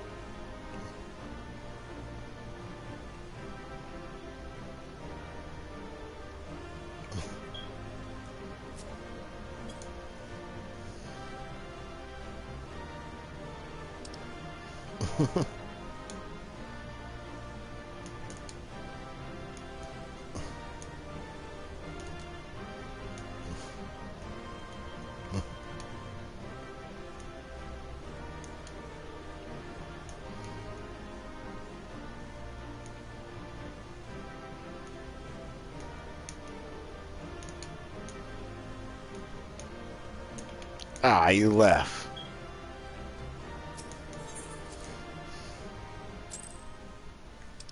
I guess they accommodated me.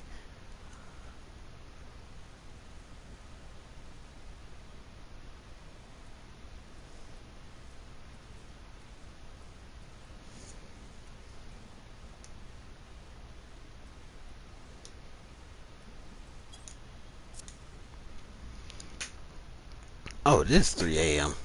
I have taken thy measure, bringer of light.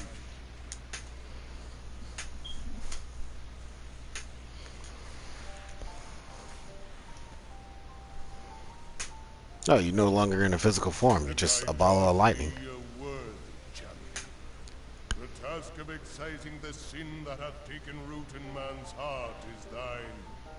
Shrink not from employing thy strength in service to the forest and the wider realm beyond. Like hungering shadows do the enemies of harmony gather, and meekness will but feed them. If man is to be delivered from the dark, it shall be by thy guiding light alone. Stray not from the path, for if thou dost, thy people shall be truly lost.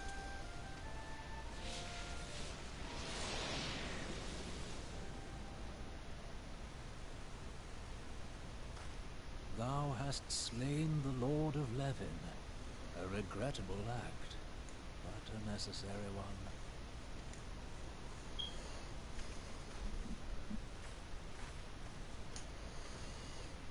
In witnessing thy struggle, the truth hath been revealed unto me. If I mistake not, it may yet prove a chink in the eternal armor of the Ascians. But let us conclude our present business. I shall expound upon my findings at the Rising Stones anon.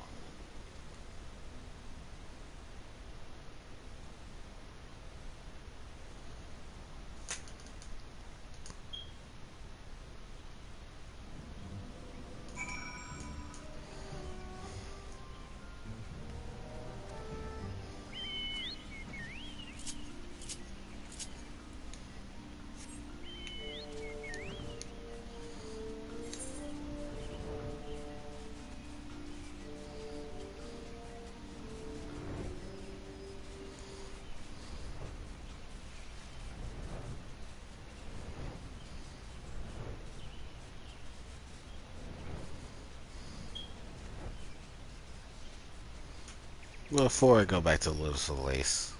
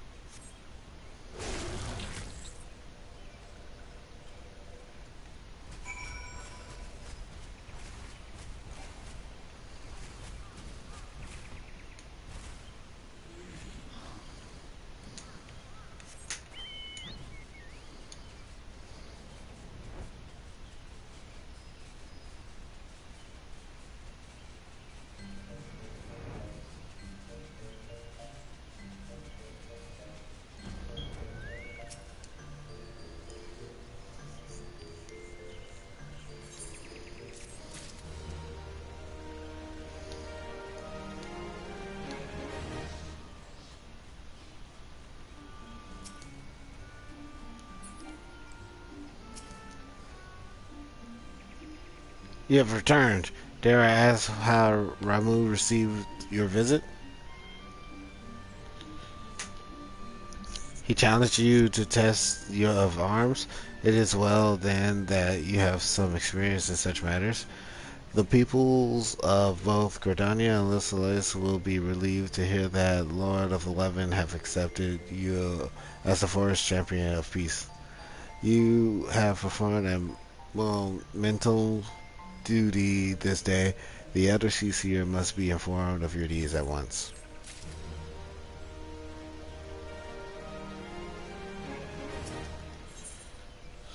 And the other CCR will wish to hear your experience firsthand. Pray return to Gridania and directly for the Lotus stand. The country at the Norafek altar will be expecting you. Farewell.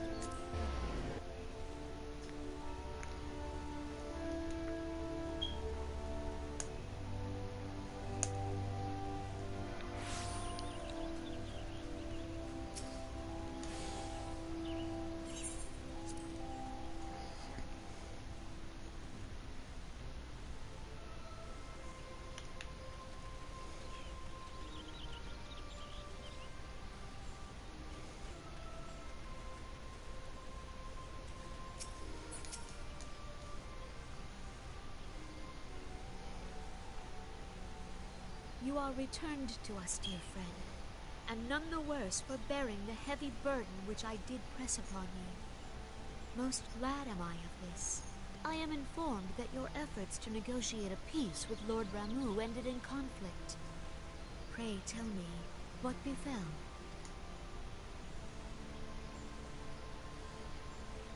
Ramu made trial of you? I fear there is truth to his claim. It is the darkness within us that attracts the darkness without.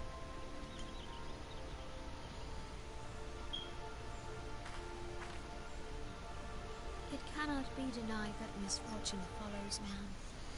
For evidence, one need only look to the conflict brewing in Carteneau, or to the rising flood of refugees. Our shared struggle against the Empire should have served to seal our union. Yet the ties which bind the Alliance strain under the weight of gross self-interest.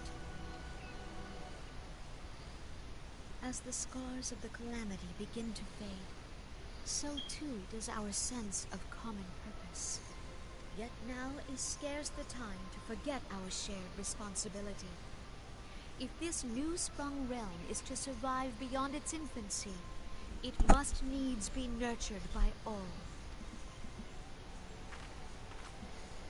Eorzea must be as one. Yet I fear that dream is still far off.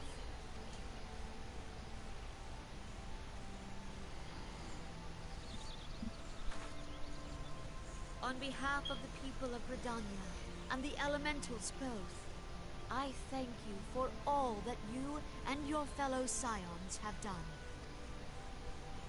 Full oft have I been compelled to look to you for aid of late, and offered all too little in return.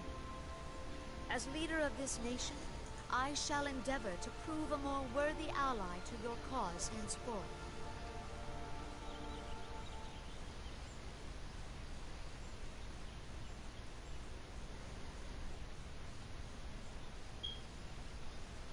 Lord Ramuh has departed, yet the keening of this ill wind grows no less insistent. Voices of the forest, pray speak and I shall listen. What unseen evil begets this unease in my heart?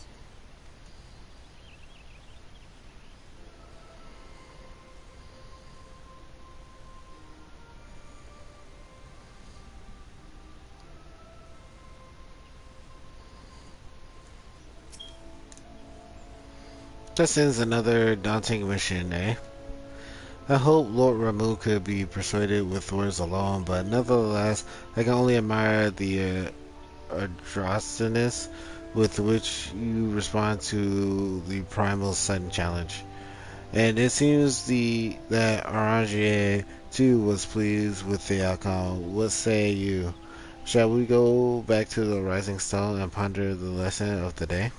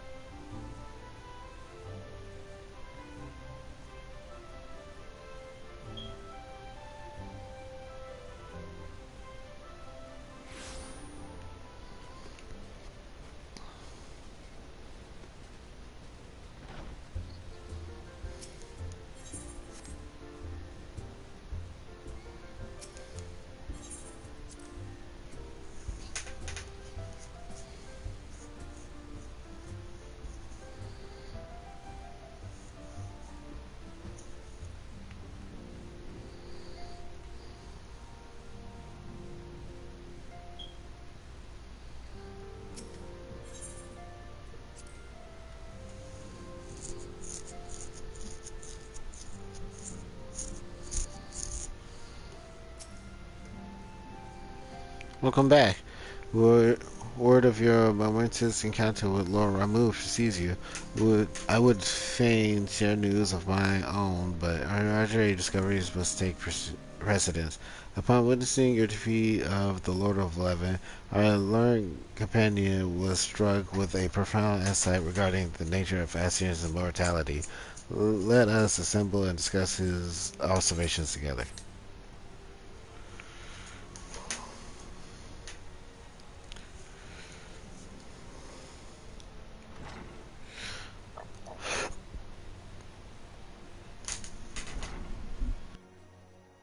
If everyone is ready, let us begin. Urianger, the floor.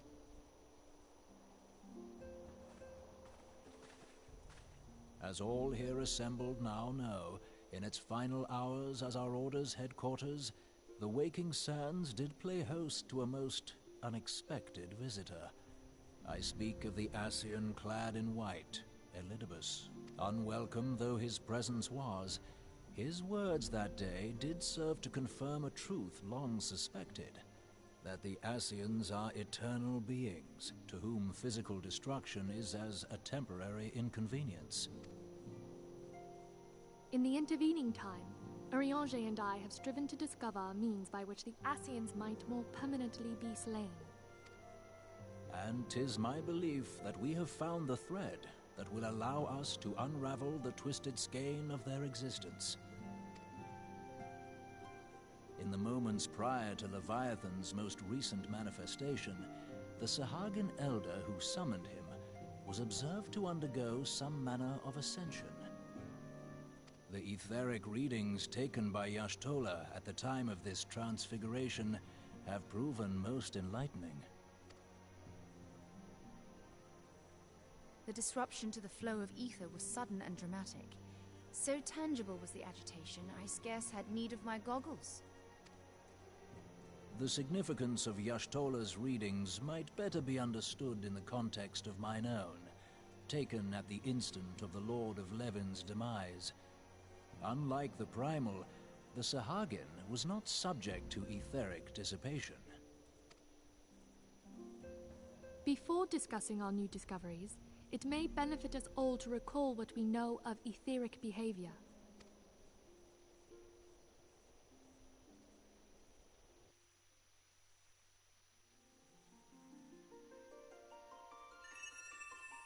Let us begin at what some might call the end. When we who dwell in the material realm die, our spirits dissolve into the flow of ether and are returned to the ethereal realm. In turn, the restless energy which suffuses that plane streams back into our world, giving rise to new life. 'Tis as the heavens did decree, the way of all mortal souls. Twixt this world and the next do the ethereal currents swirl, bearing the very essence of life. Thus doth the cycle of birth, death, and rebirth continue unabated. Primals behave somewhat differently. In order to manifest and then maintain a physical presence in this realm, they must consume vast quantities of ether, most often in the form of crystals. Though they may seem to live, their flesh is but ether given shape.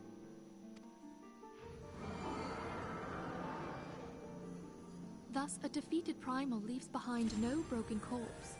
Rather, the essence of its form seeps back into the land whence it came, and the energy of its shattered spirit is called back to the ethereal realm.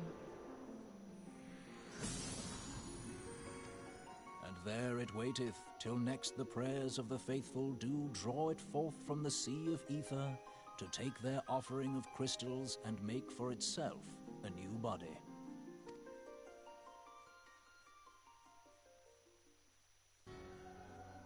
Which brings us on to the third group, the so-called Immortals. They exist in a manner all their own. Quite. Even as the Sahagin elder fell to the Admiral's musket shot, I witnessed the release of an ethereal cloud, which immediately took possession of a nearby minion.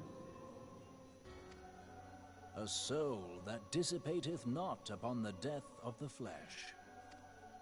The secret of life everlasting, and in the claws of a Sahagin no less. But I wonder, what would happen to one of these obstinate spirits should there be no suitable host for it to claim? If mortal death entails a return to the ethereal realm, it seems doubtful that the soul of an immortal would venture there. Nay, it merely withdraweth a distance, unto the shore of the ethereal sea, perchance, but no further. Yes, it exists in neither this realm nor the next, abiding instead in the space that lies between them. The Ascians took control of Thancred by means of a Crystal of Darkness, an artifact which, if our theories are correct, serves as a gateway to the place I have just described. I was hoping people had forgotten about that. I am sorry, my friend. For a mercy, the weary road of our research hath brought us unto an answer. The Sahagan ascended to an immortal state, but he did not possess a crystal of darkness through which to flee this realm. Thus was he consumed by Leviathan. If we could entrap the spirits of defeated Ascians in like manner, and thereby deny them resurrection...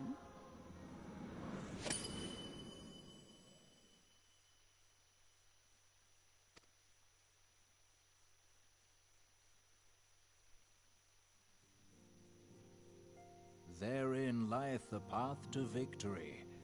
Thou art most perceptive, my lady.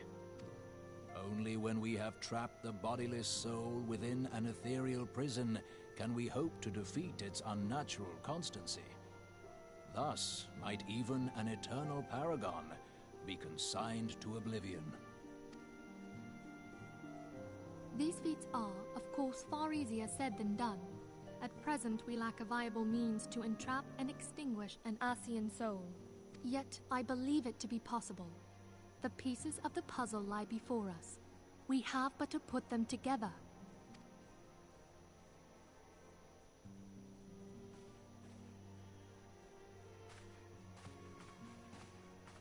I will depart at once to convene with the sages of Sharlayan. Together shall we divine the steps by which our goals may be achieved. I have the utmost faith in you, Archon.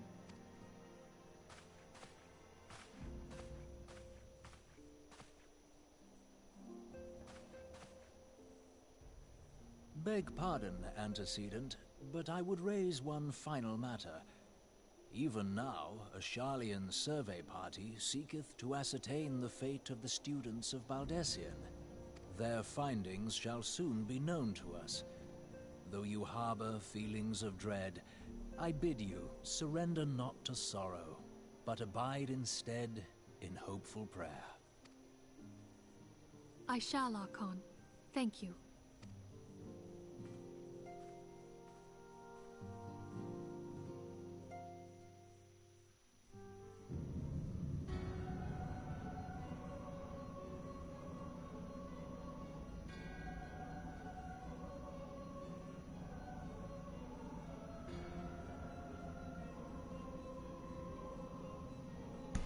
The Lord of Levian is returned to the ether as was Leviathan before him. Ramuh's acquaintance was most intriguing. Inferno, Vortex, Krog, Royal, and Levin all have now been humbled by the Bringer of Light. The limitless potential of man, Hydaelyn's servant, grows mightier by the day. Yet she prospers at great cost to her mistress, whose strength is all too finite. 7 times have the masses survived the rejoining, but their souls are grown weak and worn.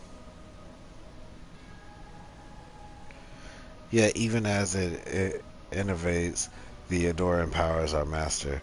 All that remains is to nurture the strength of the gifted, to forge the final key.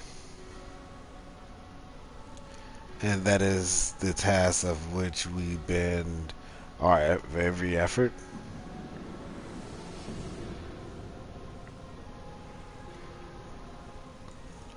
Divine seed, we are ever want to quicken the Eorzean fertile soil. We need only lead men to the field, and by their eager hands shall a new deity arise. That which was shattered shall be made anew, and the one true God shall come again.